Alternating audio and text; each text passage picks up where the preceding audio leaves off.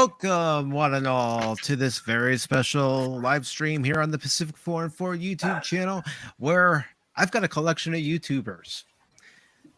Collection of YouTubers started off with, didn't mean to do that to you, Cash. Sorry, my bad. Yeah, we got Cashmoney. Yo, what's up? Yes, I boomered it. All right, I boomered it. You've been doing this longer than me on YouTube, man. That's an E1. We also have Baron Orman Tagge. We have Matt of Channel 66. Olay, everyone. We also have Popculture Mechanic. Good evening. We also have Punkwaddle. Hey, everybody. And we also have the Padawannabe.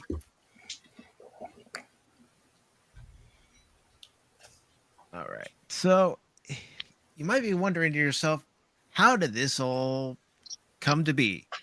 Well, this all came to be because Punkwaddle, Padawannabe, Punkwaddle, Baron, Matt, Pop Culture, Cash, and myself, we all collect something.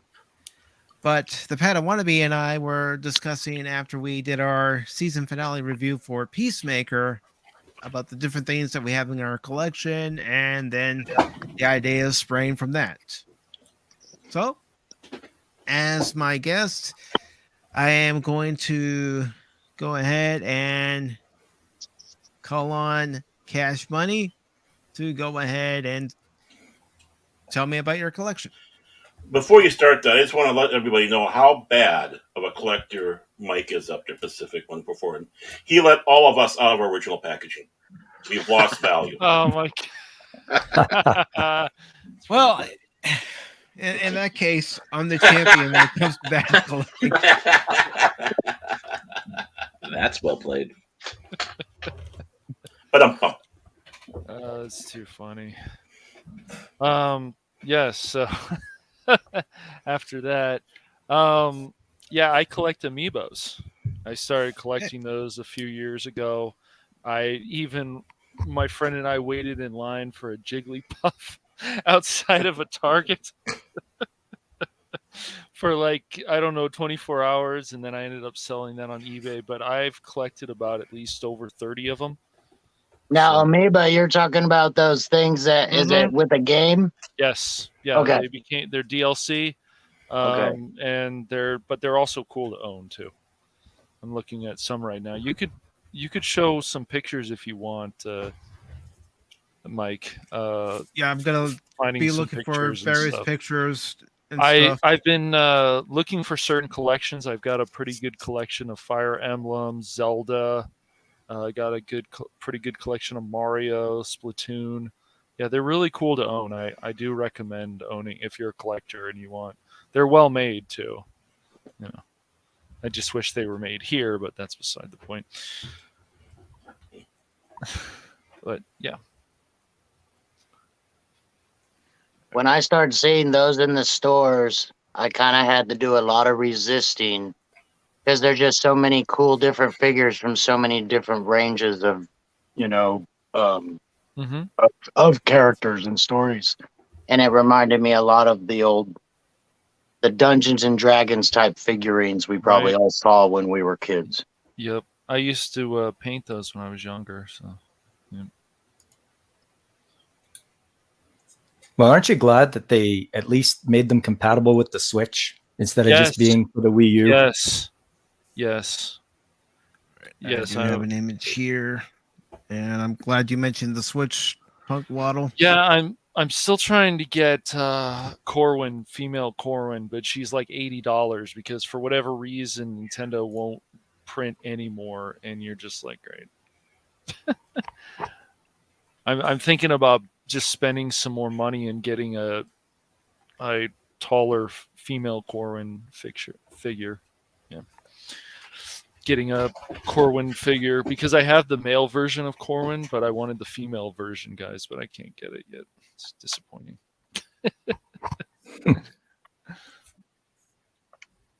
Yeah, so those are the Splatoon figures.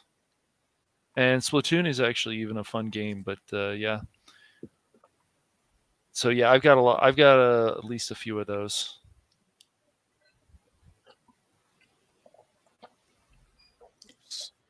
Will they let you use those in Smash Brothers too? Use those for getting new They characters?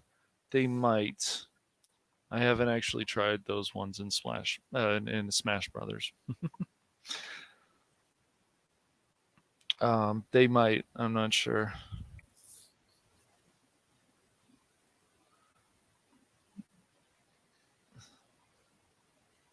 Try to bring up some Mm-hmm. more of them just so folks can actually see the different ones. Yep, I have some of those. So I have Toadette. Do I have Toadette? No, I guess I don't have Toadette. I've even got some Animal Crossing ones too. So I've got quite a collection. I've got a bunch of Smash Bros. Ones and. And yes, Nerdporial, I am the overlord of this particular stream. But Ultimate power. Do it. Do it. you know, I'm just gonna wish you this, Nerdporial.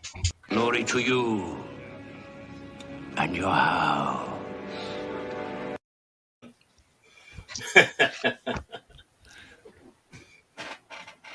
No, I actually buy those with cash and credit, Nerdporial. So yeah, I know that's shocking to you.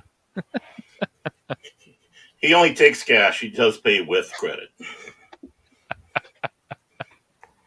And Nerdporial says Splatoon doesn't interest him. Well, there's something for everybody. That's right. Cute little buggers. Yeah, I like them. They're cool to collect. So. A lot of them are still in the original box. I don't know if I'm going to put them in a case yet or not. So I haven't decided. So you don't have anything like the next picture I'm going to bring up here in just a little bit. All right. As soon as it loads.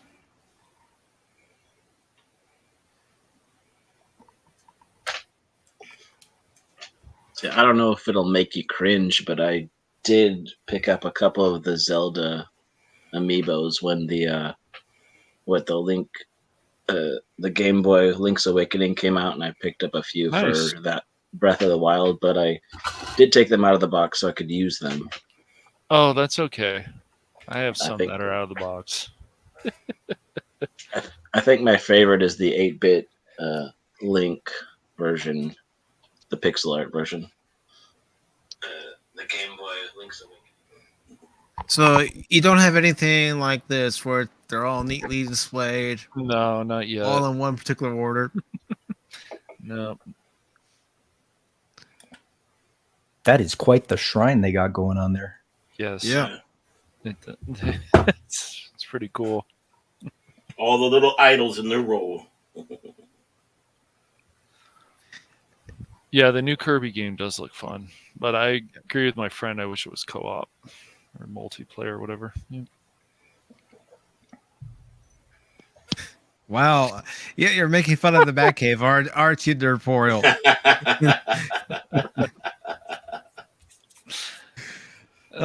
Matt Cave, if you're watching, blame Nerdporial. I do.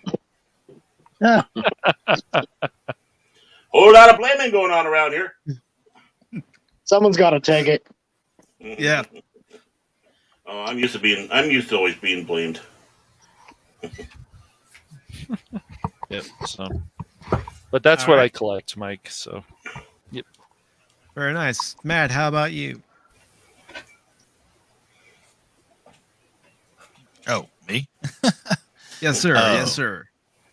Amiibos? I collected them for a No, little what- bit. what- I mainly did the Oh. What do you collect, brother? What do you collect? Wait, what are we talking about now? I'm lost. Cash was talking Oh my that god, he what don't I collects, collect, man? I've been collecting since I was Amiibos. probably and now I'm asking you, oh, what do you wow. collect? Let's see. Let's see. He sounds like me in the morning. All my original Power Rangers. Oh yeah, yeah. I'm off. Like this is only the second stream I've been on in probably the last 4 weeks. So I'm trying to remember what it's like to be live. Let's see. Yeah, I've got all my original Power Rangers. Probably up to I want to say In Space. Obviously, there are parts that are missing to them. I've collected comic books on and off ever since I was a kid. Video games, but that I kind of don't count because when GameStop became a thing, a lot of my good stuff just kind of got gone. Probably my biggest things that I collect right now is trying to get a decent, hefty anime and manga library. Like it's actually mine and my wife's kind of pseudo dream to have a room of just anime and manga. Not bad. So I mean, I've got it's mainly a lot of new stuff. Like I've only recently started getting some older things and getting some older comic books. Like I'm really looking to get some of the runs of the Spider-Man comic books from the 80s and 90s. Seth MacFarlane, or not Seth MacFarlane, the Todd McFarlane Spider-Man. I think it's Amazing Spider-Man. That was a good run that he was involved with. The artwork is just so good. Oh yeah, I think I've got a few of them. I think it's where I know I've got the entire arc right there where the vulture is dying of cancer, and I've four books, and I've still haven't finished it because I've just been too busy, unfortunately. But I'm trying to think of everything that I have because it's great when I got married because my wife had some stuff too, so I kind of inherited her collection, which was really cool because she had some cool. That is not cheating at all. What's mine is hers, and what's hers is hers. There we go. But she has this really cool thing. I don't know if any of y'all know what the anime, The Vision of Escaflowne is. Yeah, I've heard of that one. It's a really cool anime that came out about in the mid 90s, done by the same people that did the Gundam series, and so they do robots and stuff, and they're robots, but they also can turn into like flying dragons and things like that. Which is a very small portion of what the show is actually about. But there's this special thing that happens to the main one in the series where it turns black when the main character gets enraged. And when they did the DVD box sets, my wife, she didn't actually buy this, but one of her ex-boyfriends bought it for her at the time. And so she got to keep that, and it was really cool. And now I get to whip it out every now and again and act like I own this thing. I'm going to refrain from saying about how bad that sounds about whipping it out with your wife's ex-boyfriend's stuff. That's just. I'm telling myself, Mike, shut up right now. You got me on the show. Oops. Right. Yeah, you forgot to add Dragon Skill to that list. But anyway, go ahead.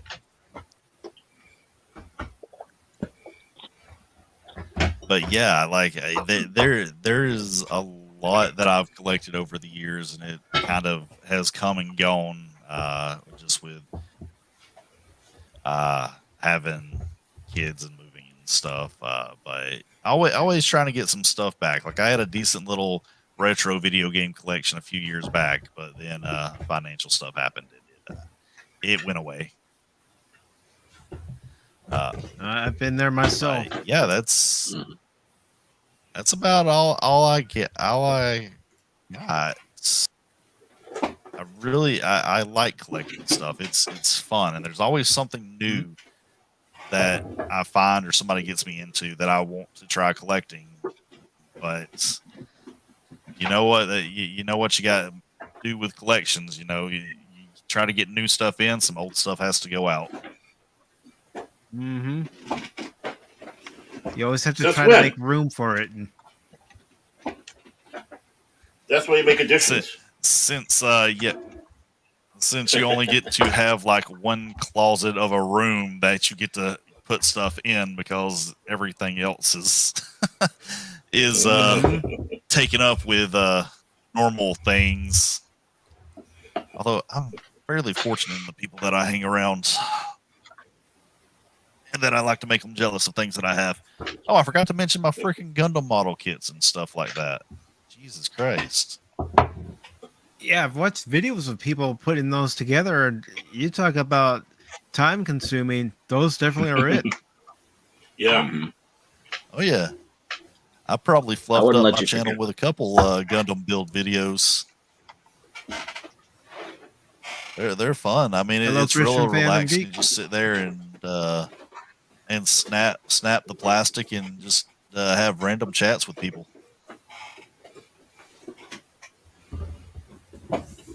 Yep. I mean, heck, I used to put together model airplanes with my dad when I was growing up. And that was always fun for the two of us. Yeah, Gundam building can be very cathartic in a sense. And it's great to build something with your own hands and see it put together. I concur entirely. Although when a primary plastic piece snaps, you spent like $200 on this model, it is enough to make you want to cry.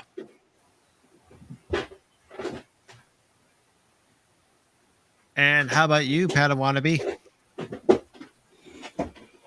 Oh well, it really kind of. I mean, you can see a few of the things.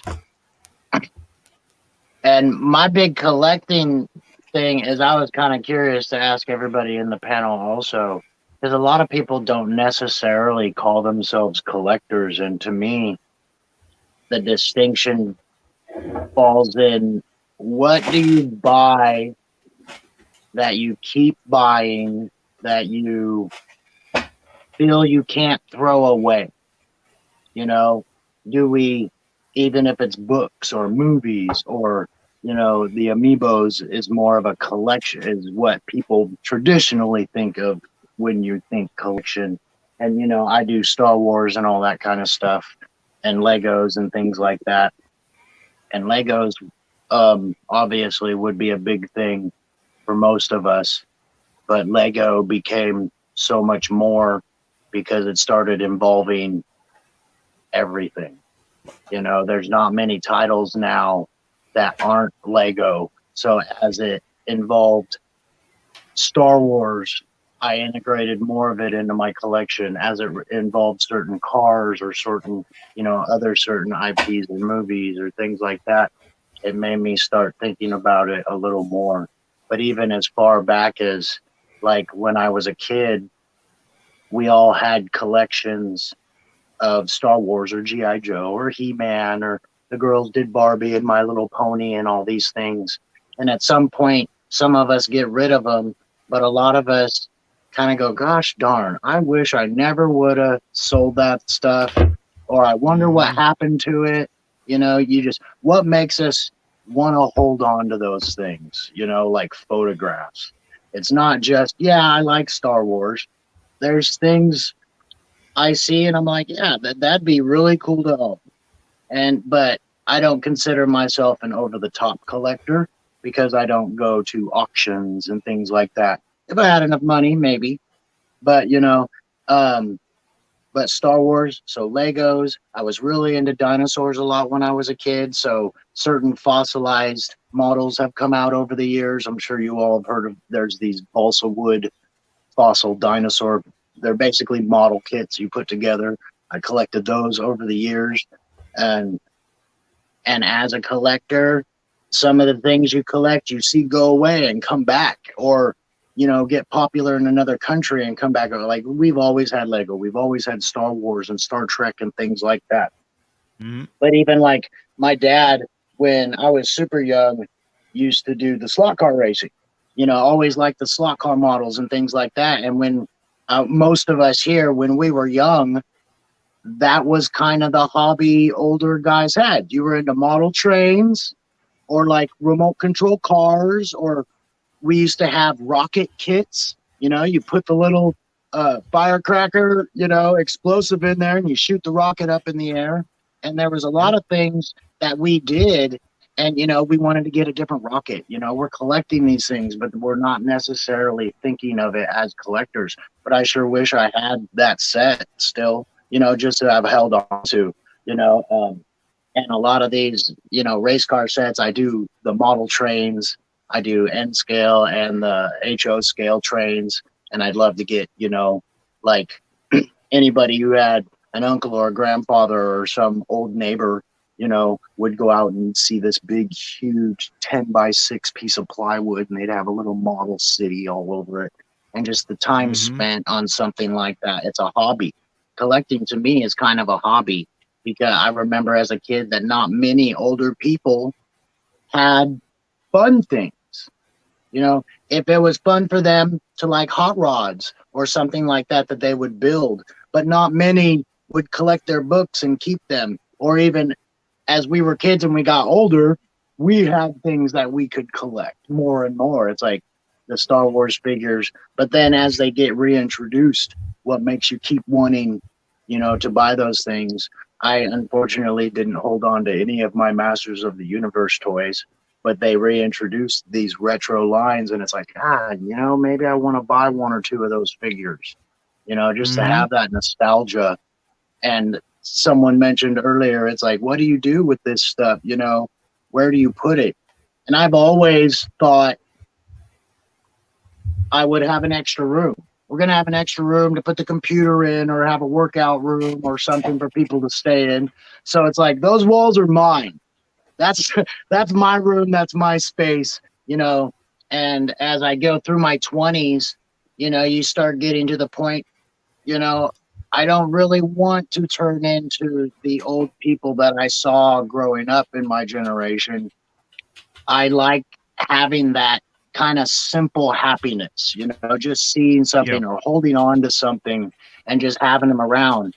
Like, I used to do model cars when I was a kid, but I stopped and I got rid of them. Well, why would you, unless you're really trying to make space and things like that.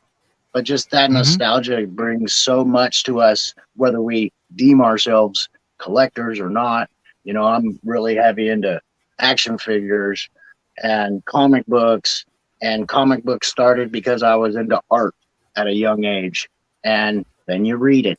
And from that era, that was the mistake. That was some of the best artists and best storytelling that there was, before and after those comics for decades. But just the wanting to hold on to it, and, and even those few things that we get as gifts from our family. So we all get stuff because we're the Star Trek guy, or we're the Star Wars guy. And it's like, oh, well, I wouldn't have bought that myself, but I'll put it in the collect. I'm not going to get rid of it.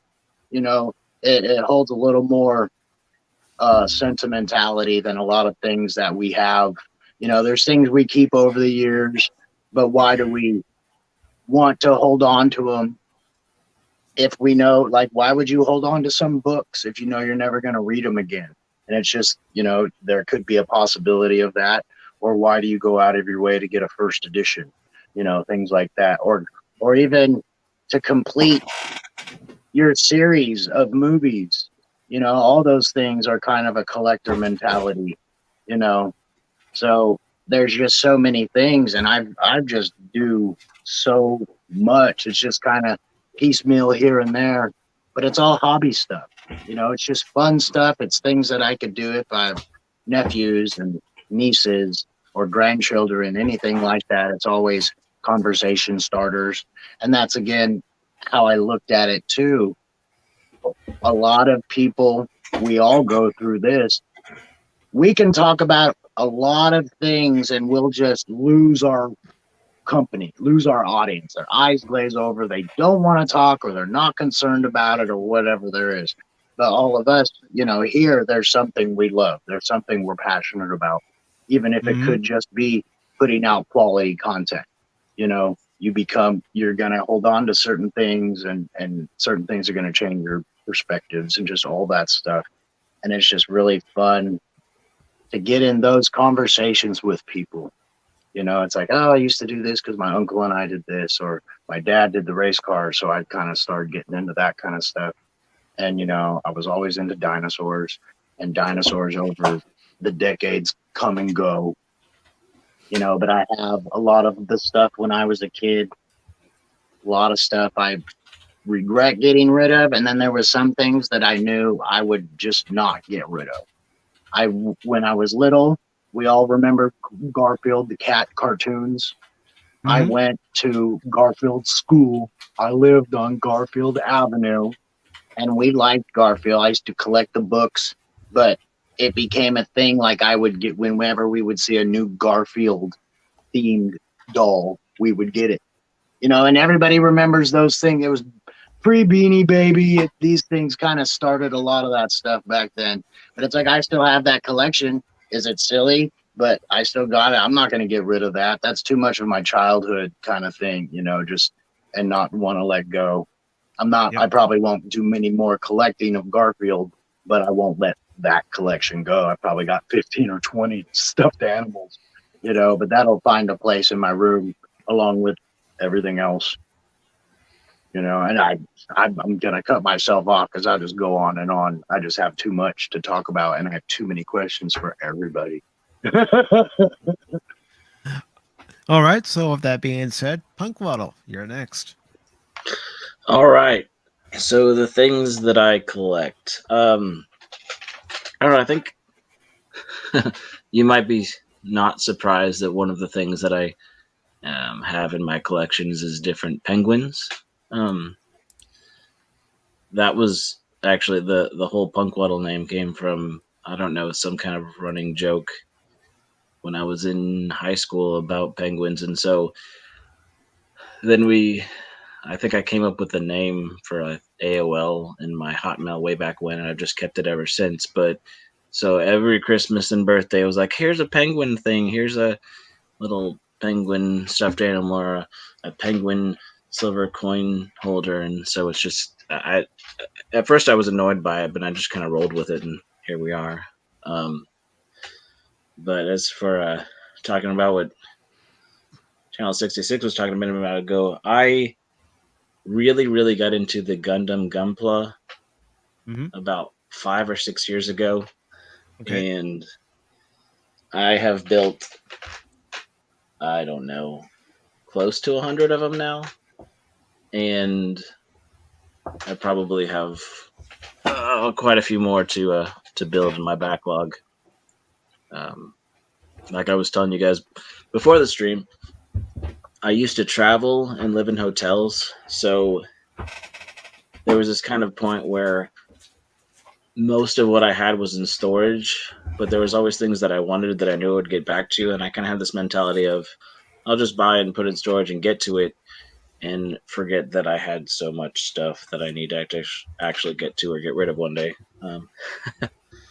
But I've really, really enjoyed, after I stopped traveling so much, really getting into the Gunpla and building, because it was cathartic. In fact, it wasn't until after I built them for probably 6-8 months that I really actually started getting into the shows. I just really, really like mechs. Let's see. But I think I'm one of those people that just likes to, I wouldn't call myself a hoarder, but just kind of a very selective collector, picky person. Like I go through phases. Like I've got a box of decent briar pipes that, in college I smoked pipes a lot, kind of toned down a little bit. I've got some nice Nordings and Petersons and stuff that I could have went through there. And I'm a musician, so I've got a few guitars and basses and amps around here, and I like hearing that. Yeah. I know you're a little partial to the music yourself there, Paul. Yep. But let's see. I think, well, so now that I've moved out of an apartment, everything's out of storage, and I'm in a space that actually, I think I actually have a box of rocks, honestly, that I had when I was a kid, and I think I still have that somewhere too. So I'm probably borderline pack rat hoarder. But at the same time, I don't know. I just like to collect things, and I like to have things. And when I was a kid, I didn't have as much. But I think, like someone says earlier, the older you get, you want the tangible of it. And so I've stopped buying the Gundam models because I have too many to build. But I've also started collecting the little Converge models and the G-frame as well. And last year I was going through a phase and I collected a lot of the Iron Man Legos and the War Machine Legos. So, and I also have some vinyl too. So I've got a lot of little collections and a lot of things that I slowly pick at, and then there comes a point where you start liking the medium, and then you just kind of forget to stop yourself. I'll answer that in just a moment, Courtney.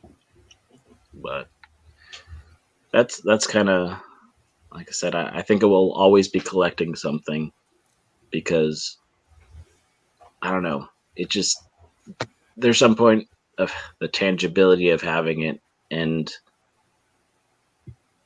yeah, and enjoying it and taking it out of the box and experiencing it, not just putting it on a shelf. So, yeah, I know exactly where you're coming from, Punkwaddle. All right, pop culture. Yeah, I collect all sorts of things, and you could probably almost go by decade. You know, in the 80s, it was Transformers. In the 90s, I got into hockey cards, and, you know, I lived and breathed hockey all the time. Then in the 2000s, I got into comic books. And then the 2010s, it's like video games, more comic books. So just all sorts of stuff like that. I managed to even pick up something today when I was at the grocery store. I picked up some new Transformers that I saw on the shelf for half price. So very nice. I really lucked out. But yeah, and as far as listening to Padawannabe and Punkwaddle, it's like, it's not so much collecting, but what you don't throw away. Like, I have stuff from the 80s, from my childhood, and I just have never thrown them away. And it's like, well, it would feel like a disservice to just pitch away something that was a part of your childhood, you know? Yep. Yeah, totally and agree. I agree with that wholeheartedly. Yeah, and also, as far as buying comics, to me, it's almost like buying a piece of history, because, you know, where else can you hold something in your hand, you know, from the 1940s? You know, it's not a lot of it around anymore from the decade, you know. Mm-hmm. Yeah, so I'm sort of into the retro games, so I'll buy those now, and if I see a comic I want, I buy that.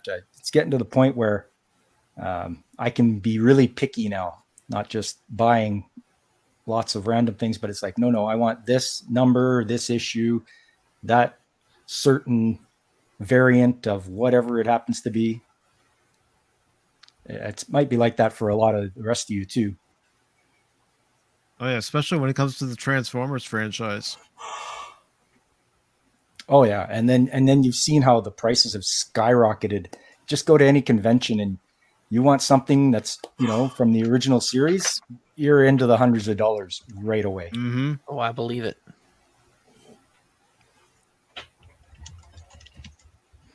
I am hoping that hockey cards go up, though.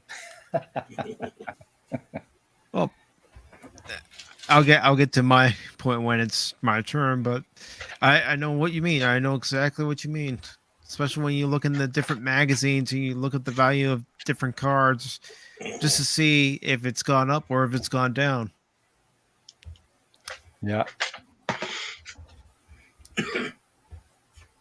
All right, Baron, how about you? Well, I was going to say, can I defer to Master Paul first? When you said about bringing stuff to show, I have a lot of stuff to show, so I don't want to. Okay. Okay. So Master Paul over there, the gentleman and scholar and musician, ultimately, for Padawannabe, I grew up on a street named Garfield as well. I just want to share that. That's great. And you're from Nice. that generation, you kind of know Garfield in its heyday, and Pacific probably also knows that too. Yep. I mean, it was a big thing. And in the early 80s, there weren't many spectacular kind of cartoon series that were completely okay with adults as well. That's true. You know, and Garfield was one of those things. And it was very funny, still very sarcastic. Probably the first show that introduced over-the-top sarcasm, you know, as comedy that was acceptable to the audience. And they're not just like, oh, this guy's just being a smart ass, you know? Well, Lorenzo Music had that cats voice. are. We all know how cats are. Sorry. All right, Paul. So, okay. So I collect a couple different things. Obviously, being a musician, and to answer your question from earlier, Courtney, I do play guitar and I do collect quite a couple of them too. In fact, I'm actually trying to sell off a couple because I have very limited space for this sort of stuff. Because guitars, I mean, just look at the size of this thing. It does take up space when you have like 3 or 4 of these. And so I collect guitars. I have in the past, I've been sort of inactive with it, but I have in the past collected Star Wars figures, which I actually have a couple here that I can show you guys later. Okay. And of course, I collect lightsabers. Very nice. All right, Baron. You're up. Oh, I'm up again? Okay, so I'm what you would call an eclectic collector. I mean, there's a lot of stuff I like. If you can take a look in the behind me here, all the books. Those are all my role-playing game books, as well as some other stuff with science fiction, fantasy, Doctor Who, historical, Star Trek, all that across the board. I've loved role-playing games since I was introduced to it back in the 80s with the original Advanced Dungeons & Dragons first edition, as we now call it. So I have a lot of those collections back there, but I was a Star Wars baby. I mean, the Star Wars literally changed my life. Star Wars, until then I didn't like science fiction fantasy, kicked open a door. It opened up so many things out there for me to experience. And, of course, needless to say, I played, and I still have my entire Star Wars collection. I mean, the closet's full. They have my Death Star playset. I have my Millennium Falcon in there. I got my AT-AT. Yes, I say AT-AT, not AT-AT. My Stratocaster. So, I mean, I got all the good stuff. And it was easy to shop for me because all I wanted was Star Wars toys growing up. I got the occasional Battlestar Galactica, the original series stuff, and even Buck Rogers. But pretty much it was to Star Wars. And, of course, I happen to have in my collection, I'm going to turn this damn thing off because this has too much glare. There we go. Of course, I have the only original stuff I have that's in their original packaging, of course, is the diecast X-Wing from 1978, as well as the TIE Fighter. I think they go, not that I go searching for how much stuff is worth, but I've been seeing them going for about $300 here or there, whatever. Found a place up in Duluth, and they actually had some of the power. This is the brown vested Luke Skywalker. Got them for $6. But I understand that's supposed to be pretty expensive, pretty rare. Books is a big thing for me. Just ask the long-suffering Mrs. Tagge, because we virtually live in a library, so I collect books left and right. It's hard for me to get rid of books, but one of the prized things, besides having, I believe I have a first edition Letters of Tolkien in my collection, but Of course, it's a book club edition, but it's the original first edition Dune from Chilton. I love Dune, and I got this, believe it or not, for $3 in a bookstore. It's like, it's mine. It's gone. Wow. More than happy to pick that sucker up. Yeah, I know. It was down in Marshall, Minnesota. And, I collected Star Wars up to about the time before the first big void. And then I gravitated to more Star Trek items. And I was introduced to blueprints. I have a huge collection of blueprints for Star Trek. But, of course, involving the Star Trek clubs and all that, we'd go out there and now we call it cosplaying, but we dress in outfits, go out, do stuff. So we'd be in the Starfleet uniform. So, get a nice collection of phasers. You have to have phasers to protect yourself while you're out there. Those are kind of like fragile ones, but I love those. Let's see. I have this motion picture one that was given to me, original motion picture. And a while back, when the toy company, they had, again, the Star Trek 3, a lot lighter than that one, less fragile than that one. Of course, the ones that make zapping sounds. So it comes apart, and I can still make zapping sounds. I love that. So I see you know how to hold it the right direction, too. Only not like that? Not like that. I got educated off of Discovery on how to hold phasers. There we go. I was hearing Todd McFarlane out there. One of the things I like out there, it's just a recent acquisition, but it's Warhammer 40K, and he came out with these Warhammer figures. Of course, one of my favorite armies that they have is the Sister of Battles, or nuns with guns. So I had to get one of these little suckers in there. But with all that, oh yeah, they have the ones that you can paint of these. It's all green. You can paint it up as you want. So they have that in Space Marine. Space Marine you can do up. But of course, I do have the miniatures. Those are by Todd McFarlane? Yeah, this is one of the Todd McFarlane ones, yes. That's going to be a good series. I just remember when Todd McFarlane had Spawn and all the statuette stuff they were putting out by him at the time was just insanely detailed. Mm-hmm. You could tell they were going to be, whether or not they increase in value, people wanted them. They just looked so good. And that's just it. I mean, and that's I don't look at something to buy. Is it going to increase in value or not? It's what I like. And like I happen to have one of the Macquarie prototype designs for action figures. I got from somewhere. They have it all. It came this way. I didn't do the extra added packaging on it, but that keeps him from opening it up and getting the urge to do so. One of the things, of course, we're going back in the books. Doctor Who was always a big thing for me. I love Doctor Who. I'm talking about the original series, and I'm not a big fan of the new series, and even more so how it went in the last few years. I collected all the Target books that I could get my hands on. Actually, I got a few that were Pinnacle books, which were the American version, but it was basically the same thing. But this is one of the rare ones that they have out there because there was a fire that destroyed quite a bit of the stock of this particular book, The Wheel in Space. And I found that out, just maybe about 5-10 years ago that this book is exceptionally rare and does bring up some value. Again, like I said, I'm not going out there. I don't buy it for value. It's just it's part of my collection. I like my collection. I like keeping it. Now, sometimes we need to calm down a little bit, have a little ease, relax. In with the nose, out with the mouth. So, what better than the king of Quaaludes right here? I had to get myself one of these, the Bob Ross Joy of Painting action figures. Wait, what do you mean king of Quaaludes? Oh, have you just ever because watched? The guy was so calm. He was just way too calm. There was kind of a joke, like the joke was he was under medicinal, pharmaceuticals. Over here we have I believe that. Over here we have ourselves a happy little tree, and you know what goes good with that? We'll put another happy little tree right next to that, and we all need to have friends and all that. And remember, we don't do mistakes. We have happy little accidents. I mean, you listen to that, it puts you to sleep after a while in a good way. I mean, I love watching them still. They got them on the they got them on that Pluto channel, so I like watching them. I know I showed this on your portal.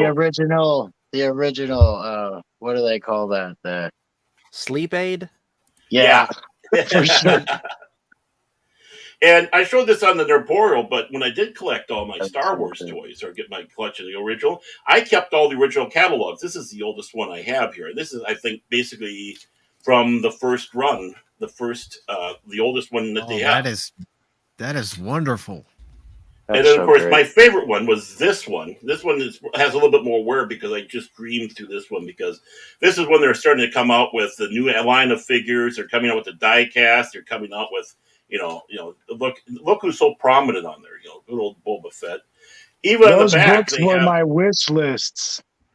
I'd go through those, and you basically like circle every single figure. Like, I want this one, this one, this one, this one. Same thing with G1 Transformers.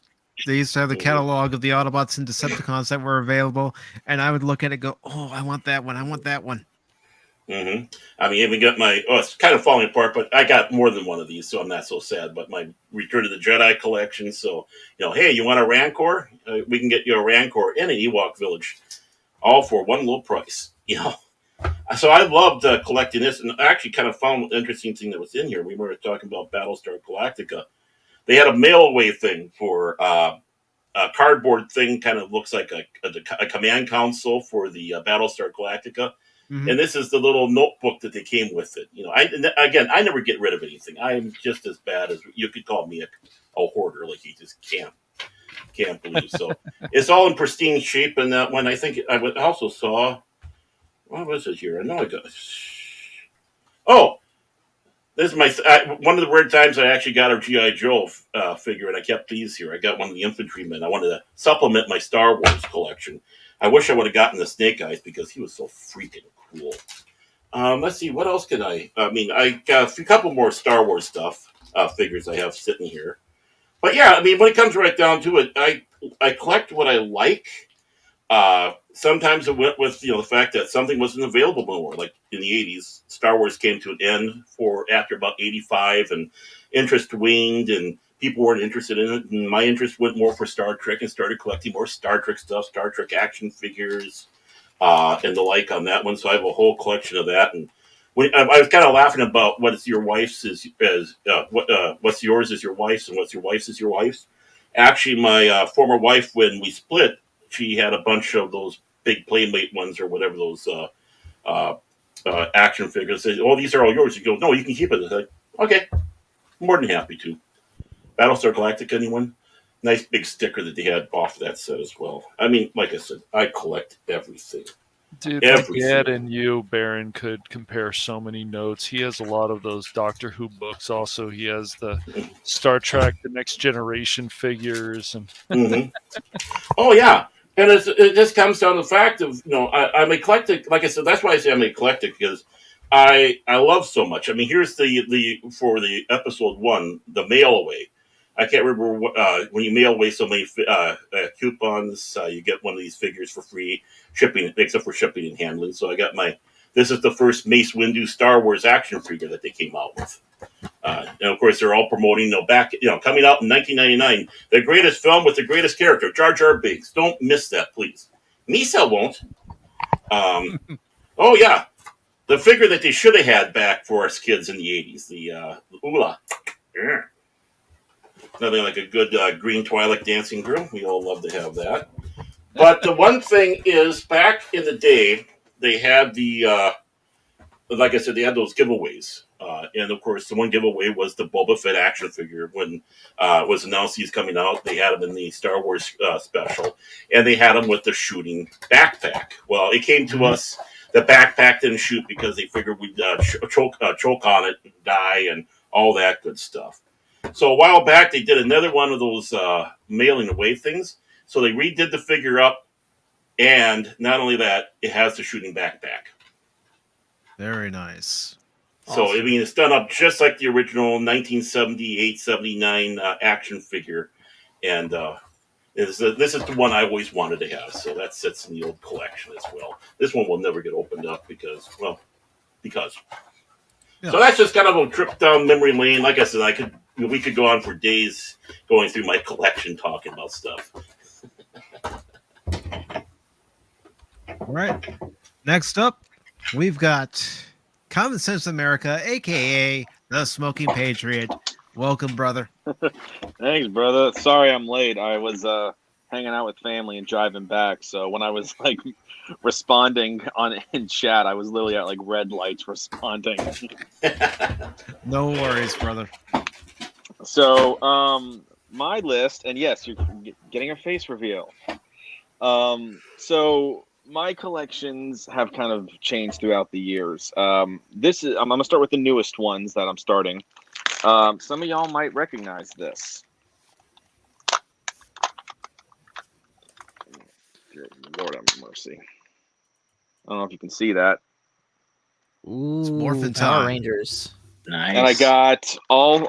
It came with all 5 of the original power coins. The green power coin I found out was only done in the 90s.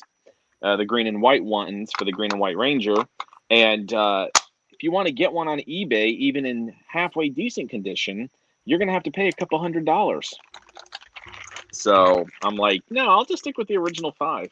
But so I've got the Mighty Morphin Morpher, and I also have the Time Force Morpher.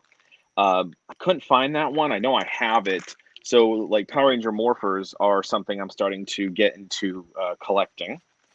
And then this is the Primo Collection. I'm just going to hold up the bag and then pull out some. It's actually 2 bags. But I don't know if you can see it, but these are literally like 99% of these are Star Wars ships. Going I saw a Y-Wing in there. Yep. So you got like Naboo Starfighter. You got the this little guy. You probably recognize that. This little guy. He's got the foldable wings. Cool. Mm-hmm. So, and then we got let's see. You got the T-70. We got Slave 1. Yes, it's Slave 1. It's a fire spray class, but it's Slave 1. Let's get that right, people. That's right. Let's see. We got A-Wings. We got all sorts of stuff. We got, where was it? Yeah, we got little Y-Wings. And some of these are actually when they used to sell the little plastic ones. So, like, this is the metal die-cast Hot Wheels one. But I actually got some of the plastic ones, the smaller plastic ones in here. So that's one bag, and just a few from one bag. Let me pull out the other. And I have, and this is one that you all might recognize. Oh, that is nice. I don't know what that one is.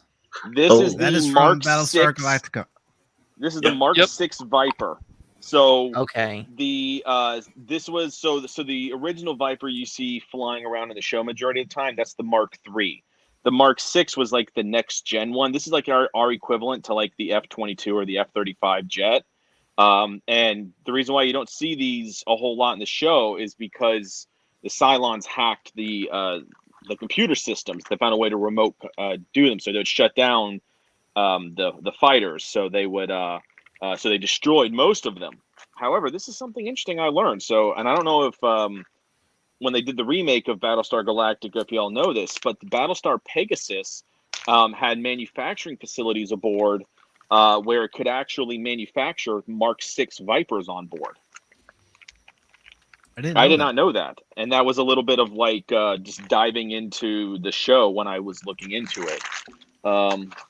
Let's see. This is the one where it's got all the metal ones. That other one had plastic stuff in it. But we got in this one, we got, and I know some people are going to be like, why? I'm a ship guy, okay? First Order Star Destroyer. I still love the look of the First Order Star Destroyer. Movies are crap, but I still like the look of the First Order Star Destroyer. We got, let's see. Smoking Patriot, if it makes you feel any better, I have a Rey figure from Disney Infinity, so... And I have a Finn one too. Feel any better because why you have a Rey figure? Because I'm questioning your sanity right now. If it makes both of you feel better, I have a figure right now with a yellow lightsaber. I have 2 of the First Order Star Destroyers. The regular one, and then of course the Black Series. I love that ship. Yeah, that Disney Infinity game's pretty cool. Smoking Patriot. So if you ever want to try it, we got U-Wing. Let's see what else we got in here. We got standard Mark II Star Destroyer. Do I have? Oh, Superstar Destroyer. Kylo Ren's fighter. It's bent because it's been sitting in with a whole bunch of other stuff. I still got to fix that. Oh, can we I like not? the character. I mean, need I have to say more? Need I have to say more? I mean, I could just keep pulling and pulling and pulling. Oh, this was one that I actually had to spend like $35 because they stopped making it. So I had to get, it's not like the original one I used to have, but the Darth Maul's ship. Nice. That's cool, Yeah. man. I like that. And That's then, the Sith Infiltrator. Mm-hmm. The scimitar. The scimitar. And then we got this little puppy. It's a horribly designed ship, but for some reason, the way they used it in The Last Jedi, very reminiscent of how of like a World War II bombing run. So I love the ship. So you did pick up some toys from the sequels, huh? Like some of us. Yeah. Oh, yeah. Okay. Yeah, they're pretty cool, right? Some. Yeah. No. Here's the thing: the movies might have sucked, but there were some good ship designs. I will give them that. Right. Oh, we got this one. This is the TIE Special Forces. This is the one that you see Finn and Poe escape in. We got Droid Starfighter. Got the Ghost. This is one. This one here. Guess which movie this was in? That was in Rogue One. Yeah. Yep. Oh, that's and right. its wings actually do articulate down. Sweet. Ooh. That is sweet. So, yeah.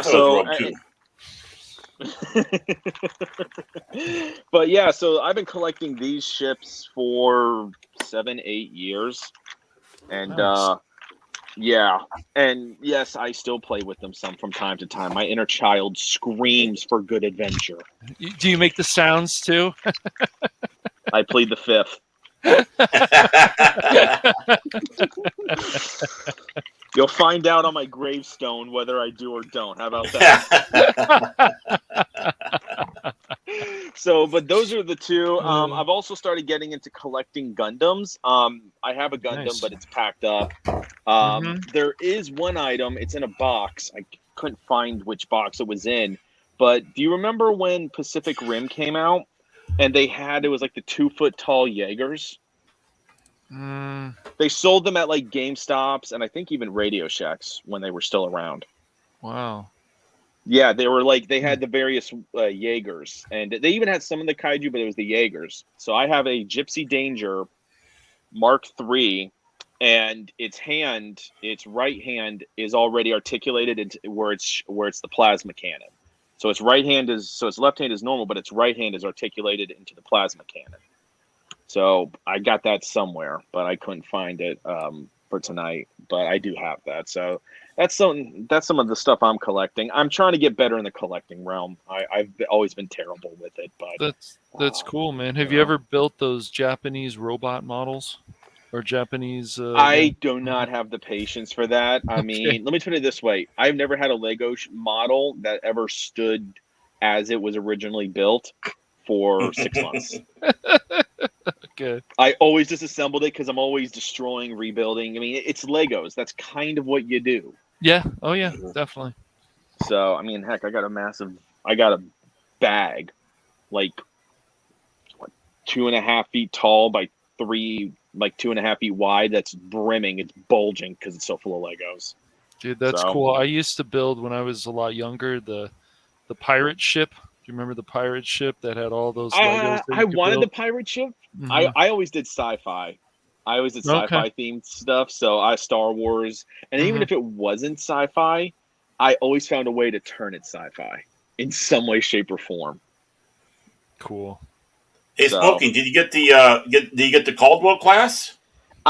Okay, so I tried getting it. So I usually went once a week would go to Walmart and get them. So I got the First Order Star Destroyer, and then I went the next week, and all the ships were gone. Like they had just taken them off the shelves, and the Star Wars section was practically barren. So I didn't get that one. That was literally going to be the next one I get. And those ships are very hard to find, by the way. If you go on Amazon, you can find a lot of your standard, TIE fighters or whatnot. But if you want something more older, like the Tantive 4, you're going to spend about $40-50 bare minimum, and it's shipping from Europe, not from anywhere in America. Mine kind of grew. Yeah. Oh, I actually did have. Did I have that? I might have actually had that model when I was a kid. I might have had that. I had the N1 Starfighter and the Tantive 4. I think I actually did have that. Yeah, I'm a huge. I love that ship. Oh yeah. Why do I feel like Master Paul is staring into my soul? He is. Because he is. Because he is, yeah. You know? Oh, we're in for it now. Intimidating with the armor. Okay. So when he fires his missiles, is it kind of like when a bunch of guys stand in a circle and one shoots an arrow up into the air? Is it just kind of like, just run for cover and hope the missile doesn't get you? I guess. This is the way. That's a cool is. helmet, by the Like way. a bantha. Yeah. Thanks, man. Oh god. All right, Paul. Paul, you brought it up. Like a bantha. Yes. Yes, like a bantha. Yes.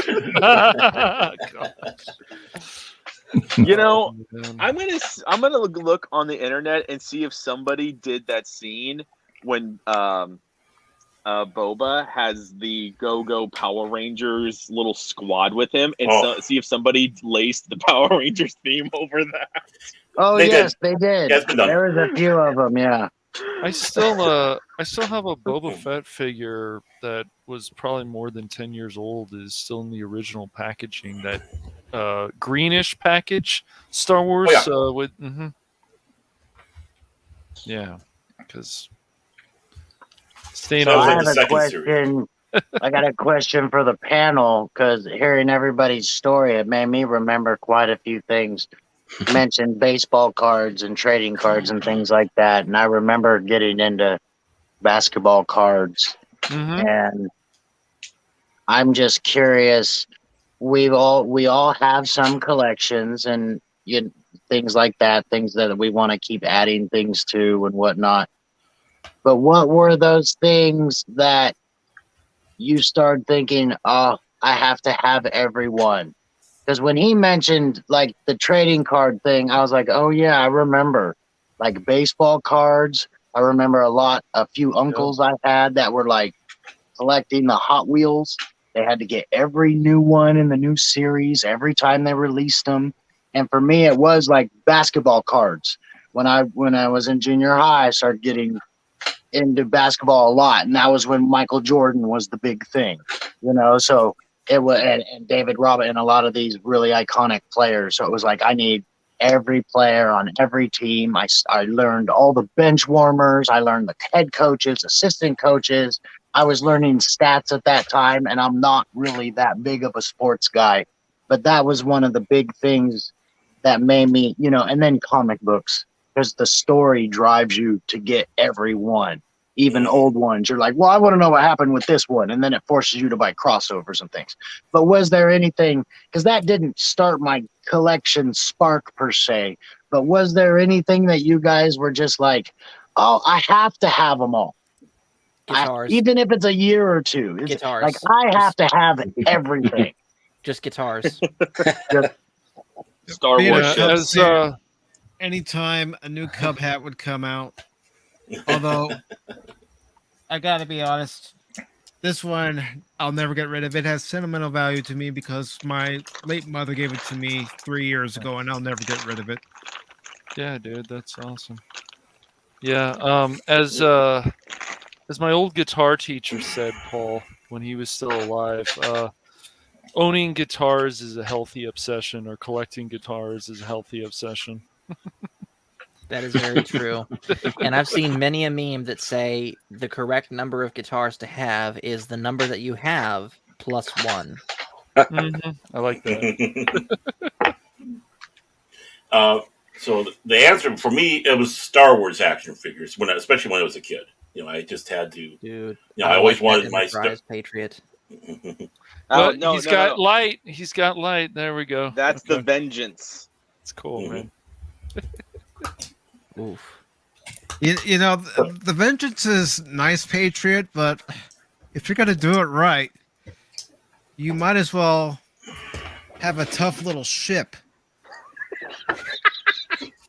Oh, that was actually something I used to collect. Was the Star Wars Micro Machine ships, the little plastic ships. I used to collect those, and then I forget what happened to them.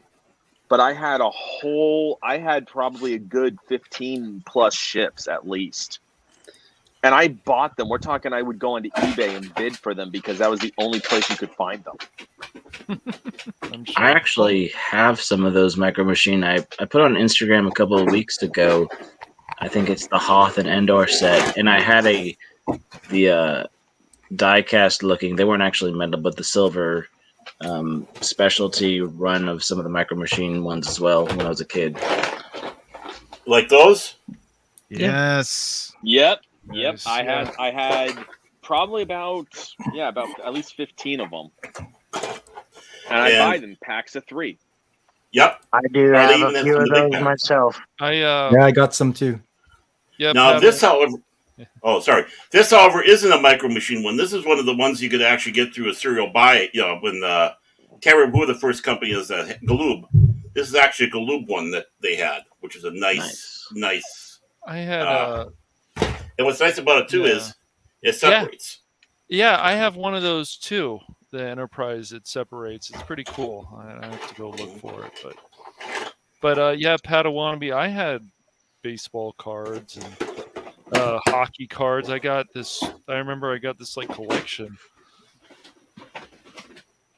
of cards from the All-Star game, and then one time I was at Coors Field and they were giving out cards. It was like the first year of the team, second year. I don't know if you guys ever got cards from a stadium, but yeah, those promos now they just do bobbleheads. Mm-hmm. Yeah, dude, the bobbleheads are pretty cool. Yeah. And the other thing I had to have just about everything of was the Target Doctor Who line. I was obsessed with getting all the Doctor Who Target line books. I bet the little ones that you were showing, right? Yeah, just like the ones that showed there. Yeah, because for us, for the longest time, that was the only way we were going to get those Doctor Who stories that weren't being aired in the United States.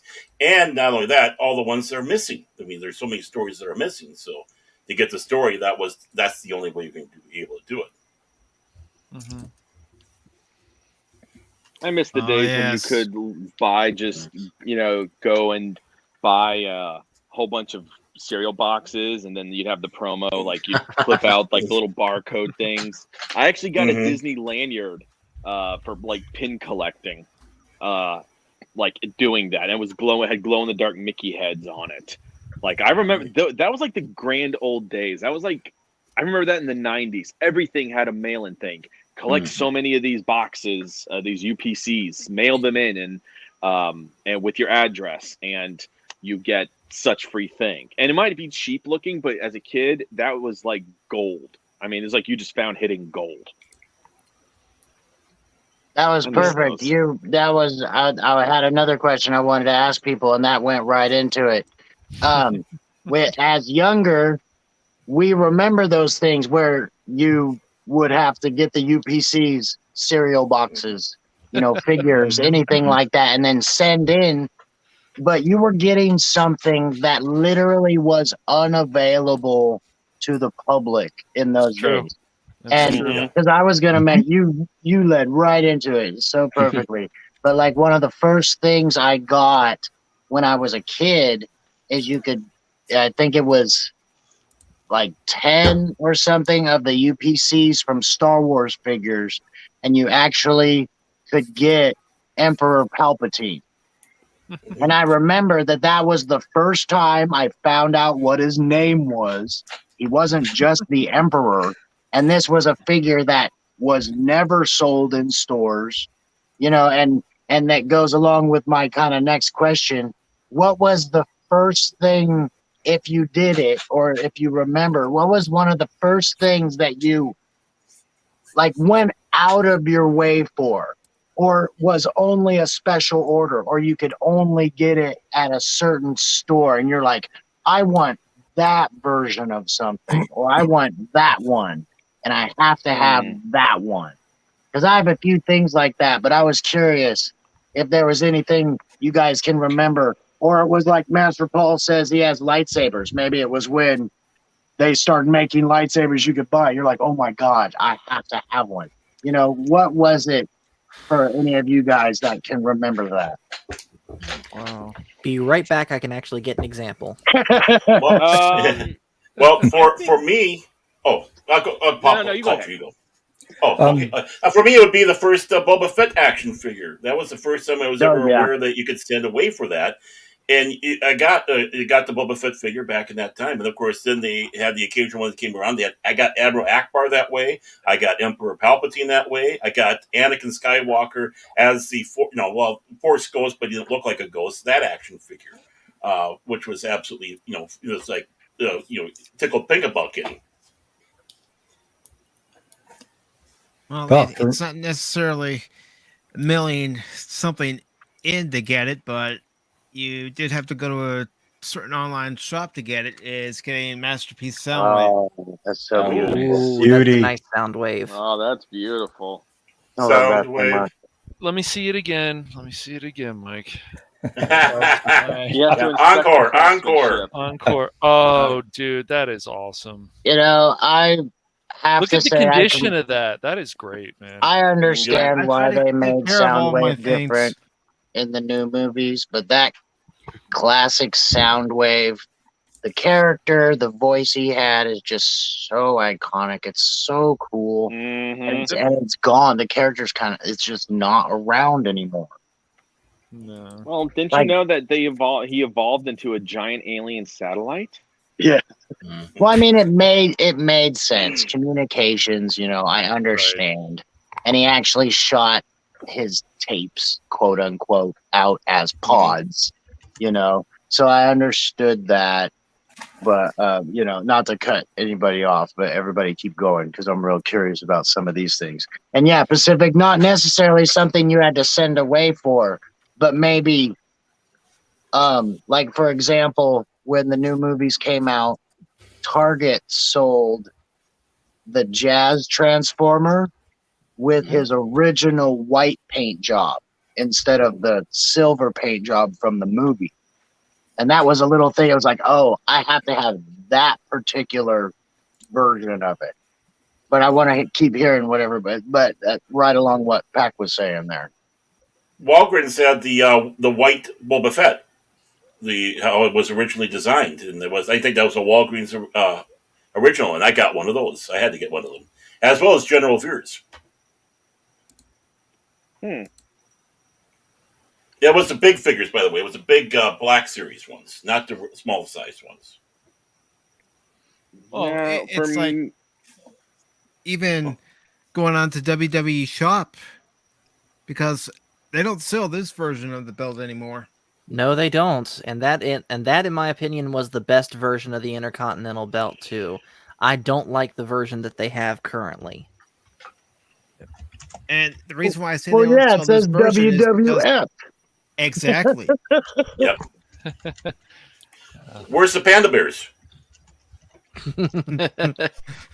I used to buy me the shirt with the Panda Bears holding the steel chair. No endangered species were hurt during the Royal Rumble. Gosh. I still remember those ads on TV with Hulk Hogan and they had those figures, and I guess they still have that cool WWF or WWE or whatever they're calling it, Raw now. I don't. They still got those figures that you can throw against the walls and get, I guess. And those bendy ones, yeah. Something like that. Hey, Master Paul, how do these things work, by the way? You're holding well, number one, you're holding it backwards. Well, I thought this is how they do it in Star Trek Discovery, right? I'm doing it right? You'll shoot your eye out, Ralphie. Everybody, we're about to see the Star Wars version of a lobotomy. Well, it's been done a long time ago. It's not much to take care of in there. But anyways, the one piece that we were talking about that you just had to have for me is this right here. So I don't just play Martin guitars, I play Fender guitars. This is the Fender Acoustasonic Stratocaster, and it is a hybrid of an acoustic guitar and an electric guitar. And they have 3 versions of these. They have this style of body, which is the Stratocaster, and they have 2 other body styles. This is my favorite of the body styles that they have, and I wanted to get this for a couple different reasons, mostly because the one that I showed earlier, my Martin guitar, as much as I love it, and as much as that is such a sentimental guitar to me, being that I inherited it from my grandfather who taught me guitar, I wanted something smaller and lighter to play in church, so this does that absolutely perfectly. And you can get acoustic and electric sounds out of it. Oh, that's cool. Wow. I don't play instruments, but that guitar is beautiful. It's Amen. Here's a closer look. That paint job and the outline on that is just it's so nice looking. Yeah. Here, I'll even plug it in and give you all some sound samples. Sorry, I had to do the feedback. It's all right. Well, Paul's on the big screen, so no pressure. Yeah. Oh, that's fine. Like I mean, to be fair, I was on Daryl's stream earlier playing music, and that was even worse of a mess. So it can't get much worse than that. Everybody stare at Master Paul now. And by the way, happy birthday to Darth Arlena. Darth Arlena, yeah. Oh, happy birthday! Happy birthday! So if you're watching Darth Arlena, happy birthday. The Mistress of Darkness. So yeah, basically, what this guitar has on it is inside is this big PCB board that has a whole bunch of different sounds for acoustic and electric plugged into it. So here is the sound that my headphones. Here's the sound, if I can get this thing draped right, that I use most often. Let's see, am I on the right setting? I am not. Let's fix that.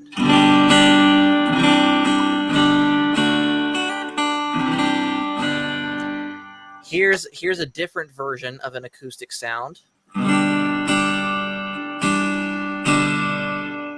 So slightly bassier.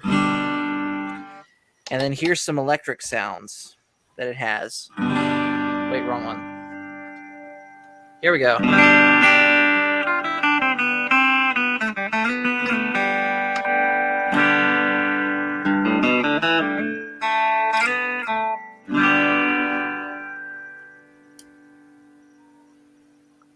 Okay, I'm in love. I'm in love, and I don't play guitars. Thank you. And for anyone wondering, this thing is about $2,000. Wow. What were you saying, Pacific? I was saying, do you two need a room alone? Because Smoking Patriot said, I don't even play guitar and I'm in love. A 1 and a 2 and a 3. That's right. Let's get the drummer out. Yeah. Need the bassist. I got the accordion. Oh, this can do drum noises too. Watch this.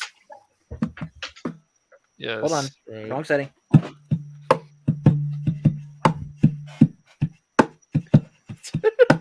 Of course, I don't use that setting very much. That sounds more like a cajon than it does a drum. That's kind of the idea, because there's this subgenre of acoustic guitar players that like to bang on their guitars like a drum, and that setting's supposed to allow you to do that with this. Mm-hmm.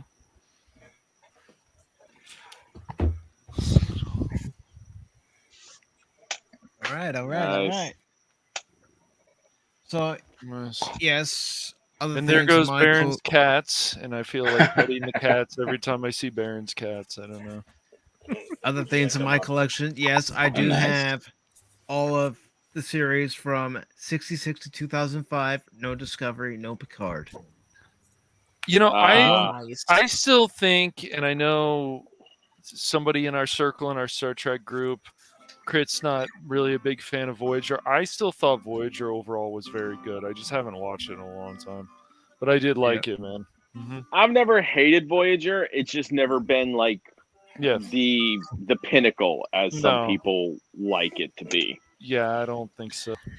I've been hearing a lot of people say Deep Space Nine is the pinnacle. It is. I would agree with that. I would agree with that one. Even though like people who call themselves purists say, well, that's not what Gene Roddenberry would have envisioned. No, I'm serious. That is their little argument. I know. That's the argument out there. Yep. Well, I'm gonna go back and give it another try. So Another thing. Nice. There you go. that is cool. Nice. This a few years ago. And also Yeah, you've already seen my sound wave, but one of my prizes in my masterpiece collection. But first, before I even show it, a little introduction. Who disrupts my coronation? Yes. There we go. I like that. Starscream. That is cool, man. Look at that condition. I love it. I try to take care of my things. Of course, I have Masterpiece, Optimus, MP01, MP12. Can I see the Optimus Prime? He's still unpackaged. So, let me grab him here.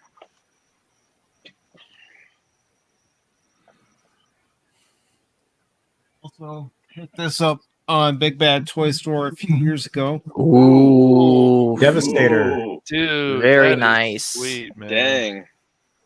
Big Bag Toy Store is a bad move for my wallet, but I like it. I bet. Yeah, I don't want to. I've already seen with all these Star Wars collections, especially. Oh, that is beautiful. Wow. Nice. Oh, they even give him his axe hand that he only used in More Than Meets the Eye. Yeah. Yep. So what do you guys think? You've spent over hundreds of dollars on these collections. I've spent over thousands. Oh, Yeah, we're getting into the thousands, I would say. Oh yeah, I hate to know how much I spent. So that's the of long course. suffering. Granted, it doesn't have the WWF scratch logo. It has the WWE scratch logo, but still, Paul, you and I just recently did a video on the Attitude Era. What? If you don't think Stone Cold's the greatest WWF champion, well then, let me tell you something, son. I'm going to go into that ring what you think, and I'm going to stump a metal right in your ass. Yeah, but see, Pacific, And that's we have the a bottom line, Pacific. because Pacific414 said so. Whoa. Pacific, we have a problem here. You sit there with that shiny belt, and yet What? who was it that won the Royal Rumble predictions? It was me, and because of that, you have to watch Star Trek V.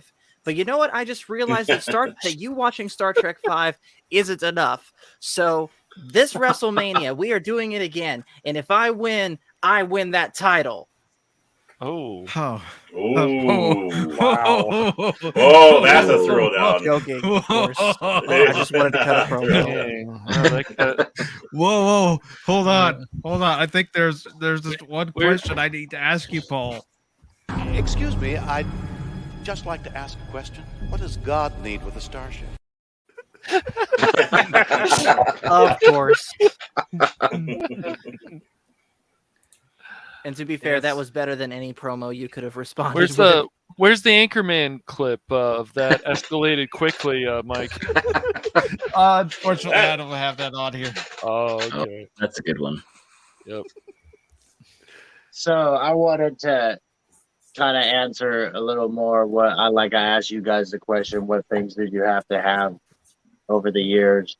There was a few things, like I said, that I wish I would have held on to my toys when I was a kid, just because that Emperor, a lot of those Star Wars figures are just, it's more nostalgic for me than monetary, like he was saying. And it was, when Transformers got, well, I'll go back a little bit more. Growing up, I always watched Speed Racer, I watched Robotech, and I watched Voltron a lot as a kid. And these were three things that I watched to the point that as I got older, I knew I might not collect a whole lot of these things, but I had to have a Robotech fighter. Sweet. You know, I had to have one that can transform into the robot in the battle mode. I had to have, you know, my Lion Voltron, and I actually have not everybody remembers, but the old spaceship Voltron. I actually have that too. And, you know, when they reintroduced the Transformers, I thought it was really cool because I was a kid at the time, and you can't just, I want them all. You can't buy them all.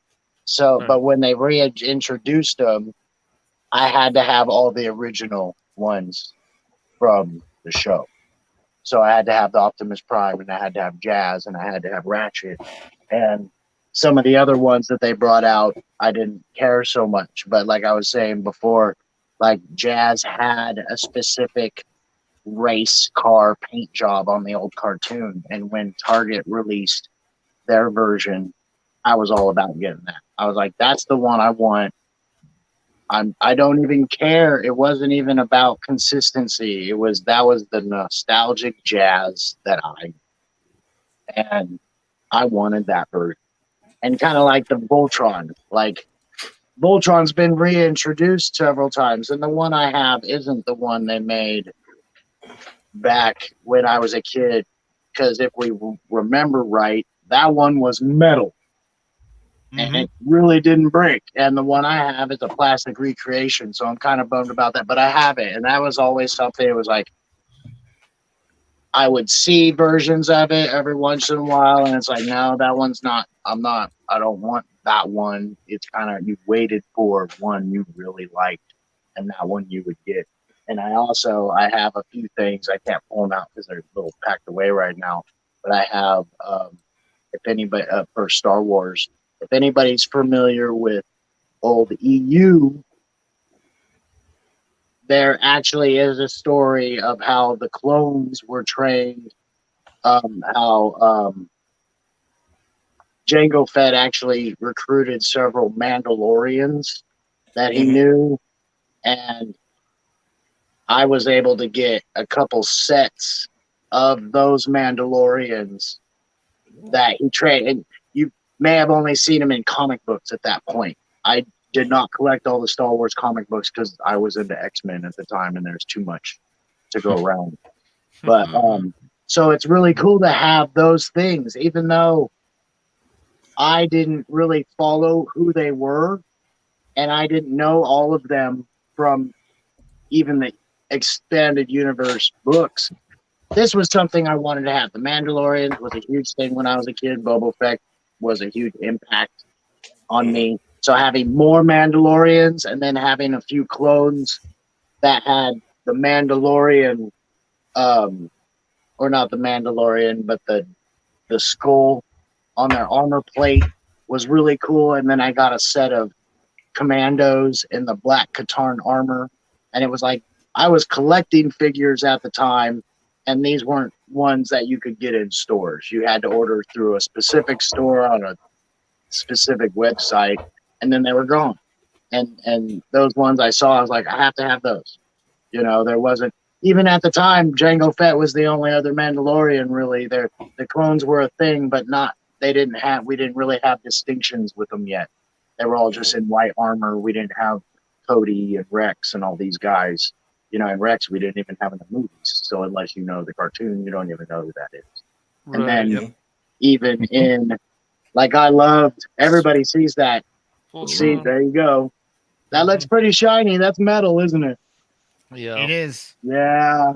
Nice. That is cool. And then when we all saw Clone Wars in the theater. Oh. Oh. Uh-oh. What happened?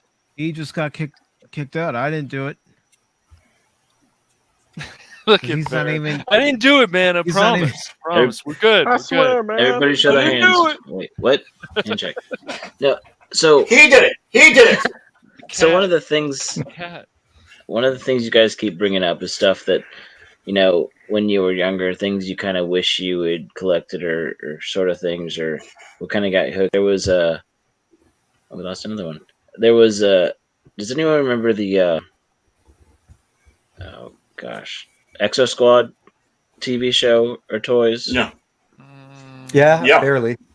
Okay, because I've been talking to Godzillionaire a little bit on Discord and stuff, and a few people remember. But and this is before I discovered Gundam, you know, but just the whole mech thing, because we had Mech Warrior 2 when I was a kid on the computer, and I just, like, I'm a kid, and I'm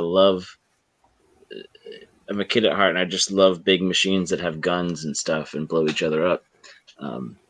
But so the Exo Squad had the little guy. It's kind of had a thing, kind of like the Matrix, where they'd plug and hack into the little suit, and then they go off on their missions, and you know, some were more for equipped with a bunch of weapons, and some are more for telecommunications. But I had a few of those, and I always wish I had gone back and got more. But here's one question for collectors, though, because I know sometimes it can be divisive, but nobody's said anything about pop vinyls tonight. And I actually have a few that I was given as gifts. Those pop toys, or whatever, those big-headed things, and my daughter likes those things. Do you? Go ahead, man. I was just gonna say, like, when I realized that they were kind of cheap in a way to, I can understand how people like them because I kind of get into them, but they're cheap enough, and it's a way to say, hey, I like this thing instead of, or this character, because they're about $10 to $12 as opposed to, you know, buying the Gundams or buying the P Bandai variants, which we had talked about, but I've got into those, and I have too many probably in my backlog, or going out and buy the metal frame exclusive, you know, Gundam crossbone full cloth that I picked up on pre-order. That's coming out here in a few months. But it's a nice, I don't know, I know some people make fun of them or make fun of people for picking them up, but I started collecting all the Hulk ones as much as I could a while back, and I've even picked up the 15-inch tall one that was a Target exclusive, so from Ragnarok. But they're kind of fun, and I don't care if they get out of the box because they're not that important to me. But the little bobbleheads, but I don't know. It's just one of those, goes back to the little things in their fandoms or franchises, and you want to collect everything of that thing, and no matter what medium or style they come in. I mean, for me, it doesn't matter if you like it or if it's what you like. I mean, those pop toys are the same thing for me as bobbleheads. I'm not a big fan of bobbleheads. I'm not a big fan of those pop toys. Right. But if it's something that somebody likes, it gives them joy and all that, go for it. At least you know you're not competing with me. Well, I wouldn't want to compete with you. Yeah, I remember growing up and trying to find like the Super Shredder at Target, or trying to go to these comic book stores and trying to get Silver Surfer. Like, there were just ones that were really hard to find, and these people, even before all the scalpers and stuff online, there were still other stores buying up all this stuff always to sell it for outrageous prices usually, or just for more prices. So it was hard to get some of this stuff. I remember when I finally got my Silver Surfer growing up, I was a lot younger. This was probably early 90s, actually, even around there, and trying to get the Super Shredder. I remember calling. I was so upset when I was a young kid because they told me at the store they were going to have it and they didn't. And then I finally ended up getting the Super Shredder. I don't know where it is now. It's been many years since I've even looked at it. But that and Silver Surfer. And then when I went to some of these conventions I collected, I still have a good collection of old X-Men cards a whole collection of them. It's really Nice. nice. And yep. So there's a lot of cool stuff that you can collect. You used to also get those Warhammer figures too, and then you can paint them too, which is cool. Right. Somebody taught me how to do that. That's great. Yeah. I got my Dark Angels army back there. Nice. You mentioned, Super Shredder Cash. Well, I can remember going into a KB toy store and seeing the movie version of the Turtles at KB Toy Store and picking all 4 of them up. Yep. People just don't understand how cool a lot of these toy stores were, and like KB toy stores, even when Toys R Us was awesome. You guys remember when you were younger, you went in and people actually dressed up for promotions as turtles and different. That was fun, man. People just they're missing out. Kids nowadays, I feel bad for them to some extent, but things change, so Well, yeah, I want to take that one extra step on that too, and that's the dark side of this collecting stuff. Like when it comes around to the action figures for Star Wars, I mean, the toys companies have turned into such an adult market now. It's like, well, no wonder why people are not getting interested in Disney space conflicts no more. Exactly. The kids can't afford the toys to play with. They're marketed now and they're aimed for adults. They need to they need to get back to the basics. Why did we collect them? Because there are toys that we were doing when we were growing up. Yes. And yes, even as adults, it's nothing wrong with buying it off the store, but we don't need these super secret collection issue of things and someone going to a store, buying a bunch of these all up, sitting on them, and then coming back and selling a bunch of them later at jacked up prices. Yeah. Well, I mean, I've always said the 90s was the last great decade because once you hit 2000s, from 2000 to 2010, that's when rise of social media happened. So, music started to get very just cliche. There wasn't anything that stood out in the 2000s music-wise. And then go from 2010 to 2020. This is what it can do to you. He's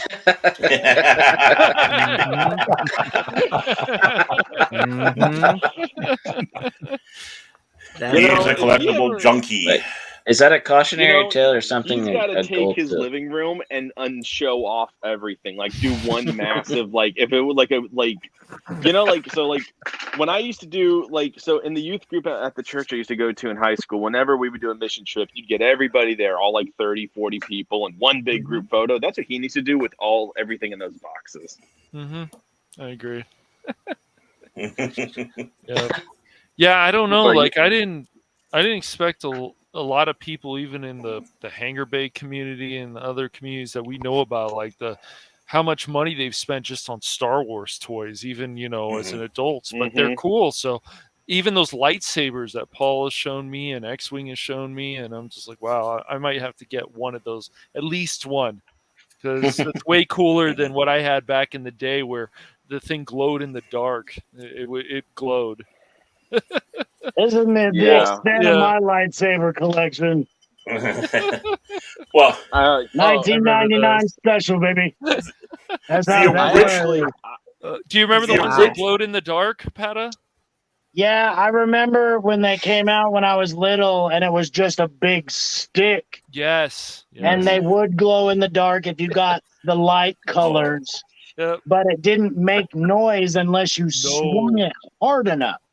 And then it would kind of whistle through the air. Whistle sound, you remember? Yes. But I'll tell you, those ones held up. Yes, I don't know anybody that broke one of those. But the thing is that maybe broke some skin, but not. That was second generation. The first one that actually came out back in '78 was actually literally a flashlight. And then they had this blow-up yellow thing that you could put over that flashlight. You turn the flashlight on, and it looked like you had a lightsaber. And that was actually the first one. Just a long version of like an air traffic controller's batons.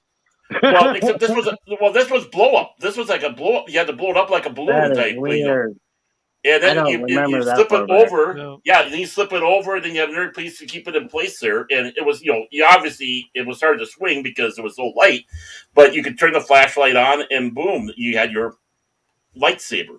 And that was the first one they came out with that way. And so look at how far technology has come. Oh yeah. Yep. Yeah. I know. Yeah, Definitely. I remember when I got my very first lightsaber. It was so back before Disney made Star Wars just a regular thing. It was, you had Star Wars weekends at Disney MGM Studios, Mhm. and this is before they renamed it Hollywood Studios. So it was a massive thing. They had like you'd walk in the mornings, and they had stormtroopers like acting as like patrols on the top of the ticket area. You know, they were everywhere like sentries, and it was just the coolest thing. And I remember I had hit the peak of when I could do this. They used to have Vader come out, and they'd pick any kids ranging from 9 to 12 years old.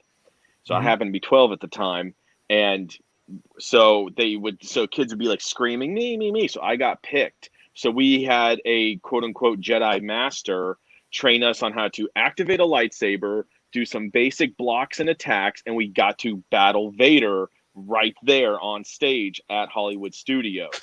And my then youngest my brother did the group, same thing. Wow. Yep. But here's the kicker. And how did you do that again? You put it in your eye, right in your eye, though, Baron, right in your eye. But here's the kicker, though. My group was selected to be in the Star Wars Day parade that day. Ooh. So we sit in the back area. They give us these robes that look like Jedi robes, and they give us all the bit. You know, you probably know it when Episode 1 came out. Those the lightsabers, like what Padawannabe had. So they gave us all of Qui-Gon's. So we all lined up in our assigned spot in the parade, and I was in the parade at MGM with my group, and we would stop, activate our lightsaber, kind of like swing it around like we were wielding it, and then retract it, and then keep walking. At the end of it, they said, we need the robes back, but you get to keep the lightsabers. Ooh. Nice. And that lightsaber I had with me from 12 up until like 2 years ago, when it literally was just falling apart from age. Like you couldn't re-screw anything. It was so rusted and worn and everything. I didn't even use it. I just held it onto it because I was so in awe that I got this lightsaber from Disney Star Wars days when they still had it. So that is one of those pieces. Like, would you ever even get rid of it? If it was busted and just garbage, like, why do you throw it? I did have to get rid of it because literally I couldn't even hold it together. Like I tried gluing it. The only way to keep it together was with zip ties. Super glue didn't even make that thing stick. I mean, JB Weld was my next step, and even then I was rolling die on that one.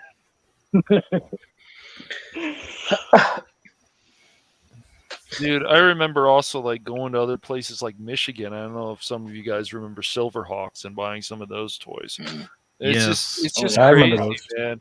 They're well made, and I think some toys are still well made. But I agree with you, Baron. If they're more marketed to kids and they're better, like we used to have, I think it would be even more money for these companies because these companies are all about making money. So, right. Mm-hmm. They just don't understand. No. You mentioned Silverhawks, and right about that same time, Centurions. That was one. I really liked the Silverhawks also, but I really wanted some of those Centurion figures, just with all the stuff it was along the same lines of Transformers and things like that. You know, as you go through the 80s and 90s, and from the late 70s, there's a lot of stuff that just kind of develops. Like everybody talks about Gundam now, and I'm like, but what about Robotech? And it's just even before Robotech was far back, and even someone mentioned it in the chat earlier, and I think I talked to somebody about it the other day. But it's like Power Rangers. Before that, like I used to watch Ultraman and Transor Z when I was a kid, and those were still have some of those toys of Ultraman. And it's basically the same thing. Little guy turns into big guy or big robot, and Voltron, all that stuff was right along those same lines, and then it goes into Power Rangers or Transformers, kind of the same idea, and then it goes to Robotech led, before that, and then it was like Gundam and these other things, and so it's like Gundam to me. I was really into Dragon Ball Z. I was like, oh, so Gundam is like Dragon Ball Z with swords and robots.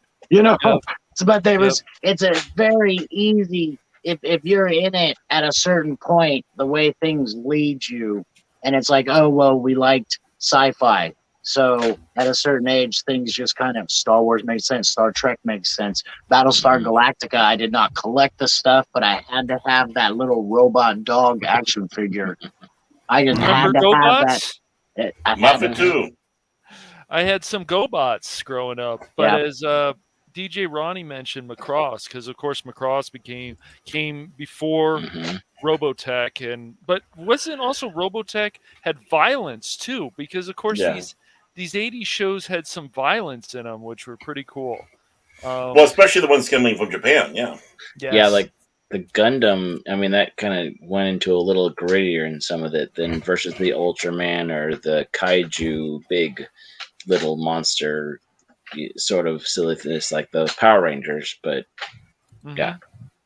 And that what we're mentioning, I was not big into anime, but I liked art and I was aware of some of the things, so I was aware of what was going on. But I started learning. I forget that series somebody mentioned earlier, and it made me think, oh, is that Evangelion and Evangelical and these other series all kind of came out back then, in the late 90s, early 2000s, and there was an explosion of that stuff in American culture, because this stuff had been around forever. And I remember as a child recognizing that Robotech was a different kind of cartoon. It was, and their culture looked at it differently. Like, people were watching Robotech as a real, like a soap opera. And their culture took animation much more seriously. It was laughable to us. Oh, you still watch cartoons, but it's very much ingrained in their culture. So it was very easy. And because I remember watching Robotech, and it was like, oh, all the talking parts were super boring.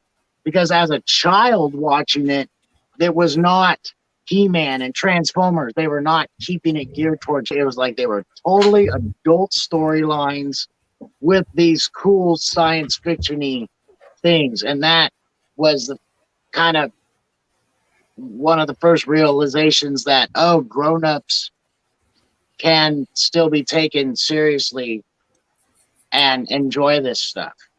But it wasn't really in our culture, because every older guy I knew kind of, if you still like cartoons or if you like toys at a certain age, you almost got teased for it. Right. Well, yeah, of course. I think like the best version of even like Thundercats or He-Man was probably in the 2000s. They just took that to a whole new level with the animation, and I was like, wow. Yeah. Well, even then, those series still, like the He-Man and that back then, there was still a bit of intelligence written to it, because they were not talking down to the kids. Yeah, it was a kids' cartoon, but it was not going out there and saying, "You're a bunch of children, so we're going to have to be this way about it." No, they still had intelligent writing. I mean, you had J. Michael Straczynski with He-Man. For me, when it came around to anime, back in the day, actually, we call it Japanimation. They didn't have the word yet of anime, And for me, it was Star Blazers. So, of course, Space Battleship Yamato, as they know in Japan, and that was a perfect bookend, because Star Wars comes out and it's like you're hungry for new science fiction, even though that particular series was older. It came out in '74. It came here in the United States after Star Wars, so it's like a perfect pickup. And it was one of those stories was episodic. It's like one episode tying into the other, and you had that longer, richer story. And I always loved, and still do to this day, love Star Blazers or Space Battleship Yamato. And I still want to get a model. I never have. I don't know what stopped me, but I want to get a Yamato. I want one of those. Careful mentioning Star Blazers too much, Baron. You might summon There we Phil go. McCracken. Yeah. There we go. Yes. And this thing makes sound nice. And it Get that wave plays motion music. gun going. Nice. Oh, There you go. That's pretty cool. Hey, nice. Mike. Hey, 'Cause I love battleships. Yep. Hey, Mike, I'm going to go ahead and get out of here. Thank you for inviting me, but I'm going to go ahead Not a and go to problem. bed for church tomorrow, okay? All right, brother. And what time do you want to watch Star Trek 5 tomorrow? Let's do 3 Oh, tomorrow. man. 3 You guys Eastern. really enjoyed torturing yourself there, huh? What are you talking about? Well- You're watching it with us, Cash. This is your homework. What? How dare you, sir? Kidding. How dare you, I'm Paul? the one that made We're the friends, but wow, man. Yeah. There's a way I wish I could join this one because actually I got a copy of Star Trek V. It was done about not too long after the very early '90s, and there was a group out in Washington, Seattle, that did a fan film of Mystery Science Theater 3000. And they did a damn good job of it, and they riffed on Star Trek V. And that's about the only way I can watch Star Trek V now is watching the full, MST3K treatment of it. Well, They did the same thing too. Well, I'll tell you what, Baron. only... If you want to join us, you can just join. You can join my Discord if you're on Discord. I just put the link in the chat. Okay. And Paul, before you go, God needs a starship because God only floats. He can't fly. He needs to get places fast. He's got to make things happen. Come on, man. The guy's got things to do. Yeah, seems a little weak. Maybe. No, what does... This is better. I give that what one does God... That's 3 out of 10. God needs more speed, man. Come on. Dang it, Pat, you're fired, dude. Why does God need a starship? He's a collector like us. That's why.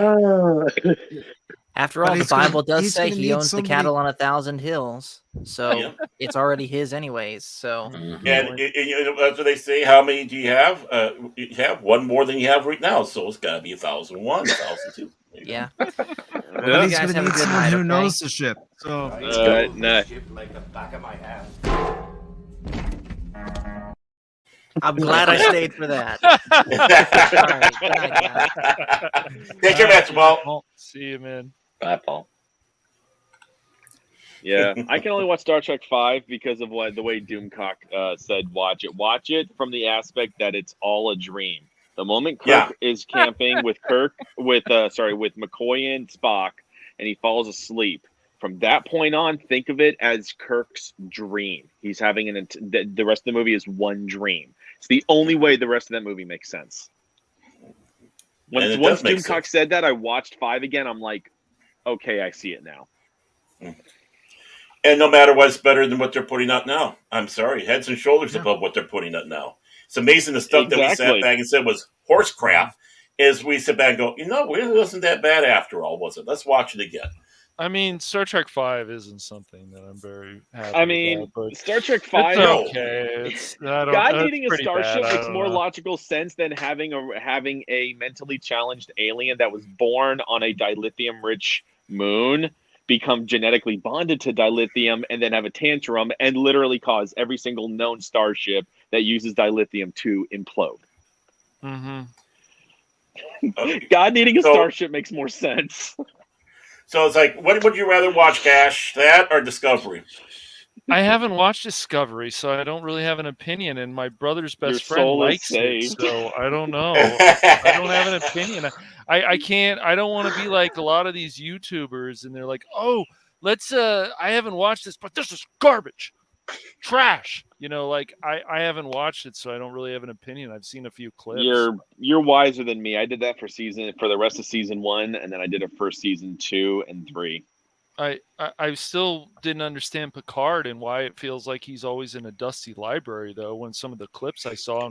Why are they yelling at the guy, and why does he seem broken? This is Jean-Luc Picard. He's a freaking badass, so what are we doing here? Yeah. How much money did they pay you, Patrick Stewart, for this? Because I want a chunk of it. I'll act like a soulless person too, I guess. Oh, I'm broken. Oh, just yell at me. I don't know. Just some of the clips that I've seen, but I just want to be Ninja Elrond. That's all I want to be. Well, the thing I heard yesterday when I was watching various YouTube channels, for a few minutes here, a few minutes there, was they actually brought in Doug Drexler and a few other designers from the Berman era to help them with season 2. And they even brought in Michael Okuda to work on the Okudograms to make them look like they're supposed to look. Mm-hmm. That's Star Trek card. Yeah. See, oh, sorry. Go on. No. I'm trying to get my thought together. Go ahead. Sorry.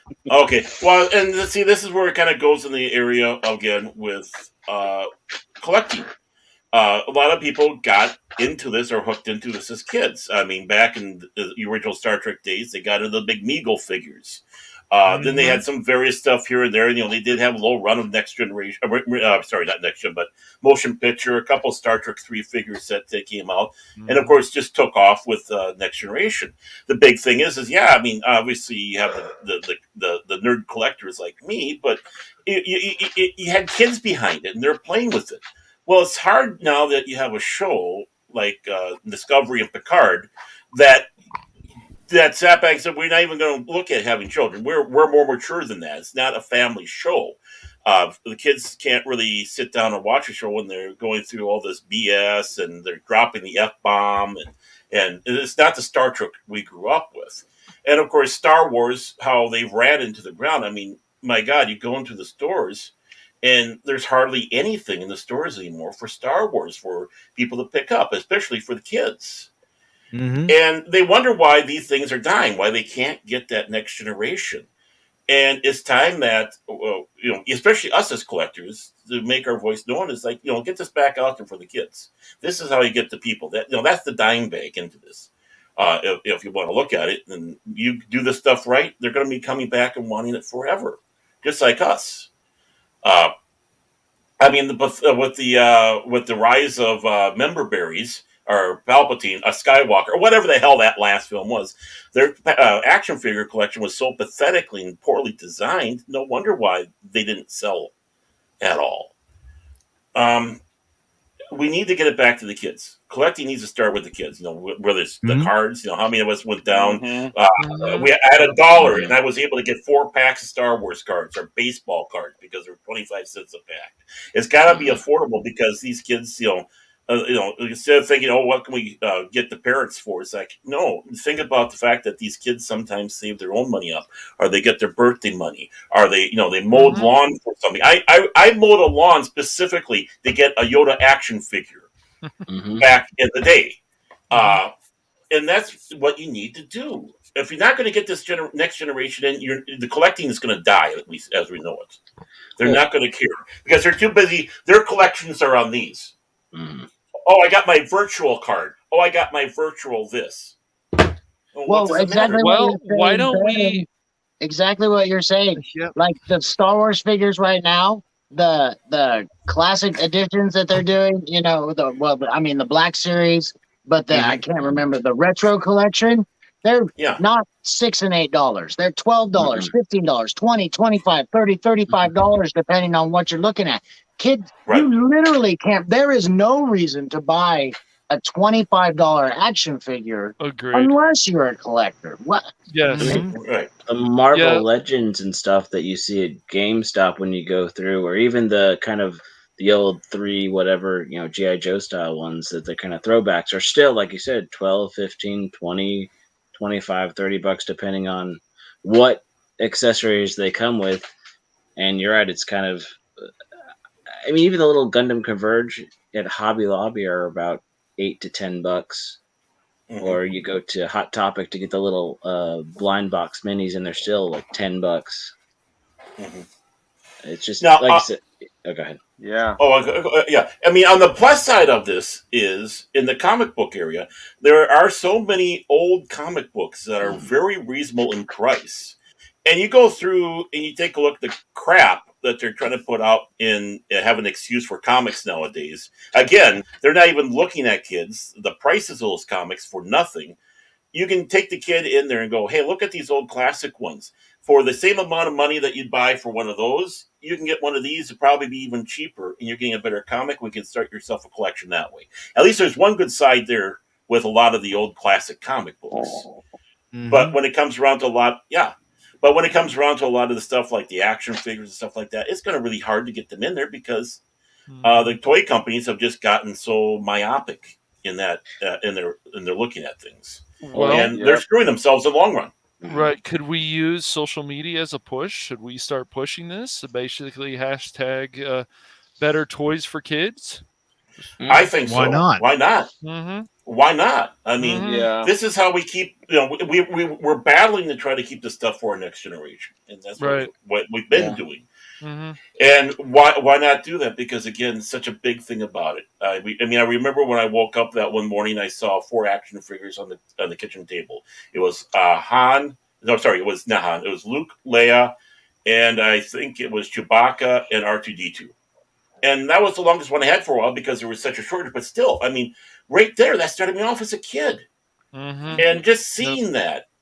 And that journey that goes on there, when you deprive the kids of being able to go on that journey, you're not going to get that next generation. They're not going to care. By the time they do get involved in it, it's going to be out of their reach. It's like, I could have had something like that, but like we were talking about the Legos and the micro machines when we when we were kids, you could get like a $6 set and have quite a bit. Now, if you want to get the Mandalorian, just the 4 minifigs and like a speeder bike, it's $12-15. Mm-hmm. And yeah. No, finish your thought, but I have something, perfect example of what you're saying. But it's just like back then it was affordable. And I remember just, birthdays and Christmas, and I loved Legos, before I get into the Gundam. And I get what you're saying about the building blocks versus a one-time, you build it and it's done. And I get the creativity and I love that. But just the whole thing of, I got this little set. I got this little city set or a little space set. One guy, one little spaceship, and I could go for hours with that. And then I get another spaceship later, and I had a friend that came over to my house when we were little, and what did we do? We took all the bits and pieces and built one Lego set with all of the wings possible and all of the little, afterburners possible, and it was absurd, but it was our favorite thing ever to play with till it fell apart. Yeah. Well, I remember going into Target during the height of the Teenage Mutant Ninja Turtle craze, and they would have the sales where you can buy 4 or 5 figures for a great price. And I remember one time going in there with my allowance money and coming home with at least 6 figures. Well, yeah, exactly. You can get those little Micro Machines Star Trek ships that that you were showing off, Pacific. You could get if you went to comic book shops, and for $4 or $5 get a 3-pack, and sometimes you could even find that rare 6-pack for $8. And that's what got me into ship collecting at a very young age, was being able to take my allowance money and get that 3-pack of Micro Machine Star Trek ships. That's what started it. It was very affordable. I mean, okay, you mow some neighbors' lawns for a month and you had a decent amount of money. You could go spend on a lot of stuff, and you could, your money went a lot further with toys. I loved getting grandma's money at Christmas, and mom taking me to Toys R Us, and that's when I bought those. Like I was telling you, the Micro Machine Hoth set and the indoor set, and I couldn't decide. And I think I actually have the Stormtrooper that opens up too. They had so many of the sets, and I don't need this much money. I was like, which one do I want? Okay, I'm taking these 3 and let's go before I can't make up my mind. My mom said we need to go. And real quick, before it gets too far, what you're all saying about prices and stuff, they used to sell toys based on material. Usually something was more expensive because it involved more stuff. It was a bigger item, things like that. Bigger ships cost more. All the action figures cost about the same. Usually around $5, $6. Later, they were $7, $8, $9 maybe, depending on how much detail and articulation and all that. But exactly what you're all saying. What are we paying for now? This set is about $60. And if people collect these new Black Series Lego sets, they know the helmet series ranges from there's a couple that are 50, most are 60, then there's some that are 70. And you think, oh, well, maybe it's a more advanced build, more Legos, right? Okay, this set is a $60 set. It's almost 700 pieces. I am also interested in the Batman helmets. Now, the old retro Batman cowl is barely over 300 pieces. So half as many pieces as this, and they also sell it for $60. So it is definitely, it has nothing to do with how much it costs to make this product anymore. It's we're going to sell them for this amount, kind of like the Disney Hotel. We're going to do it for this amount. We don't care what the old standards were. They just keep going up. Black Series are like basically $20 or more. They're not going to make them cheaper. Funkos used to be $9.99. Now they're $20 and $25. It's they're going up at such a price driven by demand. You have to be a collector. Like I said before, you have to be a collector to be able to afford this stuff. It's too much of an investment. Just when you guys were talking about how much figures were and about those kind of promotional things. I went to Toys R Us back in the day before episode 1 opened when they had their midnight release party for the action figures, but it was before episode 1, so they weren't episode 1 figures. It was all concept stuff. And they actually said on them concept art, concept Jedi, all these things. And I had like $200 in a cart. And at that point, I'm thinking, I'm 20-something years old. What am I doing? Why am I wasting this much money? And that's one of the biggest mistakes I ever made. I put everything back. And it was just, what am I doing? That was just silly. All that stuff would have been worth money, even though I knew some stuff we buy at the time and we know it's going to go up. Like, I wanted to point this out, too, before it gets too far. But where did it go? This set right here just came out really recently. Like, most places don't even have it yet. This is, if you've seen the new Mandalorian set series all the way through, you know what this set is going to be. And if you collect Lego, you know minifigures are really where it's going to be. I am very confident this is going to be the only time we ever see these figures. I was able to get this set 20% off at Costco. I would go buy $200 worth of these right now if I could. Just to have these and have some of these unboxed. Because I don't think this is... Minifigures for Legos is one of the most ridiculous things right now. And Lego has blatantly come out and said, we will not put minifigures we know are going to be rare in inexpensive sets.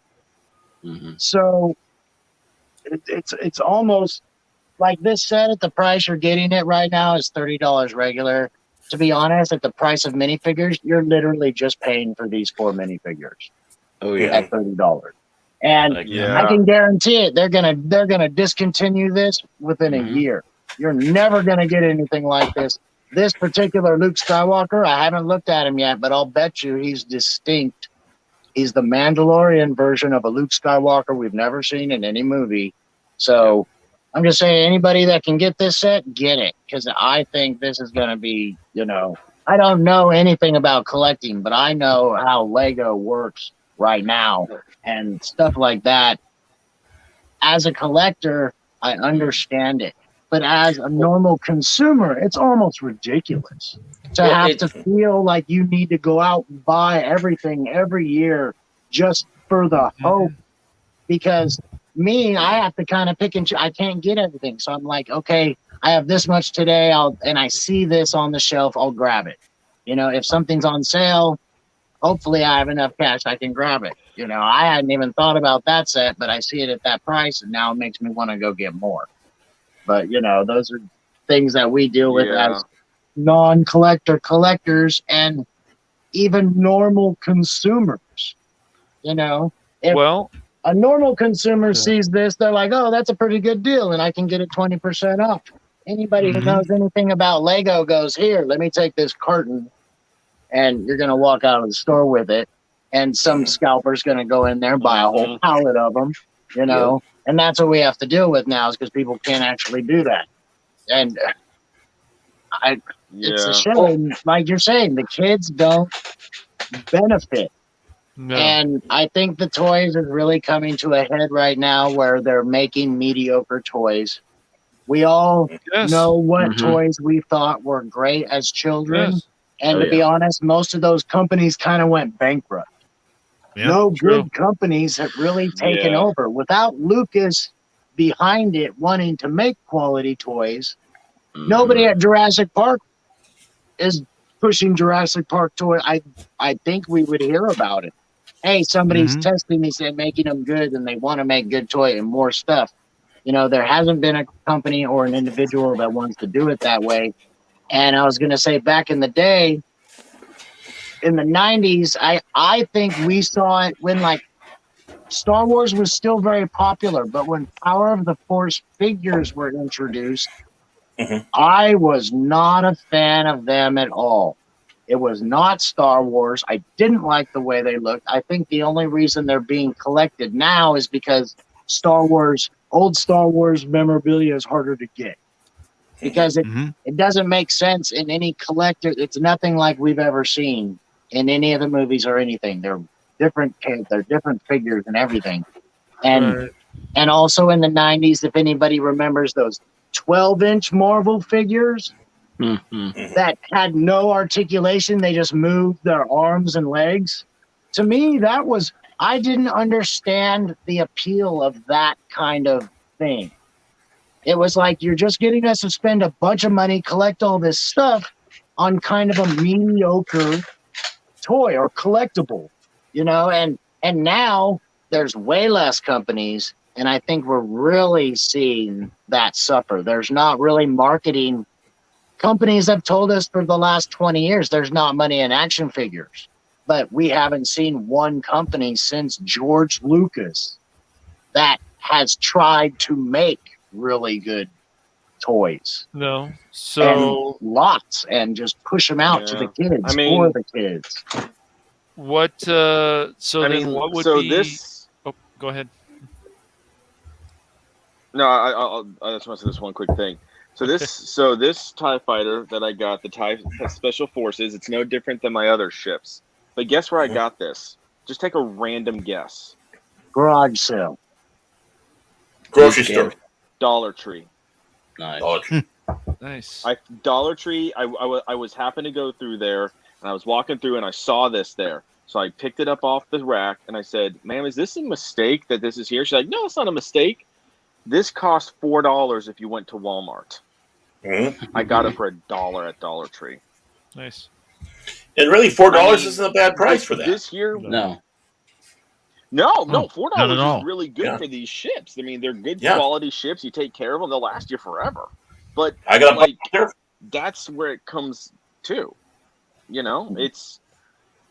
I'm just I go back to the 90s. The 90s was the last great decade for toys, nerdom, everything. Well, and KB toys. I grew up. I was born late 80s, so 90s I grew up in. I remember the 90s. I love the 90s. I time travel back and live in the 90s if I could.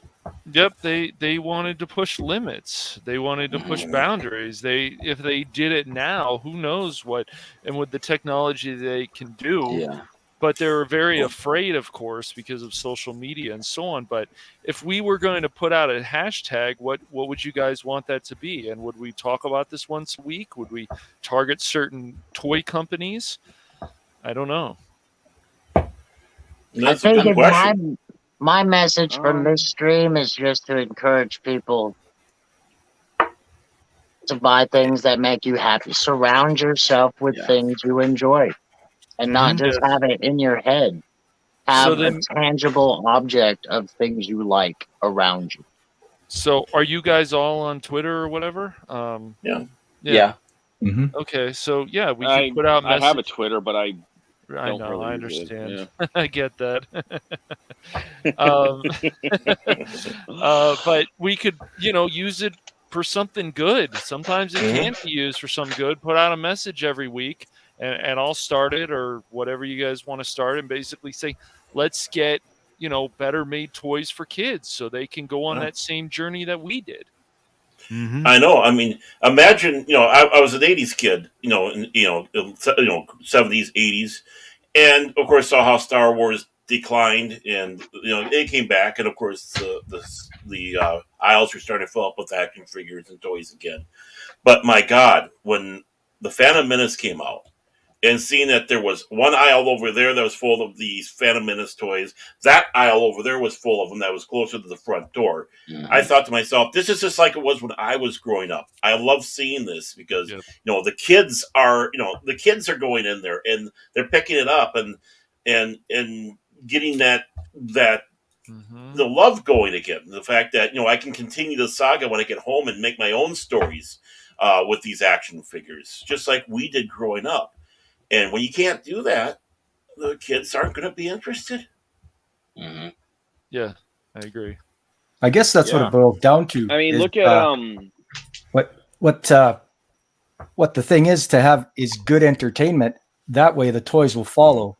Which is, I heard why they're not making a lot of money with Star Trek and Star Wars is because it's no good. It's garbage entertainment. So, and then nobody goes and buys the toys. So it goes hand in hand. Make good entertainment, and people will buy the merchandise that goes with it, which is where the money is. In the case of Star Trek, sorry. I was just going to say everything that everybody says. We all agree on this. Hollywood.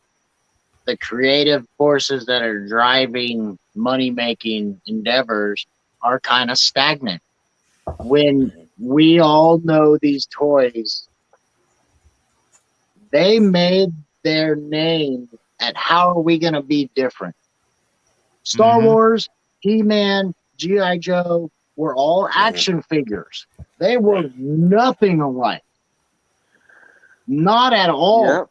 Nowadays, action figures are all the same. They all have, for the most part, fully articulated certain sizes.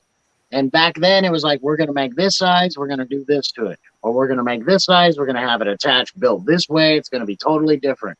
Even though GoBots was kind of a lesser version of Transformers, they were not made like Transformers. And then there was even knockoff versions. And when you held it in your hand and played with it, you could tell what it was.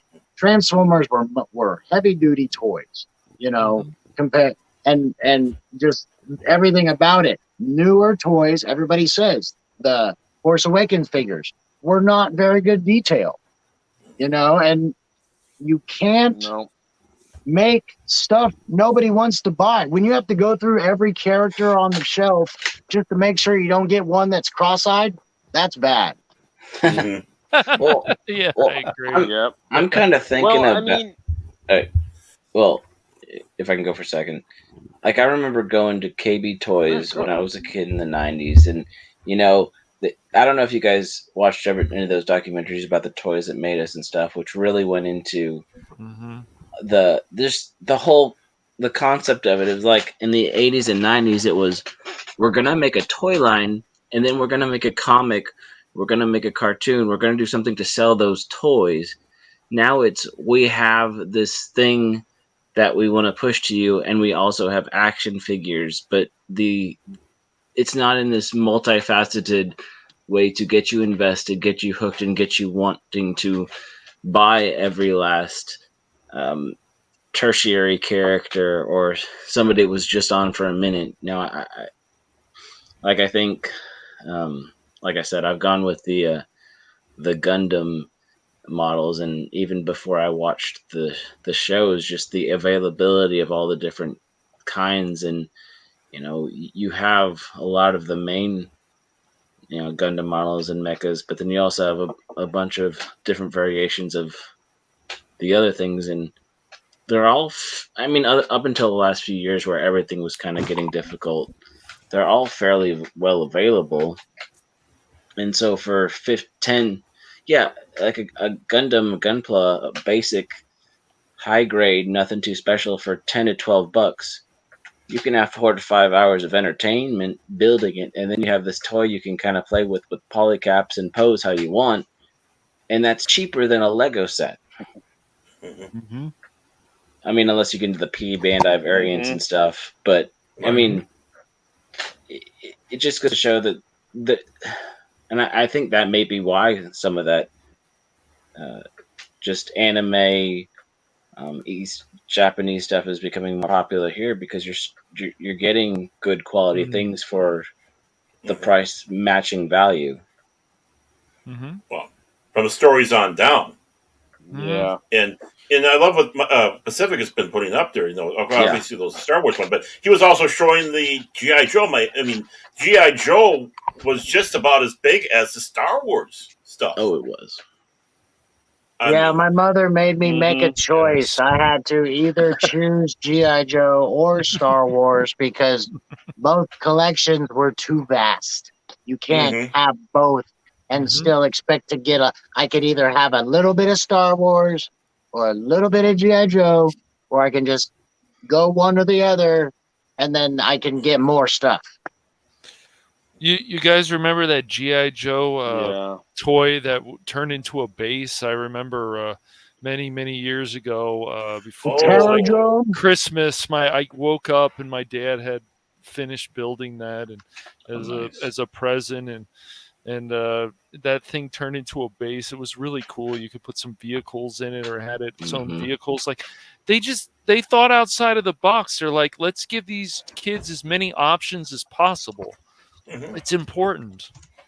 I remember G.I. Joe also had their big aircraft carrier playset. Yes, the And you flag. could open USS flag. that. I mean, it was 3 or 4 feet long. The thing was massive, but it fit. You know, it'd be like us getting the Black Series things for the Star Wars figures. Now it's like, oh, it actually fits the vehicles too. It doesn't just, you know, when I was a kid, I had He-Man. They fit in the vehicles, but then He-Man characters, the action figures, didn't really fit in Castle Grayskull all that great. You know, they just didn't proportion a lot of things correctly. That's the one thing I liked about the Star Wars is they did proportion for the figures in the sets. Yeah. My favorite one still to this day is the Death Star set. I mean, that got so many miles out of it because it was everything. It was a Star Destroyer. It was a land base. It was this. It wasn't just, because obviously the Death Star blew up in the first film. But for me, it was like, okay, what can we use this for, when I'm playing with it this time? Oh, it's going to be a garrison now for the Imperials and on and on. And, the same thing with the X-Wings and the Falcon and the Tatooine play sets that they had. I mean, it all fit. The figures would fit into it. And just the only thing that didn't fit was the limit of your imagination. If you didn't have enough imagination, it didn't fit. If you had the right amount of imagination, that sucker went like you couldn't believe. Oh yeah. I was never able to get over a certain level of Star Wars stuff because it was just so expensive. And so I didn't have, like, the Millennium Falcon, I was never able to get because it was just massive. And it's still kind of big. It's kind of a lot of money to invest in something is going to sit on the shelf. But I remember, I had lots of figures, and every time I would go play with my cousin, he had a sand pit in the backyard. And you bet we recreated that Tatooine scene dozens and dozens of times. Just dig a hole in the ground and just go to town. I mean, that was some of the funnest stuff, just like you said, let your it's only as small as your imagination can be. Yep. Exactly. You didn't need a play set to play, and they made these things to play. I was the only child, so they made them so you could interact with yourself kind of. But when you had another kid that you found that was into this stuff or had characters that you didn't have, that was just awesome. Oh, I get to come on, bring all your stuff. I'll come and we'll play. It was insane how many variability. It was like kind of like how George Lucas was just, let's put out an orange droid, let's put out a green droid, let's put out this. It's like that's what they did with some of the other companies, like almost with He-Man. It just seemed like, oh, what else can we make? A man fish, a man crab, a man snake. We'll have a guy with laser eye. It was literally they're like doing it like Stan Lee did back in the day. Oh, what are all the things we can think of? Let's try it and see if it works. Just the creativity, and they just let everything fly. But it was always the companies were always the one that said, those don't sell. And it's like, well, yeah, they don't sell if you don't give us the option to buy good stuff, you know? And I love to get action figures, but I'll tell you, man, $20 to $30 for an action figure is tough. Yeah, well then, I maybe like once a week, and I'll start it off, and if we're not on Twitter or we get into a group or whatever you guys want to do, just throwing out ideas. Once a week we can throw out, hey, let's start making, these companies need to start making better kids toys for kids. Better kids too, probably. No. That too. Oh, I mean, just remember the stuff when growing up. I mean, that was not related to Star Wars. You had the Evel Knievel motorcycle jumping thing. You had Space 1999. There was actually action figure stuff. They had the tie-in for the TV show, The Incredible Hulk, tied into the show. I mean, it was just all over the place. Yeah, they really did try to market everything. Dukes of Hazzard is not really a big show that you would make a lot of stuff for, but I know a lot of kids that really wanted a die-cast model of the General Lee, just like we wanted a model of Kit or Blue Thunder or all these iconic vehicles from that time. We didn't collect all that stuff, but having that one piece was enough. Well, yeah, the Hot Wheels, kids love Hot Wheels. They're still great toys for kids, and they love playing with those. You race them around, whatever.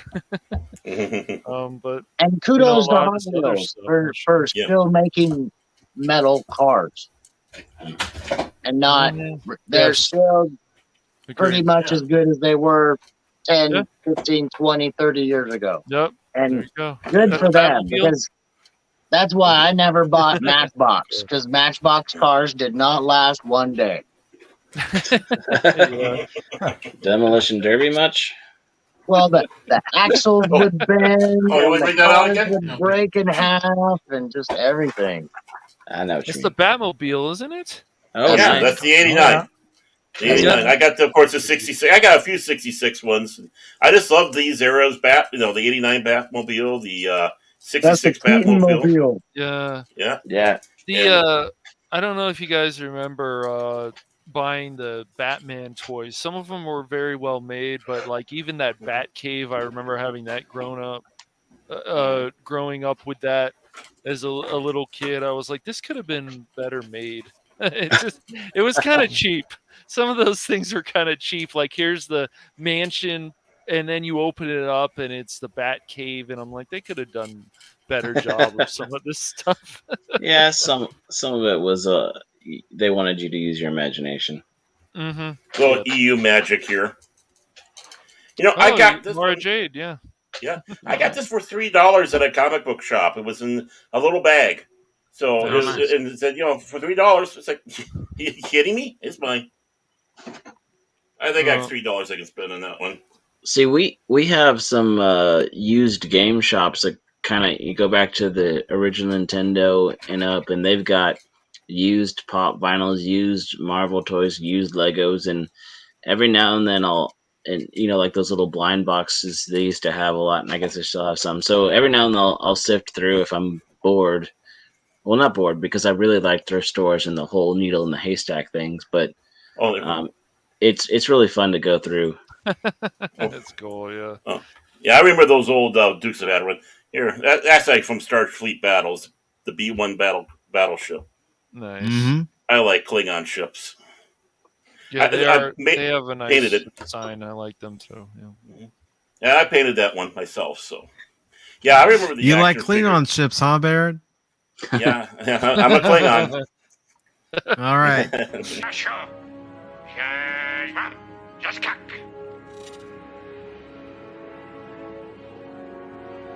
He said, "Today is a good day to die." That's too funny. I love it. They're good old boys. It's a fun show. Dukes of Hazzard figures. Same line. This was something I grew up with. I wanted to mention this earlier because Baron was saying how they didn't used to call it anime here when we were kids, and they didn't. Speed Racer was a Japanese animated cartoon. Yeah, I remember that. And that was how we referred to it and things like that. And go, oh, well, it's a Japanese animated. And you instantly knew what that style was, you know, and later on we get cultured, you know, we learn the term that it always went by, but we finally accepted anime as that. Yeah, and of course we got, you know, of course when we shortened it to Jap animation from Japanese animation, and it was, you know, it was not a slight or anything. It's just that was what it was called by everybody. Interesting, yeah. And that, I remember that. So those things you don't even, like, it's something you couldn't even pull out of your head, and then somebody says that, and you're like, "Holy crap! I totally remember that." You know, or a TV show that used to watch. Like, I remember Silverhawks totally, but when you said that, it just triggered. So it's like, wow, I remember those whole 3 years when that and the show Mask came on, the cartoon Mask, and it was like, wow, man, you don't. And it's like you don't even think about some of this stuff that really held your attention for so long as a child. But there was so much in those years. I just found some of my Mask toys. We were learning how to deal with this overstimulation kind of thing. And it's what became normal. It was like, no, we need a lot of things happening and cool stuff going on. And now I just think we got spoiled. We lived in one of those most creative times, and some of the best artists and game makers and toy makers and everything. Yep. How many people do we know growing up that we know of as all these things I just mentioned were trendsetters? Like, people start doing things because they made that game this way, or because they start writing this way or drawing this way. You know, there was so much that we went through back then, even in animation style. You know, everybody had these normal Han Swallow. No. I mean, if you can remember, the 90s was probably the biggest explosion in animation. That was kind of the first time that everybody started accepting cartoons didn't all have to look the same. Like Ed, Edd and Eddy and Samurai Jack and the Rugrats and other cartoons just looked nothing like anything we had seen at that time. And they're still coming up with really off-the-wall, you know, Rick and Morty style animation and like Adventureland and these things. And it's like animation seems to be one of the only things really progressing still. Everything else is a little stagnant. It's just like with Disney and stuff, not just toys that have come out, and some stuff is still coming out that you can buy that's good quality stuff, but even things like Phineas and Ferb are not just for kids, they were for adults because of the situations and the funny characters. Just I would even say Star versus the Forces of Evil. Star versus the Forces of Evil is a quality Disney show, just like Gravity Falls, that adults can watch. Like they can do this stuff that's great. All these companies can do great stuff. Toys, cards, cool animations, but it's just there's a lot of laziness with companies nowadays, which is very disheartening personally, I think. Right. There's a little bit of they're too comfortable. They're getting what their pound of flesh, not realizing that if they put a little bit more effort into it, they can make double that amount. Oh, yeah. And it's even going back to the old Warner Brother cartoons. The Warner Brother cartoons were never made for kids. No, they were in front of films for adults. But the thing is they were universal in their humor. They were universal. Yes. They were like family cartoons. They weren't kid cartoon or adult. No. But as you grew up, you could grow up with those. Just like I said about Star Trek. Star Trek, you know, you could grow up with Star Trek because as a kid, this is neat. And as you got older, the next stages. Same thing with Star Wars. Yep. You know, you can be a kid as you go along with the Star Wars trilogy. Again, get new things out of it. You don't have that no more. It's now either we're going to dumb it down and have Barneyville, or are you going to go out there with cartoons that are way not appropriate for children. And that starts driving that gulf. I mean, we need something like the animated Batman series from the 90s where everybody could watch it, or the X-Men, or even the Tick. Yes. I mean, that was one where everybody can sit down and watch. Spoon! There, I got that. Inspector Gadget was a fun show. I mean, they just did stuff. People didn't, as far as I know, they didn't really care about all this nonsense that Twitter is talking about. You know, it's just they just made cool shows, and then you had fun toys, and then you can play with your friends. And Transformers was definitely one of those shows. It's just great. So I think then maybe we should do this. We put out a hashtag every week that says hashtag, you know, make toys better for kids. Right.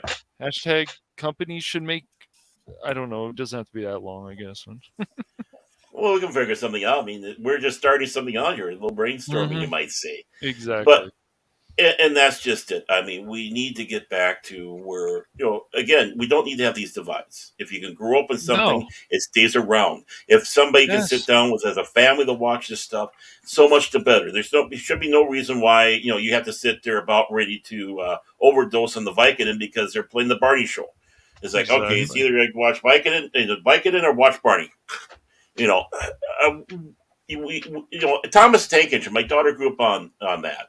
Thank God, because that was something where adults could actually watch it and still not feel like they're having their brain imploded upon. It was still a good children's show, but it wasn't annoying. Right. We need more of that. And I'm going to say, even like, they can take their shows that they're giving us and still give us something we want. Like, What If came out, and it was mostly Marvel, but this little picture here would be a kind of fandom favorite if they did a What If. And this is stuff that we as fans put out there. This is stuff we want to see. We would buy the hell out of merchandise like this. You know? I think they kind of did a little bit of that when they did the anime Star Wars Vision series. So maybe that was they're putting their foot in the water and seeing how will people respond to it. But then again, how do they follow up with it?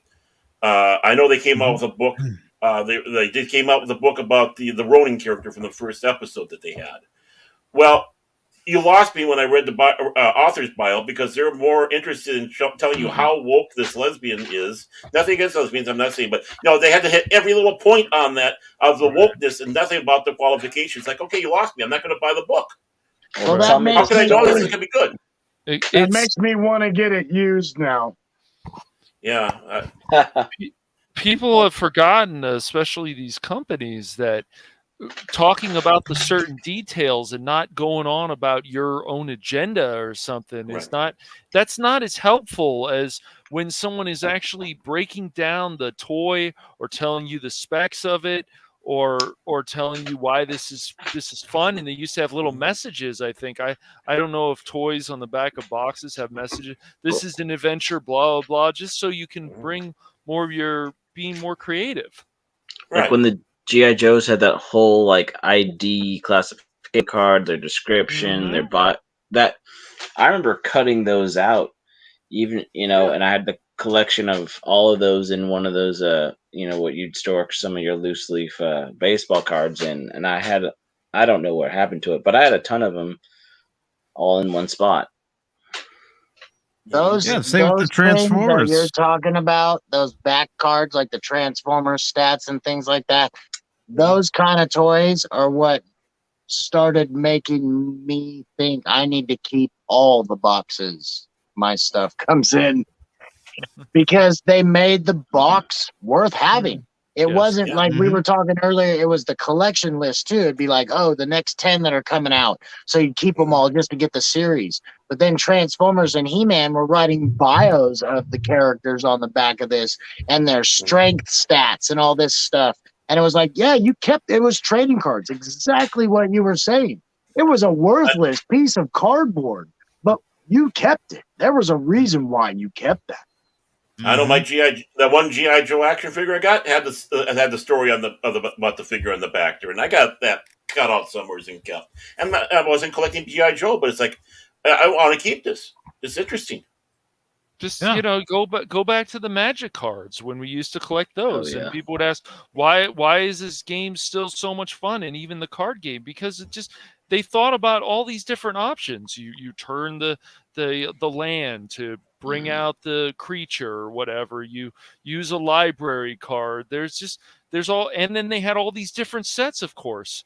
And it's just, you can come up with these ideas. I mean, it's like when people want to make a game or something, give people as much options as possible. So when they play the game and they're paying at least $60 for something like that, or they're buying a toy, make it great. It's just, that's it. You can still make this stuff great. I have no idea, or I have no problem spending money on something I know is going to last 10 or 15 years. Yeah. Or something that you can pick it up and tactily tell that it's well made and know that, if I put this on a shelf, next time I pull it down, whether it be 5 or 10 years from now, and I transform it, it's just not going to snap in half. Yep, definitely. Do you guys remember when the Star Wars tried to come out with their own little card game? It was light side versus dark side. I have a shoebox full of Star Wars, the trading card game. I got it at a yard sale, and then my cousin gave me a whole bunch of stuff, but I literally have like a shoebox full of cards. Well, never learned how to play it. I mean, they had the Decipher one. That was the first one they came out with, and I got a ton of those cards because they're just neat to have. And then Decipher lost it. I can't remember who got the next one, and of course now Fantasy Flight has a couple card games. Because I think this was mid '90s, and I just remember we ended up buying a box set. That's the Decipher. Okay. Yeah. I have no idea what happened to them, but when you have the first run box, you find the Luke Skywalker eventually and the Darth Vader eventually, and it was neat, but it just didn't really take off like Magic or something else. Well, actually, it's still going on. Believe it or not, there is a dedicated Decipher card playing group out there. I mean, it's not huge, it's not big. Oh no, I mean it's not a big, huge one, but they're still going on, and they do love that one. Well, it's a card game. Like if you were saying you have a box set, you have plenty of cards. You could sit down if somebody's willing to learn the rules and learn how to play. You could play this game forever. It's just like any card game that comes out, later. And what is that? The I can't remember it, but it's the card game, and it's basically Mad Libs, and everybody gets their cards. Cards Against Humanity. Exactly. I mean, it's a fun game. They're card games that they can change, but if you have enough of a deck at a certain point, you literally can play this forever. Teach other people how to play your version, and something you play with your grandchildren. I'm really kind of wondering how many things Pacific has over next to his desk. It seems like anytime we start talking about it, he just raises the right thing, just passes it by the screen and puts it back down. I'm just waiting for the cues. Got a revolving table over there. Just lazy Susan on like a 10-foot round table. Yeah. A little mini transporter. To use the baseball term, I'm waiting for my pitch.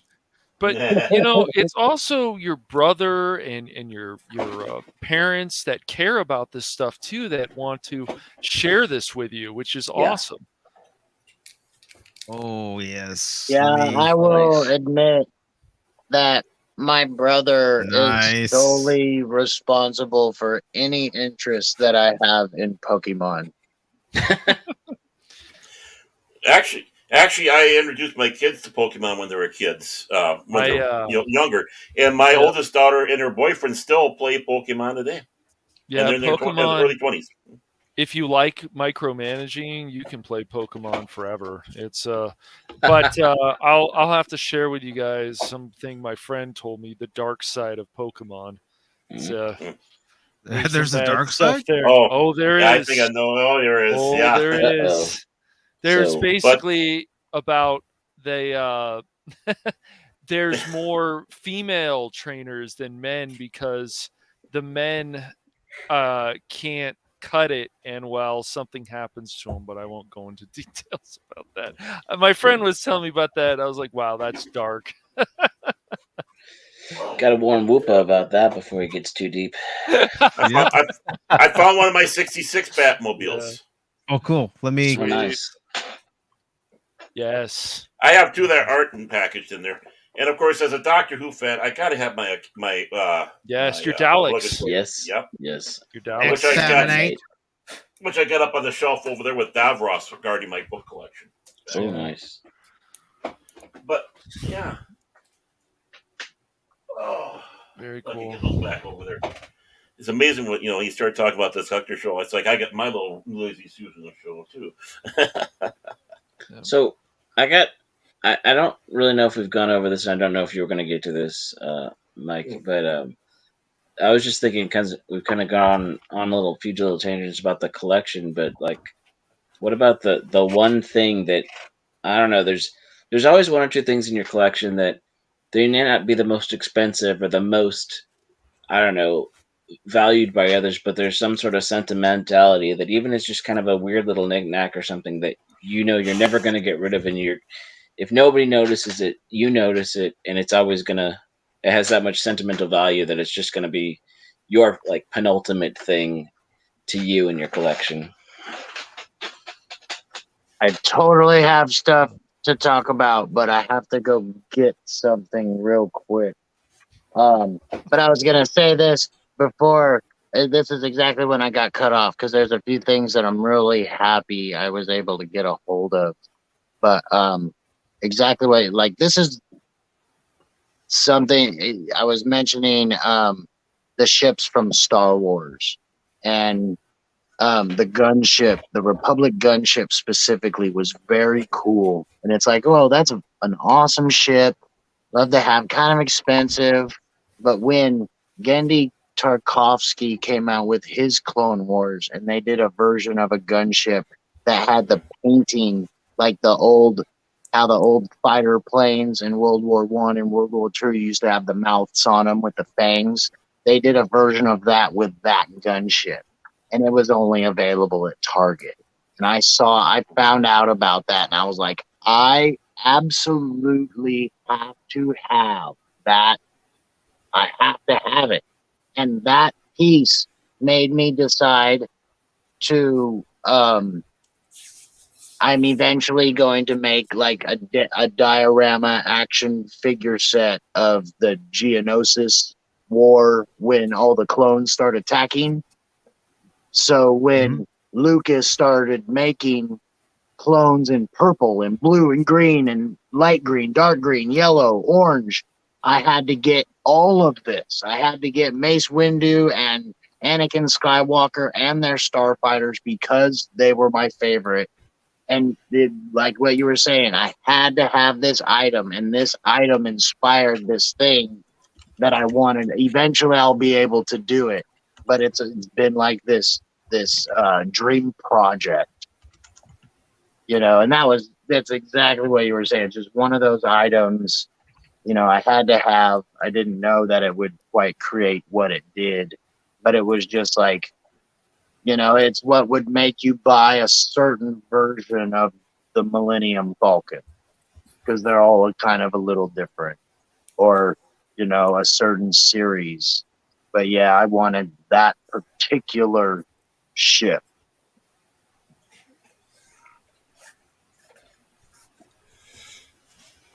Okay, I guess for me, it's kind of unusual because it's the Imperial Troop Transport.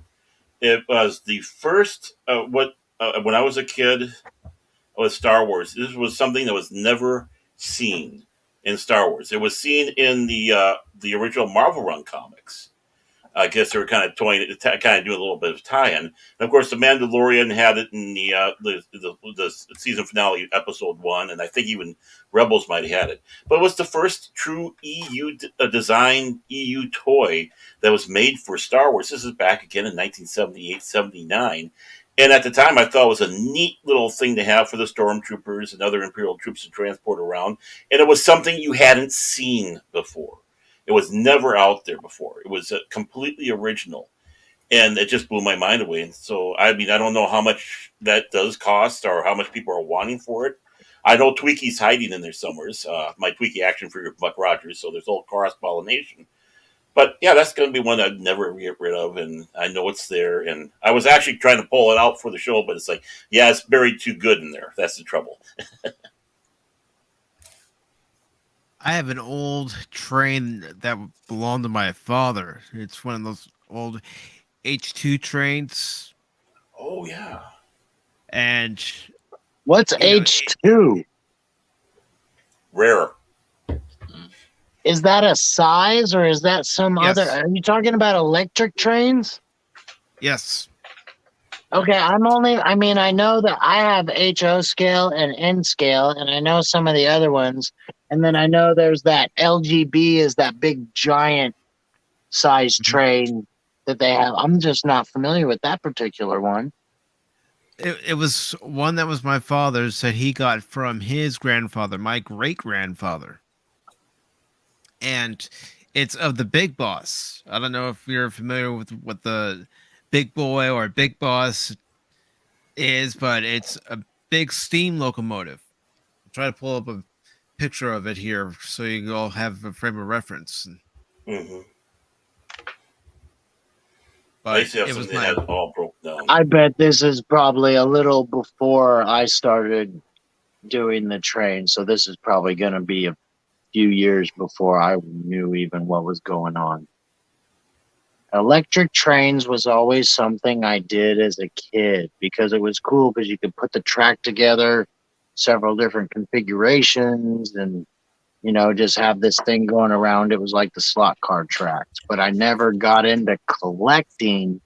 I just kind of acquired a bunch of these things. Mm-hmm.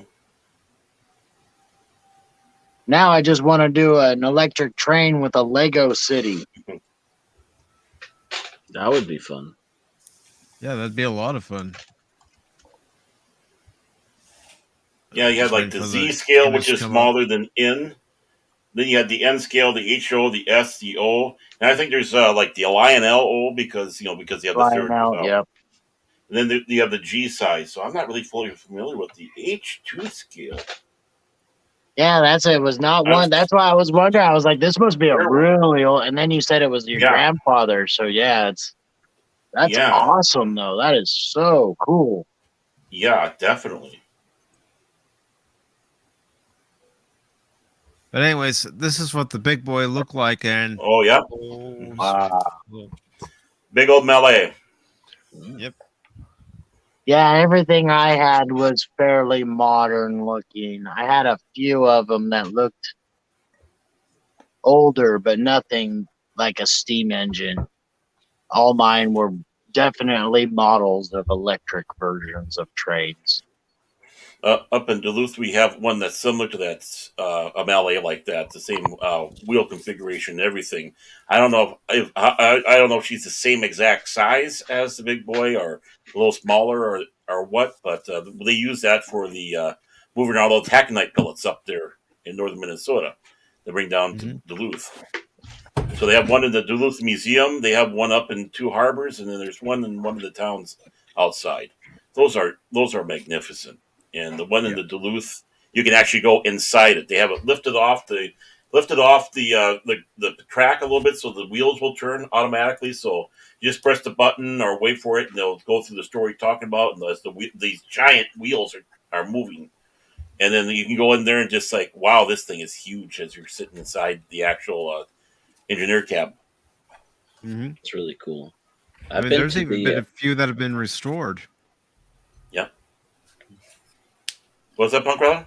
I was just saying, I remember going when I was traveling, doing work, we were able to take the weekend off and was in, I think, Sacramento, and there's a train museum, and I think it's a bit of Amtrak stuff, and that was really, really fun to walk through all the trains and stuff. And I never really got into modeling. I know some people, or the train sets, I know some people who have a really, really cool extensive sets.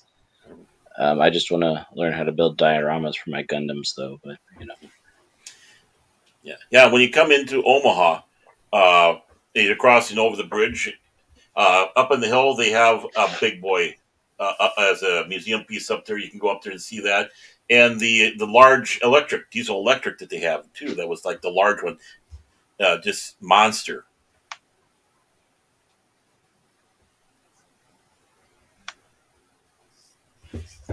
Yeah. So I have a question now. Is there anything you guys collect that just lends itself to spending money?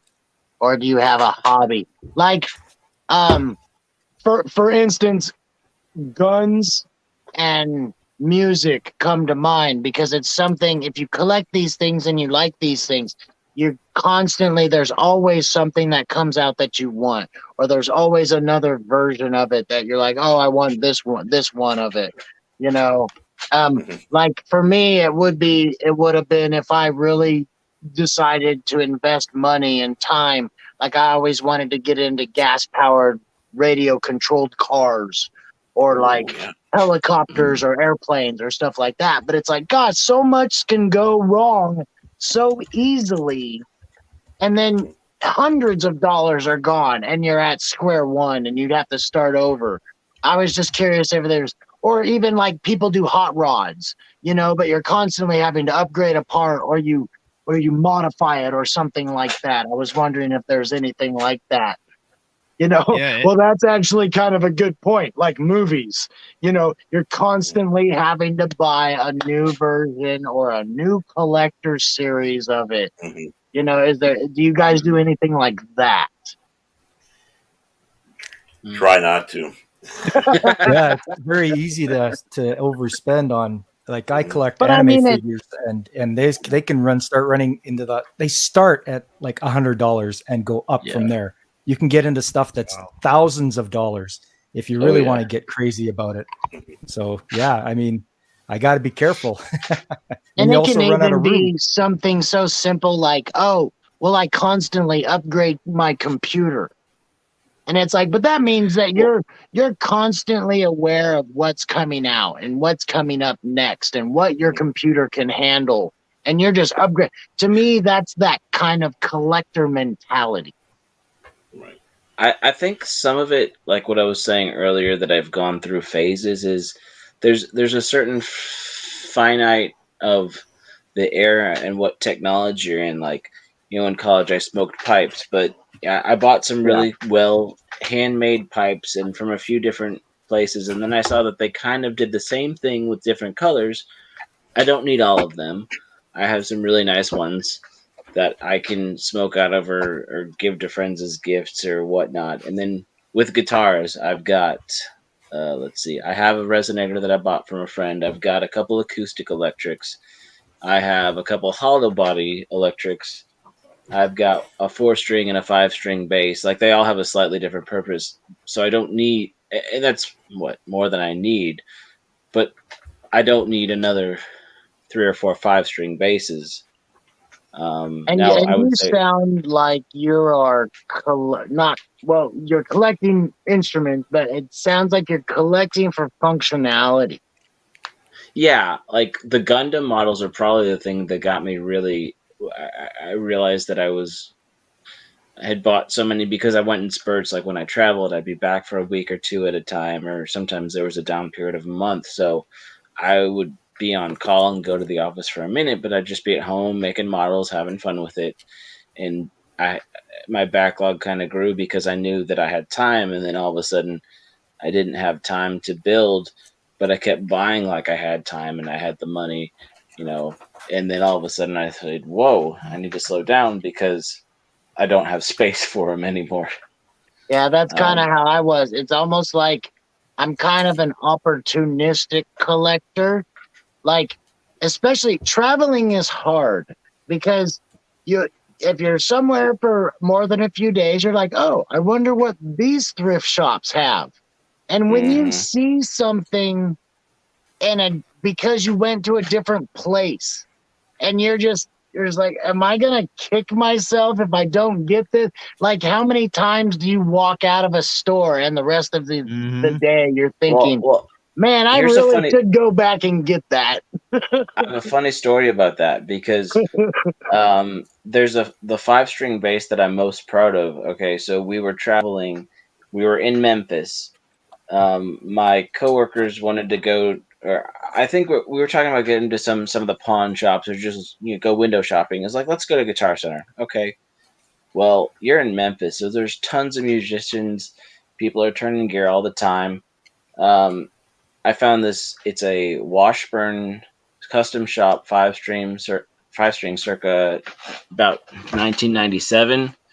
It's got active, passive Bartolini pickups. It's just it rivals something like one of the nicer ones that would probably be, I don't know, like I think list price it was probably around $1,700, but it was on the shelf for $550 because it was used. It was over 10, 15 years old. It just it was well maintained, but it was just like, okay, we have tons of this type of stuff. We just need to turn it and keep going. Well, because it's a Guitar Center and they ship for free, and I was based out of Houston at the time, so they were able to ship it for free to Houston so I could pick it up at the one near my house, and I didn't have to worry about flying back. I didn't have to worry about packaging or anything, and if there was any issues, it was on them. So I lucked out wholeheartedly in that moment. So those are the ones that make you feel great. You like, oh, I hope I can get this, and it's a good find, and you actually get it, and there's no like auction for it, or it's just that good find. You were at the right spot at the right time, and you had the ability to do it. It's just, it feels so good personally. It just, and I love that. I don't even know how to explain that kind of feeling, that kind of gratification, and then for years to come. And it's something, whether it's something you searched for a long time, or just recently have come to realize that you want or need, to find it and just is, and just have that fulfillment, or to get to experience what you want. Like, you might do it for a certain sound or something like that, but just but I was curious before I stopped talking. I didn't mean to get too involved here, but I was curious, would you buy a musically significant instrument, or is it purely a personal thing? Like, would you ever buy a collectible piece, like maybe a piece used by Led Zeppelin, or maybe Paul McCartney, or something like, whatever artist you pick? Is it that kind of thing, or is it more of just your hobby, like for the musical intent? I would go more for functionality. Like if it has, now I probably wouldn't want a instrument that I'd feel like has to stick on the wall. Now, if it was the right brand and the style, and it had, kind of the setup or style that I would like, and it would work for music I played, then I might be interested in it. But you probably wouldn't want to play those anyway. Oh, well, yeah, I can understand that. But even, pick your favorite guitar. Would you necessarily want a guitar from an artist for an art piece? Probably not. Okay. But to me, it'd be one of those things where you just put up on the wall and you wouldn't use it. It's like when I found a copy of the Beatles' White Album. The record looks great, but the cover's beat up, and they usually price those based on the artwork and the cover, not the quality of the actual album vinyl. Yeah, so it's kind of trash. Well, it's not trash, but it's a little beat up, and it's a reasonable price for it. But I looked at it. There's not scratches. It plays clean, and to me, that's way more valuable than what it looks like. Mm-hmm. Oh, yes. Okay, I hear you. If that answers your kind of question. No, that does. I mean, that's kind of the thing. Like, I collect comic books, but I'm not gonna go on an auction to see if I can acquire Thor versus Hulk at any price. I'm not gonna do that. I mean, it's like when you talk about auction, does eBay count? Well, it depends on what. I'm not going to try and outbid somebody. Right. I don't have that kind of money. And to be honest, I don't know if there's any item I would want bad enough. Right. If money wasn't an object, there may be items. You're like, oh, well, money doesn't matter, so I'm totally going to go after that item. But I don't feel like. My question was actually going back to the first part when you were saying about a collector going out there and you classifying a collector about going to auctions and such. And would eBay count as that auction type of situation for a person going to try to fulfill their collection that way? I mean, it does, and at that point it would seem to me like, did you see something one day and you tried for it? Or you're constantly looking for this item? That would kind of depend on me. Like if I got a tax return and I was like, holy crap, they have a #1 Wolverine? Well, let's see. Hey, maybe I'll pay $200 for it. But it's not an item that I would really go out of my way for at a real auction.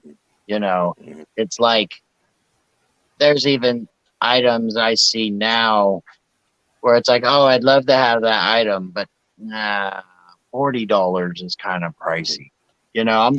I really am an opportunistic collector in that sense. Like when he was saying, like when I go on vacation and I see things in a store that I've never seen in any store that I've been at, just because I'm in a different region, then my collection mind really starts. It's like, well, I'm literally may never see this piece again.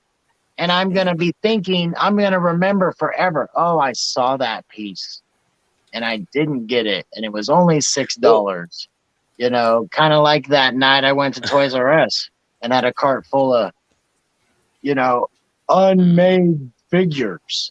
And every single one of those would have been worth money because they only made so many.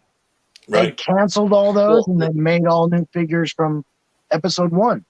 And it's like some things like that I wish I could have, but I just don't have the ability to do that. If I had the ability, it might change. I might try for that 6-foot Boba Fett, Right. I mean, go on, Pat. Oh, no. Okay.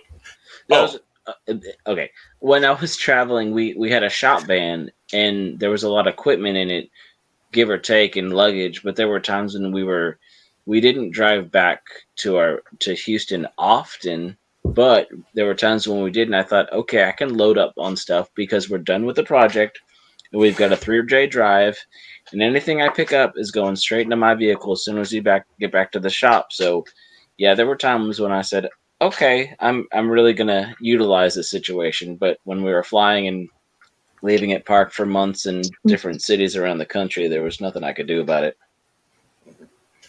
I mean, for me, when we're talking about collecting and have to or whatever, is role playing games for me. I mean, I have a quite collection. I might not be games I actually play, but I like the concepts. I like reading what they have involved in those.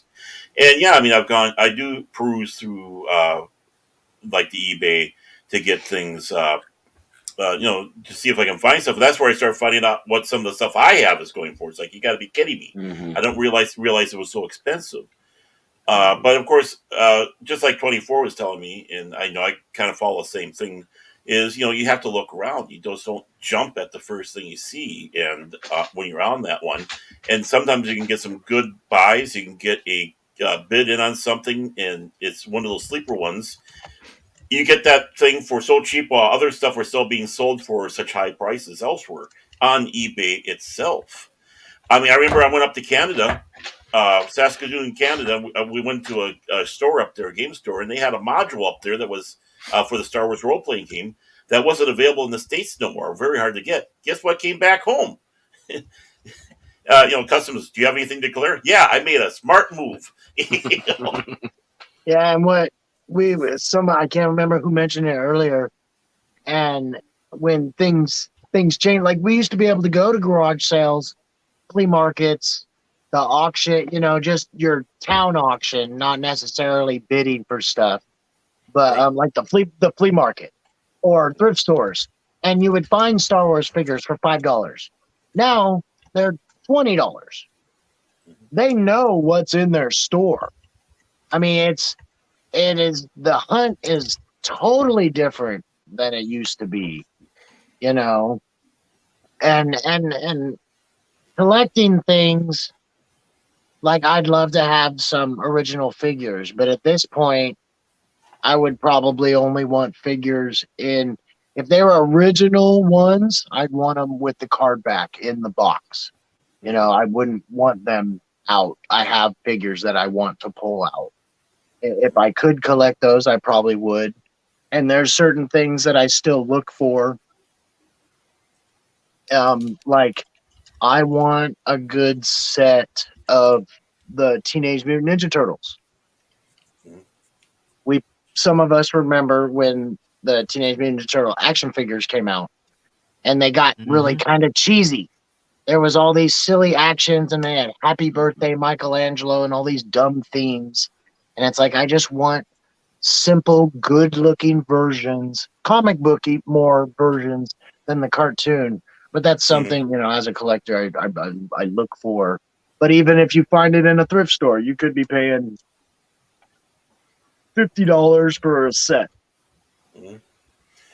I mean, when they had a bunch of these up in that store in Duluth for $6, and it means all sorts of figures. And this is the brown vested Luke, which I'm told is supposed to be a rarer one. Of course, I'm going to come home with this one. I mean, kind of show how bad of a collector I am.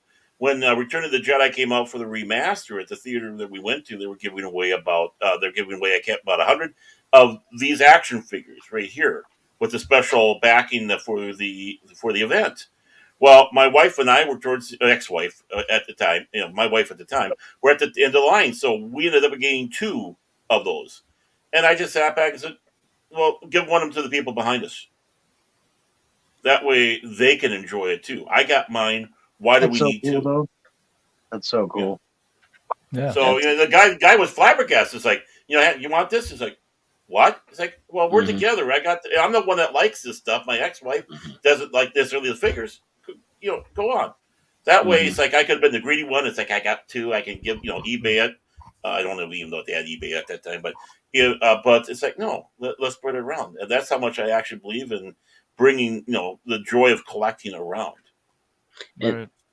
There's sometimes I've bought 2 of something but it's also in mind of, okay, I want to share this with somebody probably someday, or, you know, if I want to do a giveaway thing, or, you know, some sort of, like, I don't need more than one necessarily, but I also, you know, there's also those people out there that just aren't able to get something at the time, and you know they're going to appreciate it. And it's like, hey, I got this, and I know you want it, and I know you'll appreciate what it is. And if you want to give me some cash, you know, market value, whatever, I'm not going to scalp you for it, but I'd rather have that than somebody who's just going to go run out and charge 3 times as much just to be a greedy little person. Right. Yeah, I'd rather, like, your time comes, I'd way rather have somebody that would like to have my stuff than just to tell whoever the next in line is, oh, just sell it for whatever you can get for it. Yeah. And they'll probably get a good amount, you know, but I would love for it, you know, and that's kind of almost why I collect it too. We're all going to live, we expect to live a fairly long life. I totally expect to talk about all this stuff with somebody or introduce it to somebody, and you're going to introduce it to somebody. It's like, oh, these toys haven't been around for 25 years. You know, nobody even knows what these are anymore. And now you have 75 of them. You know, I mean, it's just stuff like that is just, it's fun. Having those connections is kind of why I do it, even though I don't know anybody. And that's what the internet has. You know, if you're willing to embrace the internet, that's what the internet can give you, is you don't have to search around for people on your street or in your neighborhood or that you work with or anything. you can find people to talk to about whatever, whenever you want.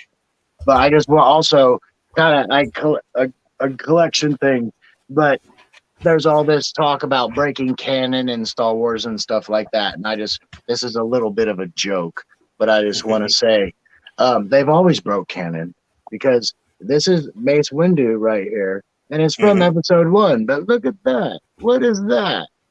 That's not purple. Nope. There is a plan. EU story. There is a EU story to that, because the action figures that came out at the time, big corn-coated guy. I'm having a hard time saying names right now. My apologies. Yeah, thank you. He had a purple lightsaber in the action figure set. So there was a story that came down that he gifted that to Mace Windu as a gift, a token of honor, and they worked that into EU, and that's how Mace Windu got the purple lightsaber. Wasn't his, but it was given to him by Kai. So yeah, I mean, there's sneaky ways that even then they worked around that. And of course, at that time, they didn't know what color was going to be, because the only people that wore ignited lightsabers were Obi-Wan, Qui-Gon, and Maul. And this is kind of along the marketing thing we were talking about. Mace doesn't have a lightsaber in the movie. They don't pull it, but he's got one, so you can play with it. Right, and there it is right there. I mean, he's got the giveaway where the blue. He's got the lightsaber blue one in there.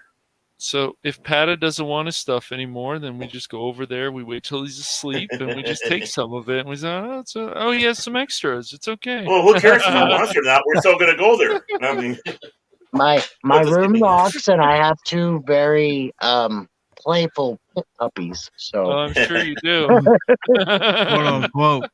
But go back to what Punkwaddle was saying. The same thing with my collection is like, if I die, tomorrow, I hope my wife lets one of my friends who's a gamer come in here and go through my Star Wars role-playing games, especially my West End games, which is the original one, and take to his heart's desire, because I know that's something that'd be near and dear to him. Like this action figure right here, this big R2-D2. That one's going to go to my stepdaughter, because this holds meaning to her. When my wife first brought her to where I was living, she was having a little, because she was young, having a bit of a connection getting out of the car, so we had to coax her out. And I used R2. It's like, what's the one way to get her in the back of a van? Not free candy, but an R2 unit. So we had to make sure we warned her that if people were offering her R2s, stay away. But so if I ever pass, this is going to go to her, because this means something. She even made it known to me.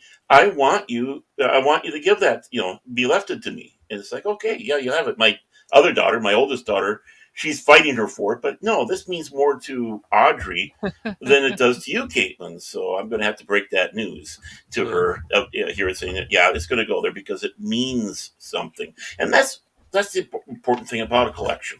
I wanted the stuff to go. Even if this would be like a couple $100, I still wanted to go to her, because I know it means.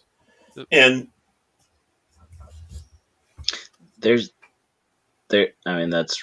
really cool. There's a guitar in my collection. So like I said, when I was traveling, there was a lot of stuff in storage.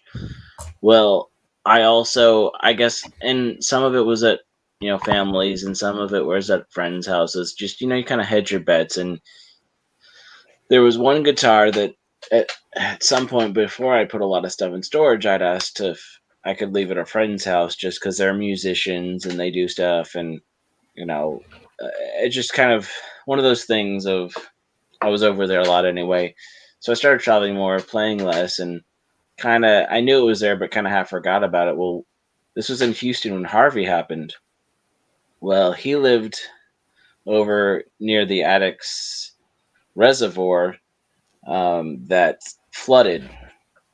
Well, he was in an area they got warning that their house was going to flood, and basically to pack up and kind of take what they could, but basically said by a certain time you need to be out of there because the neighborhood's going to flood. Well, he grabbed a bunch of stuff. He took a couple of trips, and he actually took that guitar with him because in his mind it was like, my friend asked me to keep it, and I would feel bad if he lost his stuff. And I'm thinking, well, you had a whole house worth of stuff, and I know the guitar didn't take up room, but I mean, it is a guitar that I really like, which is kind of why I put it with somebody that I valued. But at the same time, okay, now there's no, and I've also had friends that have borrowed it and tuned it up and tweaked it and made it sound better. So it's like I've had friends borrow it and use it and have it, and each time I get it back, it has more and more sentimental value. That it's like, unless it breaks on my watch or something, I'm going to keep that even if I can't play guitar anymore. That's the one I'm going to hold on to.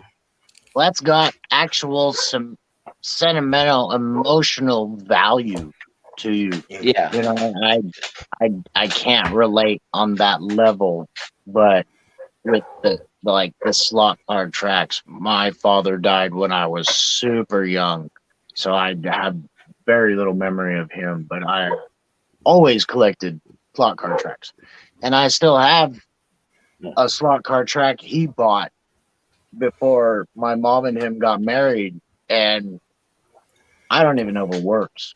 I know a lot of the pieces are broken because the way it connected, they've revamped it half a dozen times over the years, and you can't replace these parts. I can't. If it worked, it'd be luck, and I don't even know if I could make it work without more knowledge than just it's a toy. But I will never get rid of it, you know, just because of what it means to me. And you actually, your item actually has a history, like it's been passed down, and from the way you tell the story, it almost sounds like you totally would have understood if at some point he didn't have it anymore. And you're like, but the fact that he does, and he kept it, and it's gone through other people's hands, and it was never a question of it's not yours. That is so cool. That's just a story in itself. You know, that's almost a story worth telling family and friends. And, you know, you have major history with that. That's awesome. That's what I was talking with Pacific about this whole stream. It's like, it's not just about being a collector as sense of numbers. It's like, what do we have that we can't let go of, but we'll keep building on it. You know what I mean? And music is one of those examples. It's like, if it's your hobby, unless you put it down for some reason, it's an ever-growing thing. You're always investing money in it, and you're not exactly collecting, but you are. You're investing time, you're investing money, you're investing in something you may not use again. You know, not everybody uses their guitars or drum kits all the time. Well, if we talk about toys like we're talking about for kids, we talk about our childhood, you know, when we had the G.I. Joes, the X-Men, the little figures that we, you know, thank God that the rubber band on the G.I. Joes is strong enough usually to last a few years, even though, you know, the ones that I found in my parents' attic, most of those, there's a couple still together, but just time and age and heat, they kind of fell apart. But just I think the things that I love about toys and video games, and I think you guys can relate to, is just the childlike wonder, awe, and creativity.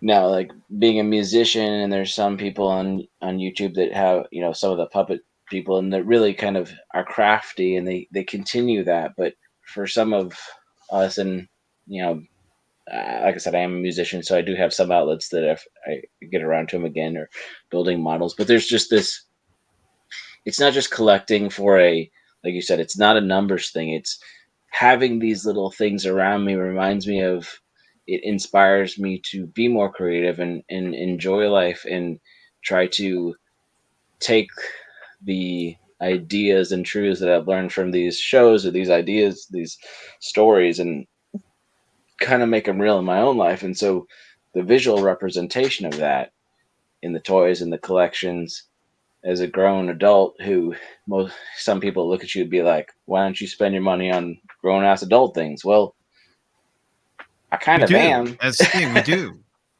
Yeah. Well, a lot of us, you're a little younger, but many of us in this panel, you're gonna play music for a living. You can't make money doing that. That's a joke. You can't do that. So why do it at all?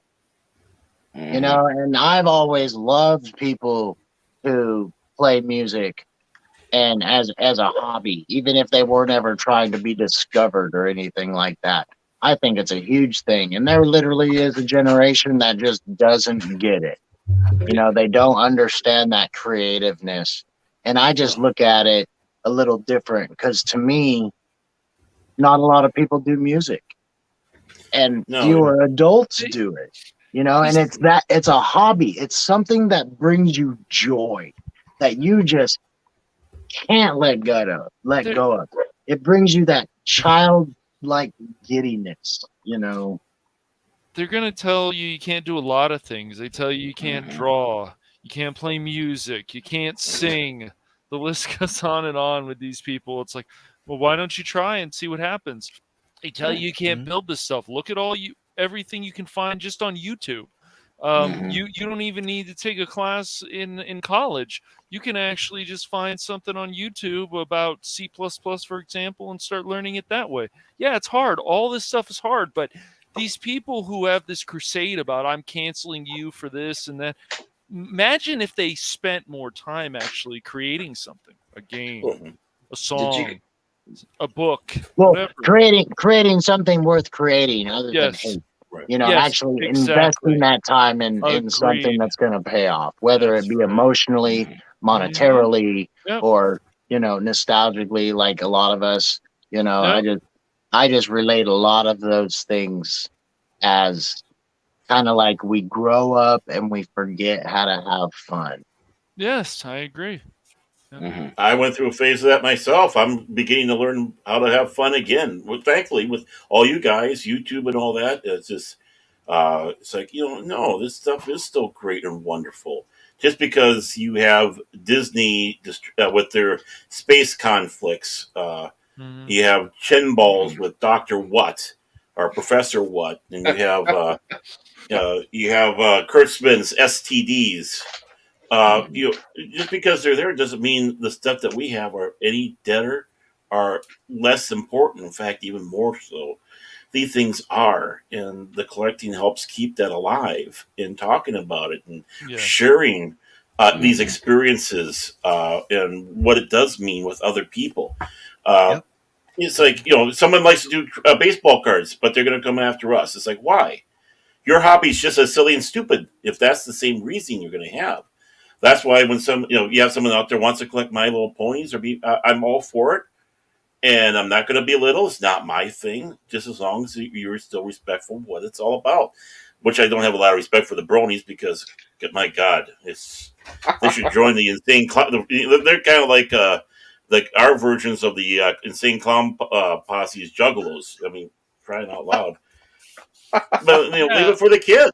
Leave it for the kids. I mean, why is McFarlane Toys still very popular? Because they make really good quality stuff. You know, why is stuff like Spawn popular? Why does it make so much money? Because it's quality. Because they give their audience what they want. It's the same with the manga, manga. Yeah. It's just give your audience mostly what they want. But if you're going with people who they are going to the next thing because they're offended or they're upset about some or way a toy is or whatever. Like, it's silly to me. Well, the one thing, Cashmoney, about the whole thing that you're talking about is it's a very small vocal minority that has more time on their hands to go out there and find reasons to be outraged, and always has been. Yes. I mean, the thing that destroyed the local local shows, you know, back growing up, you know, every region had their version of kids shows back then. You know, we had Casey Jones and Roundhouse Rodney and Colin Clark with Axel's Playhouse. In Chicago, you know, they had Bozo till Lord knows how long they had Bozo with Chicago. But you had a bunch of mothers, Karens, proto-Karens, running out there and saying, attacking because all the, you know, you have these ads for the kids. We don't like it, which destroyed those things that was really strong and important for kids growing up. I was on the tail end of that. Yeah. Now it's the same thing with all the others. All it is all these people making us squawks or threatening. It's like, well, have you ever bought our product in the first place? No. Do you intend on buying our product after we do this? No. Then why the hell are we listening to you? Right. True. And it's like they forget to talk to the people that's important, us. Yes. Well, I mean, one of the things I heard lately, just in context of just some of the things going on politically, and not to get into all that stuff. I don't know if you guys have probably seen my alter ego Punkwaddle in the chat sometimes, and I have not. I'll pay more attention to it. No, I haven't. Yeah, that was kind of a joke, and then I accidentally got shadow banned on or pocket modded on a channel I liked, and I just used that one for a couple weeks until they worked it out. So now it's a joke, but like, you know, the pulling of things from shelves in the last couple weeks and all that stuff of just the quote, "We did it for the social media pressure," is just becoming an alarmingly common response, as if some sort of collective is making decisions because we don't want to upset the collective. Right. Yeah, the collective, the board collective. Yes, I agree. Well, it comes down to this litmus test on the whole thing.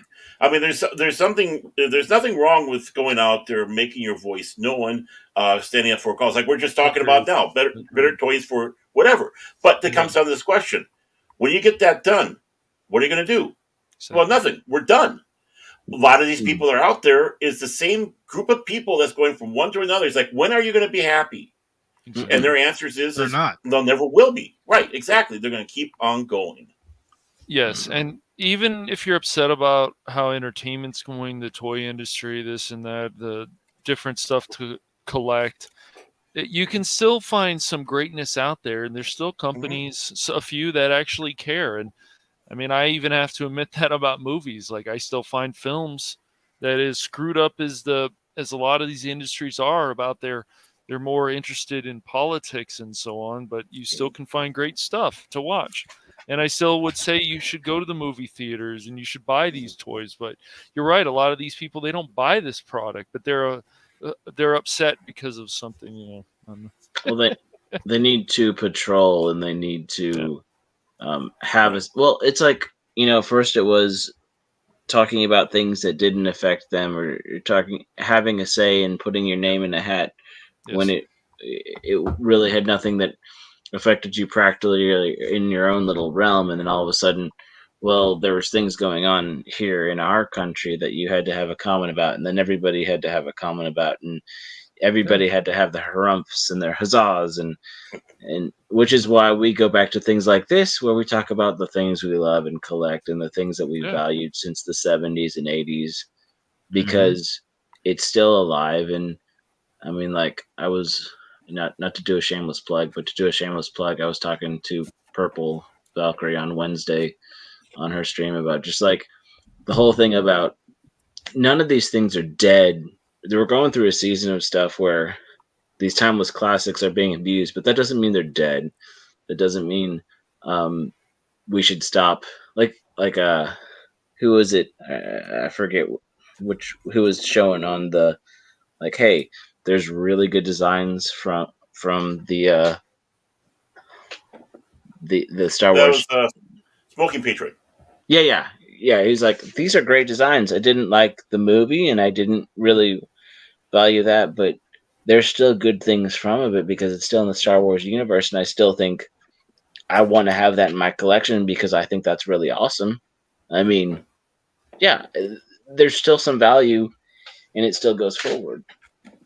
It's what something that you like or I like. I mean, I picked up some stuff that was from, the sequel trilogy. Like, I got a couple versions of that Star Destroyer, like he does, the Black Series one and the regular one, because I like that design. It's like, I can see this as really neat. Of course, some stuff from Rogue One, because they had some neat stuff in that one.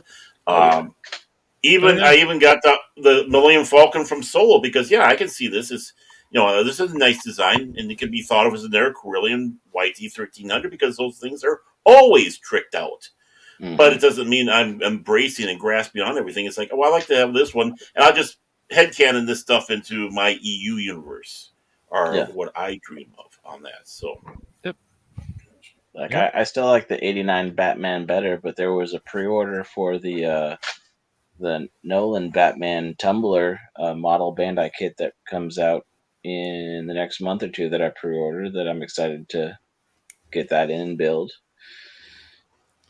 So okay, another collection question. Give me something that you have had, and for whatever reason you don't have it, or you had to reacquire it. Like something you had as a kid, and you either lost it or you sold it, and then 10 years later you're like, nope, I have to have it back.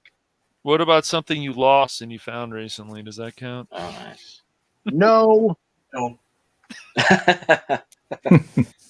It's something you felt the need to go and get again. Ooh. I've had that would be my NES. What your Cash Money, what you're saying is along the right lines, but I want, like, what else did you make an effort? You're like, God darn it, I can't believe I got rid of that. And I swear the next time I see it, I don't care what it costs, I'm gonna get it. That would be my NES. Yeah, probably. Or was it something like you gave it to somebody and you're like, God, why did I do that? You know, or we all do those trades when we're kids. You're like, you know, you think you're getting a good deal and you're like, God, that was just why did I get rid of that? Why did I let that go? Or why did I not take better care of it? Well, I remember selling Super Mario Kart in high school, and for a pretty good price. But I remember finding it later on. I remember, if this counts, Pada, my brother was playing this game, Bases Loaded, on Game Boy for years and years and years. And I had it on the NES, but I know it finally literally died. Okay. And it died. And so for some reason at GameStop one day, I said, you know what? I remember how much my brother loved this. And I found it for like $5 or something at GameStop. And I said, you know, here you go. He couldn't believe it. That's awesome. That's like exactly perfect. See, but is that awesome? Like when you do it for yourself, it's so cool. But when you can do it for somebody else, to have somebody else in your life that you're like, I know they love this item. Because we were talking earlier, like we're all that guy. We're all that, the Star Wars person. Oh, well, I'll give him all my old Happy Meal toys. You know, my mom forever has bought me Star Wars Pez dispensers. So I have like 40 of them now. But I have Ray and a few of the ones from the new one. It's like, yeah, Mom, you're so sweet. I love you, you know, stuff like that. But, you know, and mom's always good for those Dollar Tree, dollar store, 99-cent store up to about $24.99. You know, yeah, it's funny. But yeah, that was dead on perfect. What I'm talking about, you know, like something. Even it can even be a poster, or like a rock T-shirt. You know, you're like, God, why did I just let it go somewhere, and I don't know what happened to it. I don't know. I let some of my Clone Wars posters. I'm sure this has happened to everybody. Some of their posters got racked, ripped, and stuff. So I'd like to replace those, and I haven't yet. Maybe I will. Posters is a lost art form. From if you were a teenager in the '80s, posters was home decor. Yeah, it was. I still have a few posters from college that it's somewhere around here. I haven't put up since. To hot rods to Christina Applegate. right? Well, what if like a CD is all scratched up, for example? I know CDs, and Yes. you Yes. want to go And what- buy the other one. Maybe it's a Led Zeppelin CD or something, and Well, you're just like, yeah, what happened to those this were thing? exactly those were Soundgarden, some I of the don't know. things I was Yeah. talking to Pacific about. It's like, why do you buy the same tape or record, tape, CD? Yeah. You know, new CD. Why do you keep buying it? Why do you keep investing in it? Exactly. You guys are right on it. This is awesome. I bought Mario Kart 8 Deluxe, and it's like I already had this on my Wii U, but I bought it again just to play it on the Switch because it's such a great game, or I find it to be a great game. It's just there's certain things, and sometimes I'll buy them on a console, and then I'll buy them on a PC because then I can do more on the PC with modding and so on. But I would say it's very rare for me personally to want to buy something again. It has to be something really amazing to me that I really loved before. So yeah. But you did it. You did it. And did. like you said, we all lost stuff. Especially like the posters, where you're like, God, you know, I used to have this on tape and I can't believe I never bought it again or anything like that. I recently have acquired like the last few remnants from my parents' home and the last time I lived there on a hard basis was early 20s. So it's like, wow, I have my tape collection now from junior high. So I can put all that on Spotify and be like, wow, I remember all this stuff. You know, there's just some things that you come up with that are just treasure troves of memory. And some things you don't remember until somebody triggers it. You guys have all said so many things that make me go, you know, I remember that. And how funny it is that we can forget whole years. You're like, I cannot believe I forgot about that TV series. I remember that. I used to be all over that TV series during this summer, you know, and things like that. So it's just, it's awesome. This is TV awesome. series and a whole bunch of stuff. I still have a pretty good collection of CDs, CD-ROM games, baseball cards, collection, of course, console games. Yep. For me, is I had a couple of my FAS or Star Trek role playing game books go missing on me, and I replaced it with the the Federation Starship Recognition Guide, and it was the Star Trek 4 supplement for the game, and look at all that.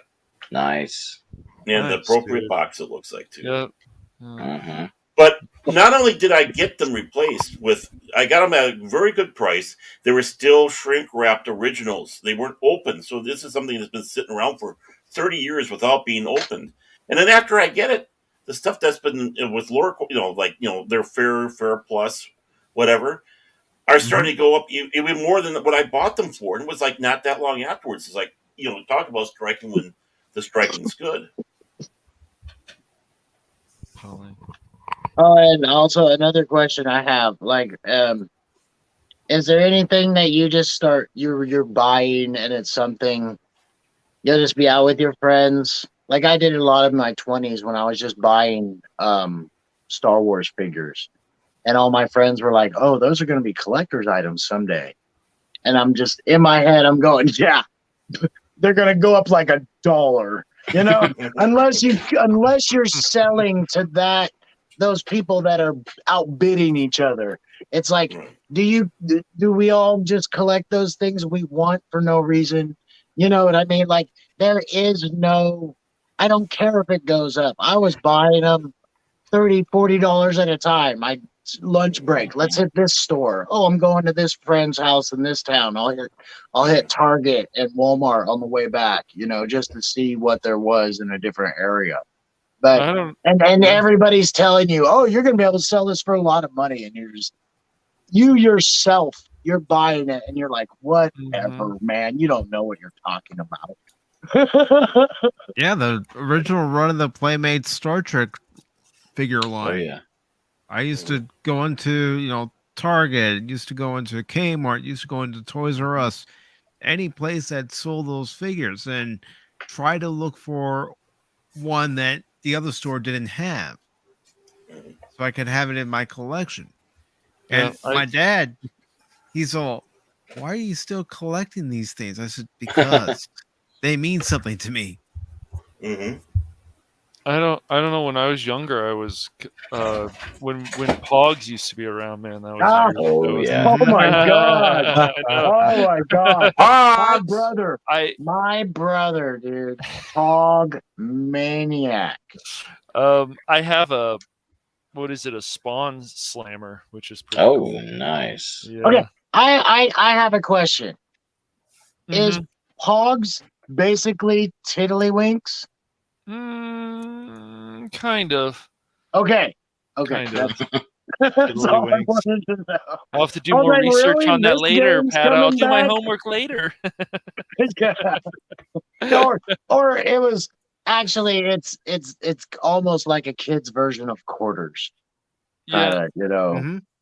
I don't know though if Pogs are worth money. They might be. Certain ones might be. Yes. Slammers. Yes, and it stuff, was so. definitely a collector thing when they started making those foil ones and holographic ones. And the Paper slammers ones, were really the big slammers, thing. yeah. And then people have certain rules where they take your Pogs, and I'm like, it's poison or something. And you're just like, what is going on here? Yeah, certain magic cards. I mean, those. I think even the ones that are in like the collector's editions are still going for a few $1,000s. It's incredible. The Black Lotus and stuff. Oh my gosh, with the magic cards, you know, it's amazing the stuff that you can collect, and you're like, this is actually worth a lot of money. Certain baseball cards. I'm wondering if that Boba Fett figure I bought is worth any money. That one with the green on it. It's still in the package. I think it's still in mint condition. So. Everything's worth something to somebody. You just have to put it. You have to find the market for it. There's somebody will pay ridiculous amounts for it. Yep. See, my ex-wife let me, like I said, her action figure collection. This is the Geordie the Forge, the first series that came out. That's the one where you can actually take the visor off. Oh, they quit that. They kept those glued on after a while because these kept on getting lost all the time. I bet. And of course, broken hazard. Yes. So that's one of those I have in my that first generation collection. I bet you could sell that for a good amount of money, but I wouldn't. But I don't know anymore. I don't think these have held up. I mean, when I went to Vegas. Yeah. A few years back, and they had that famous toy store there. It was on Pawn Stars and all that. I went in there. I got myself one of the Captain Koloff figures for like $7. Yeah. And it's like it's like, oh great. I mean, I'm glad it was so cheap, so I could actually get it because I like Koloff from the original Star Trek. So that got added to the collection. It's like, okay, there we go. I'm happy. It seems now though that a lot of conventions are probably dead. I mean, even. Comic-Con, I don't even know if that's going to be the same anymore. That became, I think a lot of this stuff is going to be virtual because from what I was reading, they just don't have money anymore, so they have to keep these virtual. I wonder if they're going to continue that, especially after COVID and so on. That's because it's not about the comics and it's all the con. That's why. I like that. They went away from what it was necessary. They can do it if they want. Yes. But they branched out. That's like Gen Con. Keep it to role-playing game. Comic-Con. Keep it to the comics. You don't need to bring in someone talking about their new TV series that they're going to have. That's not even related. Right. And that's what's killing them. It was a Comic Palooza. I want to say, gosh, I looked it up. It's like 11 or 12 or something. Maybe 13, but anyway, it was Patrick Stewart was actually there. And so we got our tickets ahead of time. We waited an hour and a half or whatever to get our tickets, get through the door. They had to move the convention or whatever. They basically found the biggest open area because they realized everybody was there to listen to him talk. So instead of being in the smaller room, so we were in the back and we heard him talk for a little while. And that was really, really cool. I think that was right before the X-Men. He was like, I'm still alive, but you're not allowed to know that, sort of thing. Or, no, like, wait for the end credits. I'm just going to tell you, wait for the end credits. So that was really neat. But then there was also a Doctor Who panel with one of the old writers, and then you had the art floor, and you had all the different booths, and there were some of the comic book stores from around Houston that were there showing off their stuff, and it was really, really neat. And I think they were pretty young back then, the Comic Palooza, but I think they've actually been doing pretty good in the last few years. Just, it's a smaller, it's a growing con, but it started off as a smaller thing that caters to, I think they're doing closer to what people really want to see and hear and value. And those are the fun ones. They really, really are. I mean, the last real convention I went to, I went to actually Minicon after that, but was the Mad Media and Mad Con in Madison, 98, 99. Those 2 years. And they were small enough, the guests would come in. And the one thing I think is also helping destroy the conventions is, you go get in line to meet the star and all that and get the autograph. And it's like, okay, 40, 50, 100 and some. I can't remember what Jodie Whittaker thinks she's worth. It's like 150 or I can't remember how ridiculous it is that she wants to put her autograph on. Or her agent or whatever, yeah. Yeah. And it's like, no, I mean, you're not worth it for one, but that's the other thing is, I guess they got into their mind that you're going to go out there, take this autograph, and then sell it on eBay. And it's like, no, that's not necessarily what we're there for. Well, I hate to say it too. Half those stars on some of those shows you wouldn't get any turnaround. No. It's no, just you're absolutely for the right. fan. It's just for the fans kind of thing. It's like, and yeah, like you're saying, we shouldn't have to pay $150 if we literally couldn't even sell it for $5, let alone would want to. Yeah, I mean, in 98, I had Tim Zahn sign all my 3 books that I had for the Thrawn trilogy. Grata, I had Peter. Peter David. I think I got a script from him. I had signed. Harlan Ellison, I had my book signed. The only person that was actually charging anything was Stephen First. But what he was doing was anything that's taken in for my autograph is going to go for the diabetes. He was donating it for diabetes because that's what he was suffering from. And I was like, okay, I can see that. That's no problem. It's not going to his coffers. It's actually a donation for helping it something good. That was the first time I was ever encountered having to buy an autograph. It was like $5 or something like that. I can't remember. So it's like, it's not, whatever. Yeah. But that's also coming up there. It's like, again, the stars are starting to get so high and mighty and kind of place themselves away. And it's like, yeah, I'll give you an autograph for, $80 or whatever. Yeah, I saw the whole list of one of the conventions here in town. And it was like $40 on up to $80. And it's like, God, I love you guys, but no.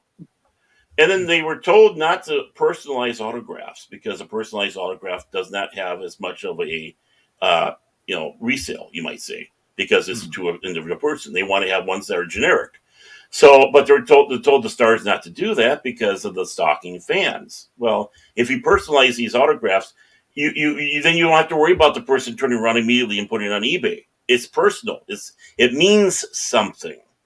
Mm-hmm. I'm not going to stalk you afterwards saying you're my best friend. Friend? Hi, friend. How you doing, friend? And maybe this is a misconception, but I have never been to a signing personally. But what I've seen on TV and in movies, you see the person come up and say, hey, can you make it out to, or can you say happy birthday to this because it's a gift for my daughter or something like that. So to me, that would have been a normal thing, but I don't know if that's even allowed at those things. Like now that you just bring that up, they probably have agents say, nope, you can't write anything like that, but it does make sense. If you personalize it, it's zero. Right. They have so much more control over their name at that point, Right. And it's like, I don't know if we've all seen it, but like that, Drunk 3PO has that Gina Carano signs his action figure Joe A, and it's like, oh shit, but hey, it's still worth something to him. It's still cool, and it's like anything. I thought it would be super cool to have things like that, and I didn't even thought of that over time. It's like, God, I almost want them to sign it just because they've portrayed this character, not necessarily because they've made a big name for themselves, and it's like, to me, the autograph is a way personal thing, but I totally get Scalping is an age-old art. You know, they've been doing it forever. That's how those guys do their hustle.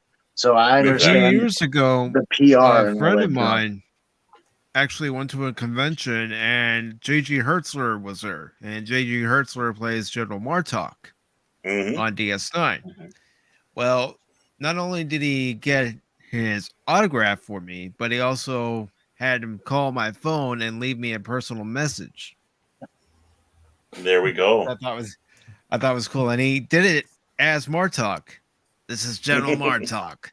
I was told you couldn't be here today, so I will hunt you down and bring you here myself. It's pretty much the gist of the message. Yeah, very cool. That's cool. I mean, right up there, I have a third Doctor autograph personalized to me, and it's like, will that ever go to eBay? Nah, no, of course not. He's my favorite Doctor. It means something to me. Just like Jay, Drunk 3PO. He's got a story behind that autograph. Not only does he have the autograph with the mistake name, he's got that story. It makes it for that person more valuable. Oh yeah, of course. I can remember when I met Henry Winkler at an airport. That happened a long time ago. He's a really cool guy. I remember my mom told me that we still enjoy watching old episodes of Happy Days, and I remember him saying thank you very much. He was a great guy to me. He's a very humble, nice guy. He really is, isn't he? Yeah, he was. I did go to a Star Trek convention, and it's almost been 30 years now, but Majel Barrett was there, and she personally signed a picture to me, and I actually got to talk to her for a little while, and that was real neat. Yep. Yeah, and it's cool also when, these people aren't as well known anymore because, people in Hollywood always fade. There's only like 1 or 2%, maybe probably just 1% that usually is around. But people like Connor Trenier, my brother and I ran into him one time at the ArcLight when the ArcLight was still around, or in Hollywood or something. He was around, and people have forgotten about him. And, he was in Enterprise, and he is a good actor. I don't know if he's still acting now, but there's somebody. I met Chi McBride coming out of a thing. It's like, oh, I know this guy, of him. It's just, it's pretty crazy. It's like, and then you see him in like the new Hawaii Five-0, which they rebooted that show, and they were like, well, we decided to do even more with the show. It's like, if you're going to reboot it, this is a great example right here of how you do it. You give us more background of the characters. You give us more reasons to care about these characters. And yeah, I mean, it's nice to meet celebrities, but these people who want to hero worship them and stuff, it's not good. Just, they can be an influence in your life, but this hero worshiping stuff, not a good way to go. Well, I mean, it's not the actor. I mean, the actor played the part well, but there's so many actors that are really good actors. That's right. And the character that was written that they're able to portray well goes back to a writer, somebody who understands a human condition, somebody that's sat and experienced enough to portray in a way that it transcends the situation, the fictional environment they're writing in, to deeply touch the people who experience it, and then you find people who can portray it well, and it just becomes this beautiful piece of art that really cannot be just copied or replicated just down the stream because somebody wants more cash. It's like we collect things because it means something and it values, to collect something because it will possibly have a better resale value, like Beanie Babies, like trying to buy, you could go and buy a cart of Legos and you could be hit or miss, but it's like, okay, is that really how I want to spend all of my money either? Or just that kind of always trying to find the next best thing because that's how you're going to make it big? Or do you just want to enjoy life and sink all your money into things that make you happy, and even if they're worthless in the end? Right. And along what you're saying, and kind of with the same idea, but just backtrack like a step. Like you were saying, the actor, I was going on the actors. like us as fans, what we can get out of it. And a perfect example for this is Harrison Ford and Mark Hamill are both in Star Wars. They're both iconic figures. But as far as I'm concerned, from the outside view, Harrison Ford doesn't want to have anything to do with Star Wars. No, where Mark Hamill embraces the fact that he's Star Wars. He knows he is other people. And he just never denied that he wasn't this. And we've seen actors do this. Well, I've done that in the past. I'm not that character anymore. And they want to move on. But as a fan, it's like, God, you almost feel like you're being dismissed too. It's like, I still want to love that character. Don't hate it. You know, I want you to like that we still like you for that. And Harrison Ford never gave me that with Star Wars. He was all about Indiana Jones for some reason. Oh yeah, he loves Indiana you know, which was weird. And it's like he loves talking about the other ones, but he just does not want to talk about Star Wars. Doesn't really want to be affiliated. I'm not Han Solo. He more distanced himself than embraced it. And you know, that personability that we want as fans, like getting the autograph. If it's like Mark Hamill and Carrie Fisher and many other people too, like Keanu Reeves accepts he's Neo, or beyond that, he accepts he's Ted. Okay, I was gonna say he embraces it. You know, there's people that will do that. Jim Carrey embraces the fact that he's Ace Ventura. Where so many people will be like, "Oh my God, I can't believe you're even talking about that now." And it's just that's what we want as fans is we want you to recognize what we recognize also. Just a little, you know, head nod, little salute. It's like, thank you all for being fans of me since this movie.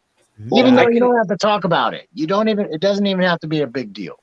I can say I mean, honestly, the funniest event I had with Harrison Ford after he did the original Star Wars was that Conan O'Brien clip where he actually smashes a Millennium Falcon.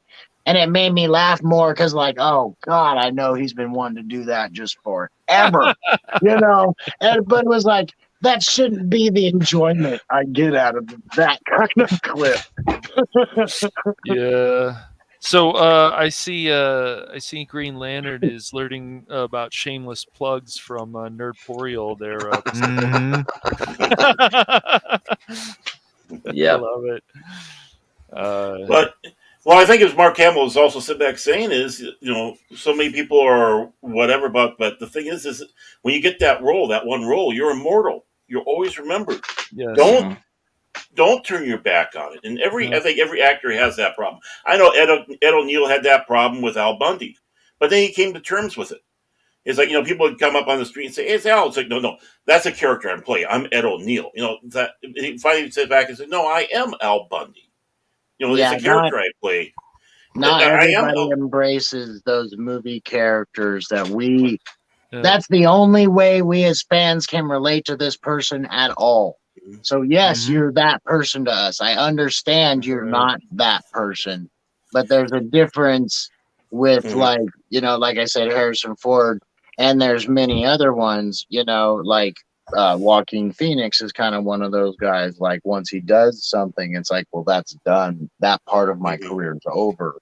I don't really want to talk about stuff I've done in the past. I'd really rather plug what I'm doing instead of just conversing, you know, and it's just, and then we see people like Mark Hamill or like Alan Tudyk or, you know, these people, even to lesser degrees, Jack Black, that just totally embrace their fandom. You know, and just, and they know that's what's making them everything. The way they are, their personality, their money, their lifestyle, you know, and it's just, you just see that kind of gratitude coming back through their art all the time. Yeah, if you're an one of my favorite memories is meeting Ryan Sandberg for the first time. Now, for those of you who may not know who Ryan Sandberg is, he's the Hall of Fame second baseman of the Chicago Cubs. One of the reasons I became a Cubs fan to begin with. Nice.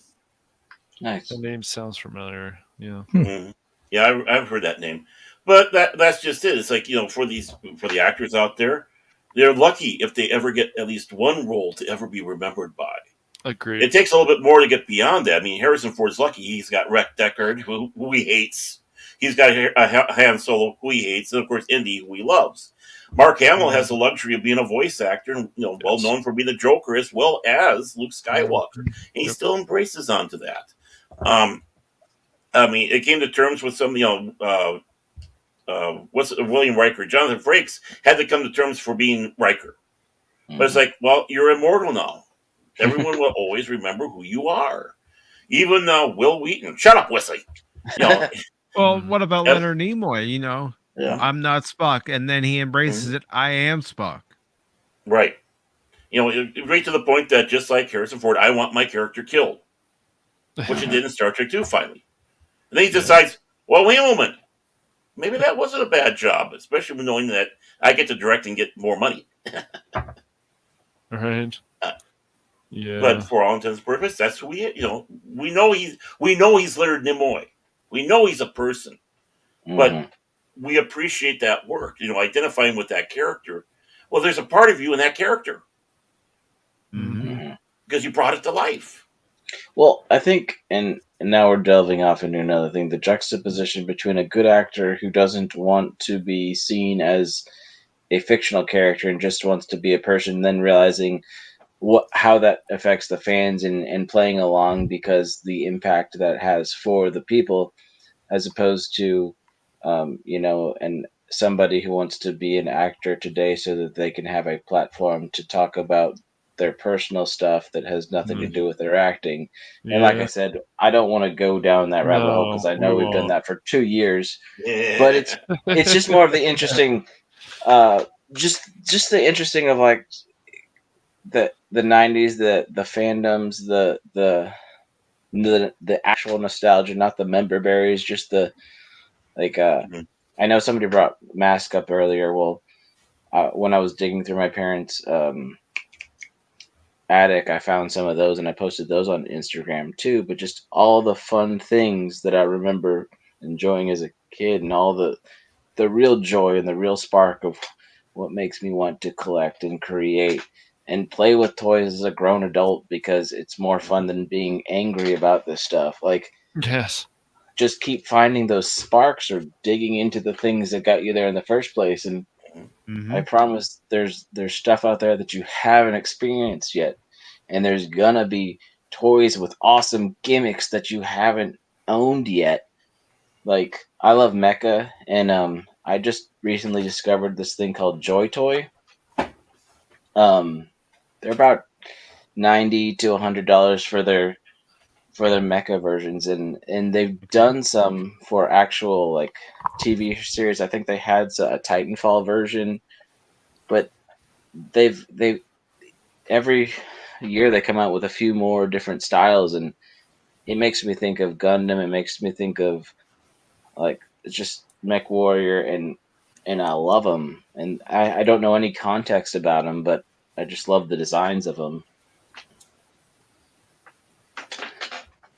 Yeah, and that's what makes it great, that you find something that you love and you love the look of them, and it just makes you not only look at them in awe and wonder, but you go, I've got to have that. What you're talking about? Like, have we all seen the new Optimus Prime that transformed by himself? Oh yeah, I've seen that one. Oh yeah, I've seen it. This is not like the coolest thing ever. It all is. the movements and the stuff he does. I'm like, oh my god! If I had that kind of money, boom, sold right then. That is what you're saying. And just think, 10 years from now, we're literally gonna have the toys that do it. They'll be that size, and they'll be able to transform. We'll be able to talk through our phone, and it'll come out in their voice. I don't know. It's gonna be awesome. It's gonna be so cool. We might have the small soldiers versions of the movies, that accidentally get the tactical chips in them and go to war. Right. We're gonna say hello, computer, and the computer will actually say hello. Well, we've gotten to that to some extent with Cortana. Yeah. Yep. So it's I mean, gonna get worse. it's getting pretty close. I'd even turn say into that movie Her for sure. Speaking of because walking even tanks. that little cheap thing that they were putting out on the shelves for Grogu, that little interactive thing, and the droids that they're putting out now, it's some pretty cool stuff. This is way beyond the old bump, back up, and go technology we used to have. Oh, okay. I'm going to We do a had a little lot of test here. fun. I'm going to do a little test here. Hey, Alexa. How many people just all of a sudden they had something go off? Hey, Alexa, play. I was just going to say, I can't remember. Mine's talking to me. We already got him talking to us. But I mean, when it comes around to collecting, honestly, how many people can sit back and say they have little idols made of them that people buy and have around the house? Little idols, little images of them around the house. How many people can say that? Wow, that's good quality, man. Look at that face. Nice. Yeah. Is that I know this ship like the back of my hand. I love that clip. Oh my god. I mean, Patrick Stewart. I mean, how many of these have been made of different forms of Patrick Stewart out there? He's got little idols of him out there. Oh yeah, I mean Professor Xavier. You've got Jean-Luc Picard. He's Patrick. And the various different Picard ones they had. Yep. Yeah, I wonder how many of these actors. I wonder, I mean, a lot of them think it's pretty cool, but I mean, honestly, like from a fan point, there's gotta be no bigger thing than having like your action figure made. Or like Luke Skywalker, they're still making collectible statues of Mark Hamill. Yes. 40 years later, I mean, and it's going to continue along this line. And it's like, that's immortality, like on a level I don't think we're comprehending what's going on. Like you have a mass produced item that everybody likes because it looks like you, not because it's Captain Picard of the Enterprise. No, it actually looked like Patrick Stewart. And that's why I think Star Trek action figures never really took off, because it never really got the money behind it. They never really had high detailed stuff. Granted, they didn't have as many, items and things that they could do off of it. But if I would have had the money, I easily would have bought Star Trek action figures and like Harry Potter action figures and all these collectible, titles for all this stuff. But it just, I think it also depends on where you live, because living in the San Diego area, I can remember going into stores and the stores would be empty of Star Trek figures. But I can honestly say that Star Trek figures were not mass produced like even He-Man or G.I. Joe or anything like that. They were not in stores almost all the time. And then there was long times when the only time I would see them would be in comic book stores or thrift stores or things like that. And Star Wars has almost been nonstop. Well, the next generation ones, like the one I just we're showing you, those were actually very popular in the beginning, and because they were well done, and they had that, just like you were seeing with the Scotty. But as it went along, they started cutting corners, and they were doing these fake, head fakes for exclusivity, where all they did was just head swap on the different figures, and then say, "Look, we have a new figure." We put Picard's head on the Captain Kirk Generations figure, and now we have him as Tapestry. They could tell that the quality wasn't there, and that's what started killing that line. And afterwards, weren't interested. Punkwaddle mentioned the show, the toys that made it. I think it was Punkwaddle. Yeah, the toys that made us. That is a dynamite series for anybody that lived in that era, because they actually touch on the Star Trek toys and the He-Man toys, Star Wars toys, everything that was big at that time. And that's why I was saying the shame was most of the companies at that time kind of went away. They almost all went bankrupt. Right. You know, or they were reiterated in some really inferior fashion, and it never went back to the same quality. And it was like, even that quality that was there was nothing to keep any of it going. So they just started over, and they never got back to that same quality of toy, you know, what we would all call collectible. Right. You know, because you don't want to pull stuff out of a box you haven't touched it for 10 years, and all the bubbles have separated, and the characters started fading, and they haven't even been exposed to light. And there's stuff like that. You can tell companies are using. I have older things where it's all white plastic, but some of the pieces aged differently than some of the others. Some pieces are very white, and then some pieces are very yellow. And it's like, you can tell, oh, that's probably when they were getting a production switch over, or that's when they changed their line or different contract or anything like that. And everything got cheaper over that time, because I can see stuff from 40 years ago that has colored, but hasn't colored like some of my newer things have. Exactly. The poor quality of plastics, and I think some of them, they're using some PVCs now for doing toys up, and it's like, you know, put a little pride in this. You know, this is something. You know, you're talking about, you know, the different prices. Doesn't matter what size it is. It's just you know, they're just arbitrary. The same thing goes for books. I mean, when they said about ebooks coming out, these things are supposed to be so inexpensive because you don't have to go out and go to a printer, get everything, all that, and all the shipping back and forth.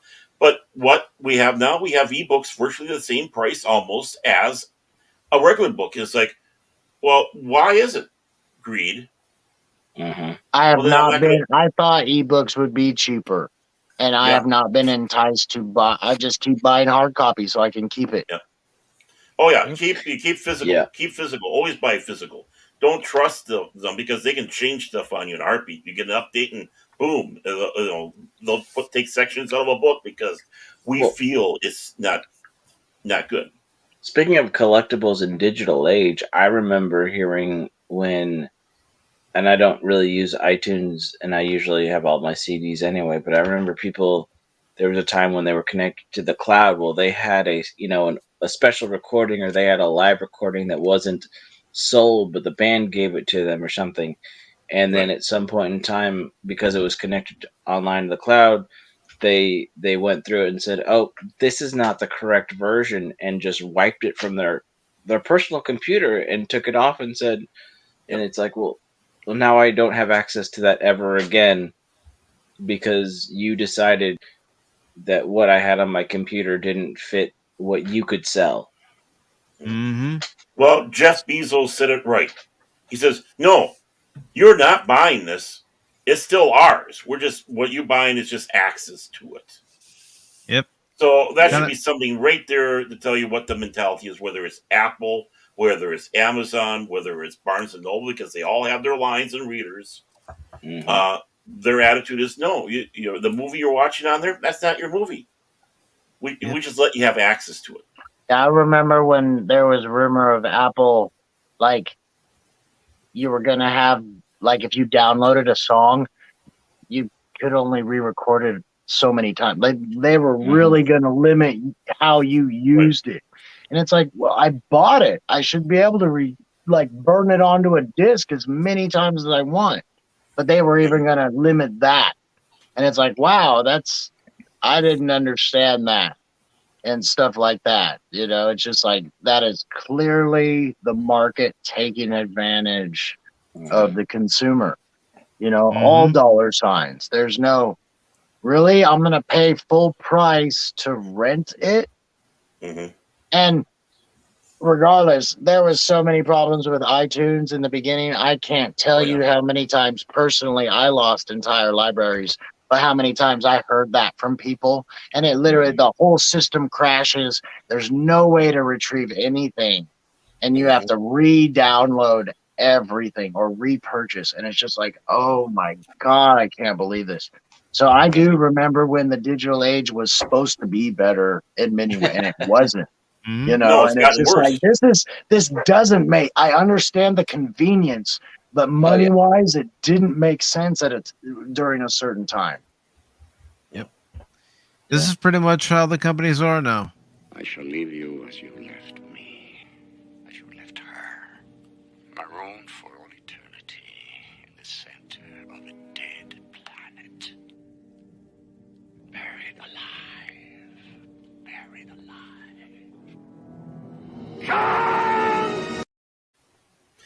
God!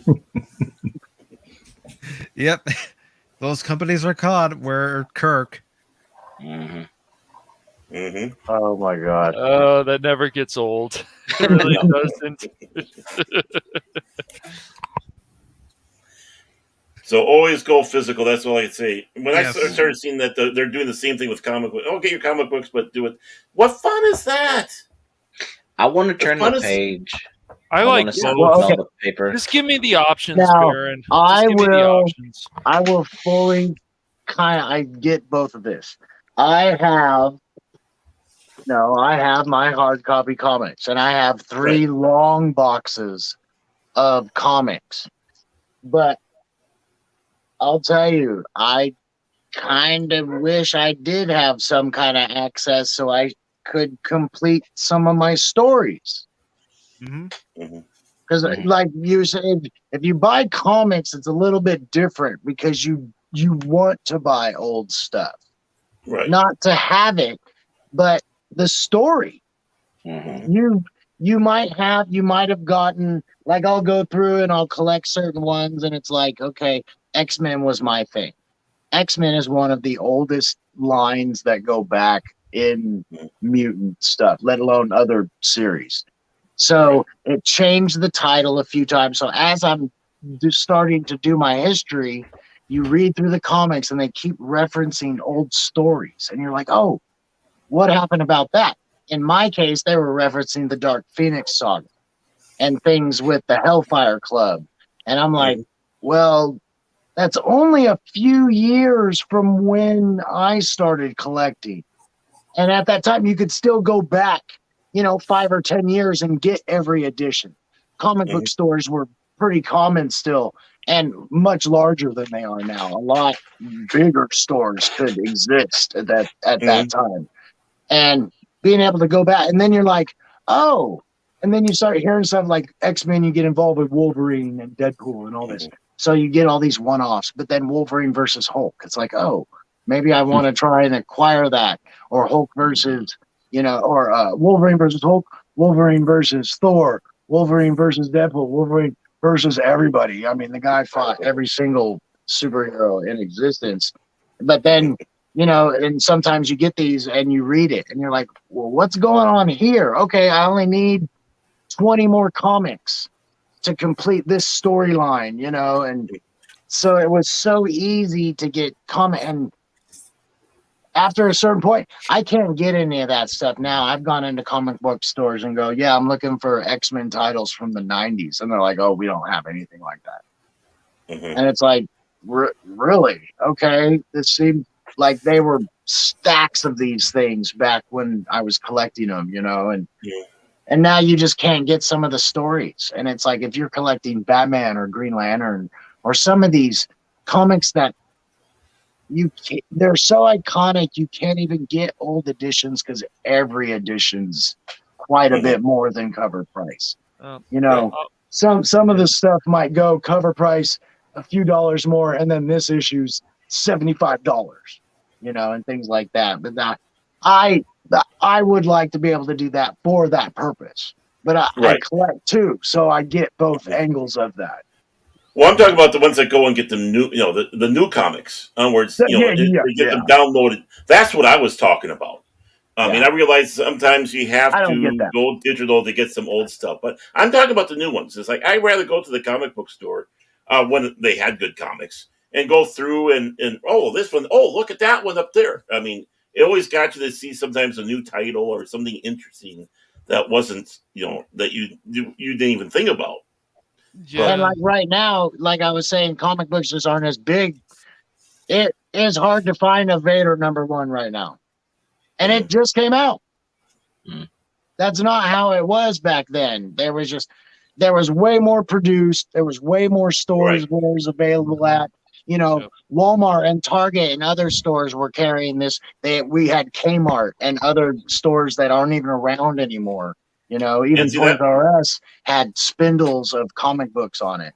So there's just way less of it available.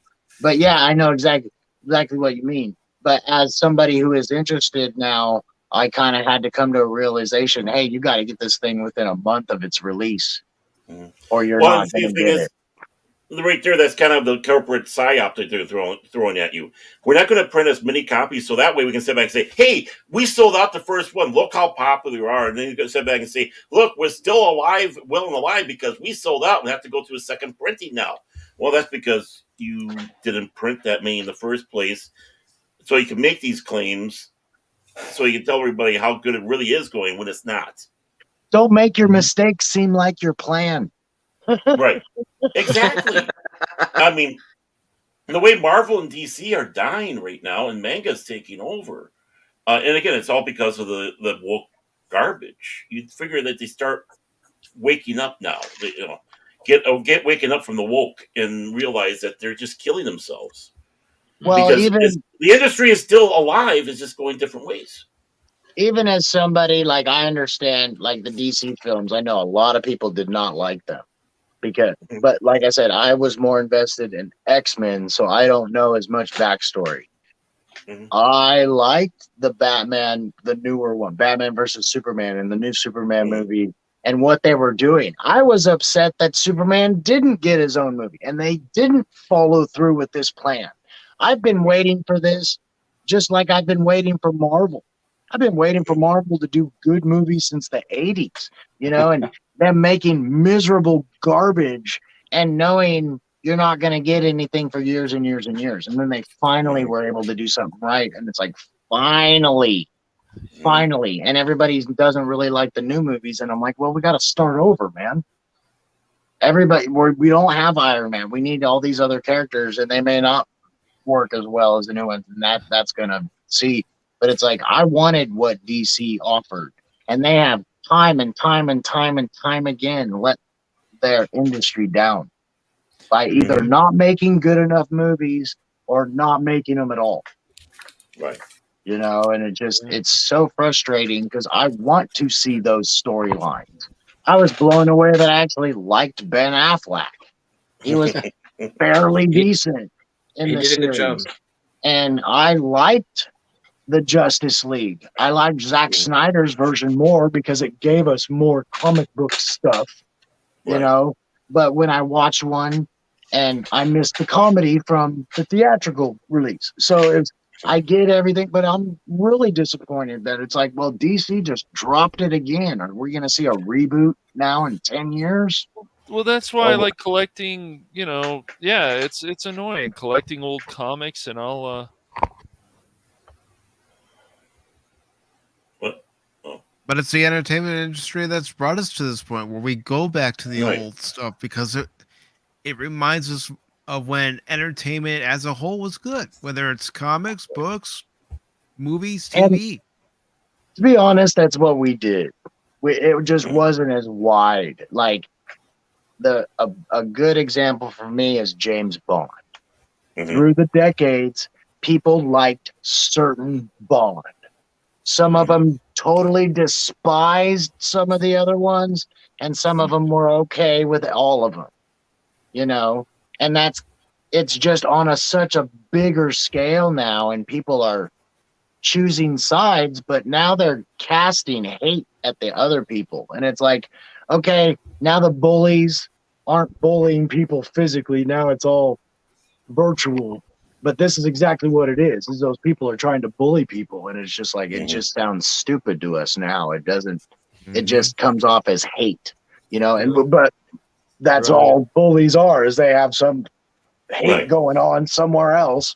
You know, we're just in the era where we see everything all the time, you know, and we see all of it. Like, we're seeing all the hate. There's nothing being held back.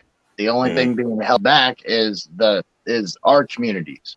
the positive communities, and look what we can create. Look how much fun we have, you know. And this whole stream started off just as a thought, and I was like, I know why I collect, but I've never known anybody like me, and I don't. And I'm not that guy. Like, I can't invest $400 in a Yoda statue. And I know that, you know, but I knew there was other people, and this was like a great opportunity. I had suggested this to some people, and I got to actually talk to Pacific about it. It was like, wow, this will work. I would love to have this conversation with people like you guys, you know, because I wanted it. It was more than toys. It's more than Star Wars. It's to me, it was music or books or, you know, what makes you decide, you know, why do you have to have all 3 Bad Boys movies and all the Jaws movies and all these movies or all Alfred Hitchcock, or why do I want to have all the Star Wars extended universe books? You know, it's more than just, it's not an obsession. It's just something we love, and we want to hold on to the tactical evidence, and it brings us joy, just the thought of it, you know. It's a passion. It's a passion. And I think on that note, I think I'm going to go ahead and wrap it up. But if you guys have any final thoughts you want to add, go ahead. Well, we're only in here for 4 hours, 30 minutes. We got a lot more to talk about. We just started. I think if you guys want to start doing that hashtag, then we should come up with a hashtag on Twitter. If we can help some kids or whatever, be like, yeah, you know, video games are cool and all this, but growing up, you guys should be playing with fun toys like we did when we were younger. Right. Yeah. And it's going to fire things back up. The love of stuff is going to happen because they're playing in that universe. They're part of that universe now. Yep. Exactly. And out of that, you get dreamers, and people will start making stories. Yeah. Who knows what they'll give us? Exactly. Somebody had called earlier, so I had to turn it off. I was like, nope, I'm still on a stream. Come on. Leave me alone. No. I'm talking here. I'm talking. Come on. Well, I want to thank you all for this, and Pacific even for taking this idea seriously. And this is probably one of the best conversations I've had just with people, you know, and let alone there's other people that can see us talking about this. This was so cool. Asking, it wasn't just, I collect toys too. Isn't this cool? Isn't that cool? It was like, oh, it was nice to go a little more in depth on some different levels with everybody, and everybody to understand that it wasn't just like, oh, I want number 1 through 100. You know, I mean, well, I want you all to know this. Got the idea. If you all have a stream idea that you want to do and you want it to be a panel stream, let me know. DM me on Discord. DM me on Twitter. Yeah, you guys can DM me also, man. Like, I'll make sure to add you guys into my Discord if you want. You want to join another Discord? I'll join the Phantom Hooligans Discord. So I'll send you guys I don't know if Mechanic's on Discord. Are you on Discord too, Pop Culture? Yeah, I'm on Pacifics and Nerdporals. Awesome. Okay, yeah. I don't take his credit, but I might take his cash. I'm just kidding. Hopefully he'll see that later and be like, "What did he say?" Yeah. Yep. But yeah, there's a lot of things we could do, but I'm glad you guys are excited about that because, you know, we get that idea out there. It's like video games are great and this is great, but you guys should be playing with toys if you're 9, younger than that. Yeah. Playing with sticks that look like toys. Well, it's That's a sword. What keeps us moving forward as a race. You just cycle. You can't do anything forever. You got to cycle through everything, new and old ideas. So yeah, exactly like you said, video games are great, but it gets old. Yeah, and it should bring back the imagination and creativity just by getting off the put down the tablet, put down the iPad. Yeah. I mean, it's amazing that technology has been ingrained so much in our brains. Like when our computers go down or we don't have our tablets, like, no, we need this. We have so much information on here. We do so many things on here.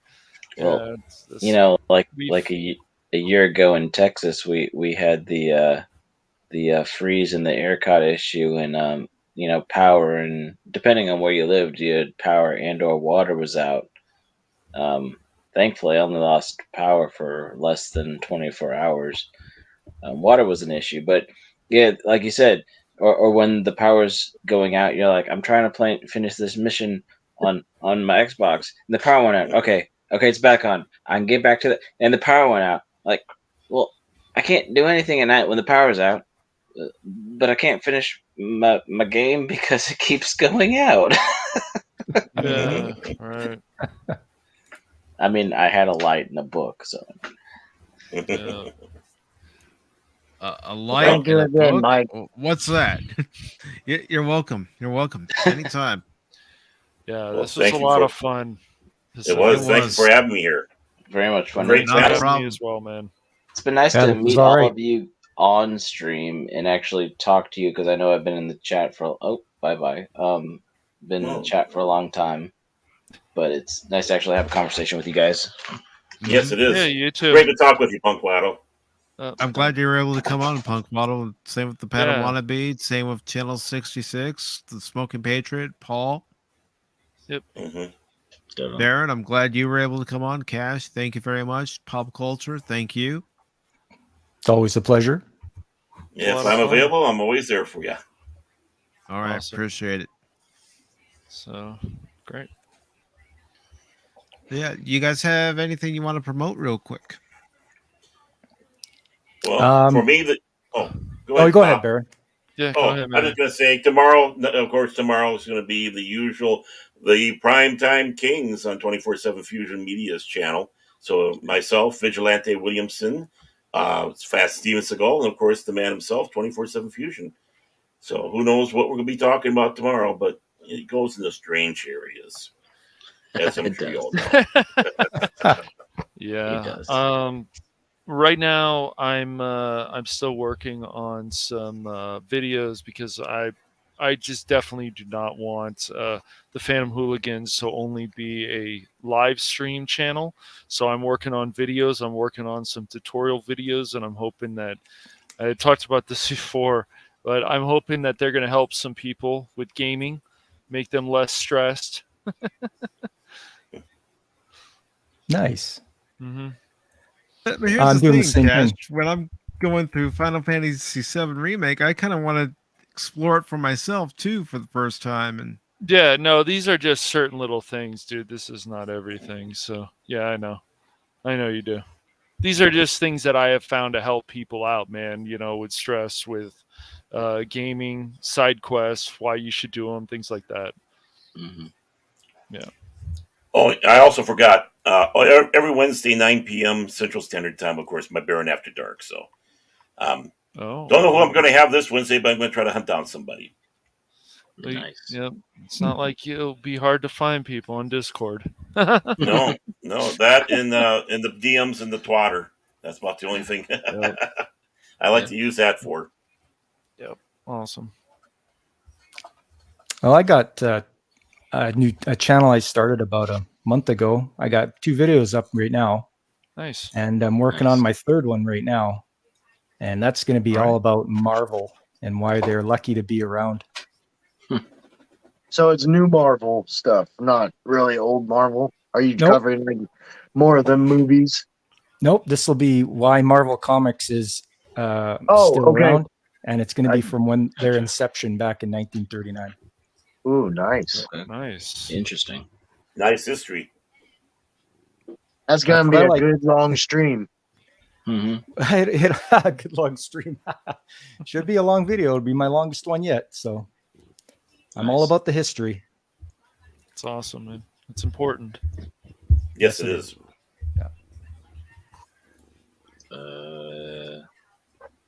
I don't have a channel. I mod on a few and I hop around, and you guys see me in chat everywhere. Say hey to me. I've been kind of guesting on Floral from Under a Rock's channel a little bit, so I'm there a bit on Wednesdays, and like I said, but other than that, you see me with Nerdpoil and Salty and everywhere else. So, and I'm on Twitter and Instagram at Punkwaddle if you want to see dumb things I post about toys that I have or promoting somebody's video. So that's what I got. What I am going to do for you, Punkwaddle, is I am going to post your Twitter link. So give me a second to do that. Yeah. So if anyone wants to follow you on Twitter, they can. Cool. I'm there. All right, brother. Fantastic. Is that everybody? Mm-hmm. That should be everybody. I think so. Okay. Yeah, because I don't. I have a YouTube channel, but I don't really make regular content. I put a few things on there. Most of it's old stuff. Eventually, I'll start putting stuff on there. Cool. And although I might kind of start looking to this Twitch streaming, only because my Xbox One does it like automatically, I guess. And I just have so many games that I have to finish from the Xbox 360. And it's like, well, if I play through these, I might as well talk while I'm playing. So that could be something coming up, but eventually I'll have all stuff. So, I mean, if you guys subscribe, cool. If not, then not. But I will be doing, build videos and Legos and all this junk as the man cave gets built. You saw the boxes, so you saw how much stuff I actually have to pull out. Yeah. It all falls on him. No, I'm just kidding. I've had that happen a few times. I've had to jump off the ladder and save a box or two. No. Yeah. I just see dollar signs flash in front of my eyes, and the only thing I got going on is tomorrow morning I will be doing a live edition of Pop Talk, talking about the latest in pop culture news. And then Monday at around, I want to say 10:30, 10:45, depending on when I get home from the theater, I will be giving my live reaction / review to the Batman. Okay. Spoiler Great, free, man. right? Spoiler free. Okay. Because I haven't He seen did it say yet. free. That's all he said, free. Didn't say spoiler. And if I think I'm going to go into spoiler territory, I'll let you know. After.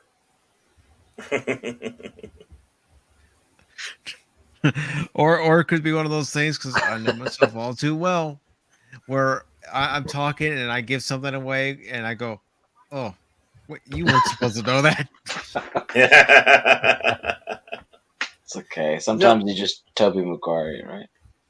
Or not Toby. Okay, I'm getting tired. I got the wrong Spider-Man. Tom Holland. He was the best in the newest Spider-Man, I felt.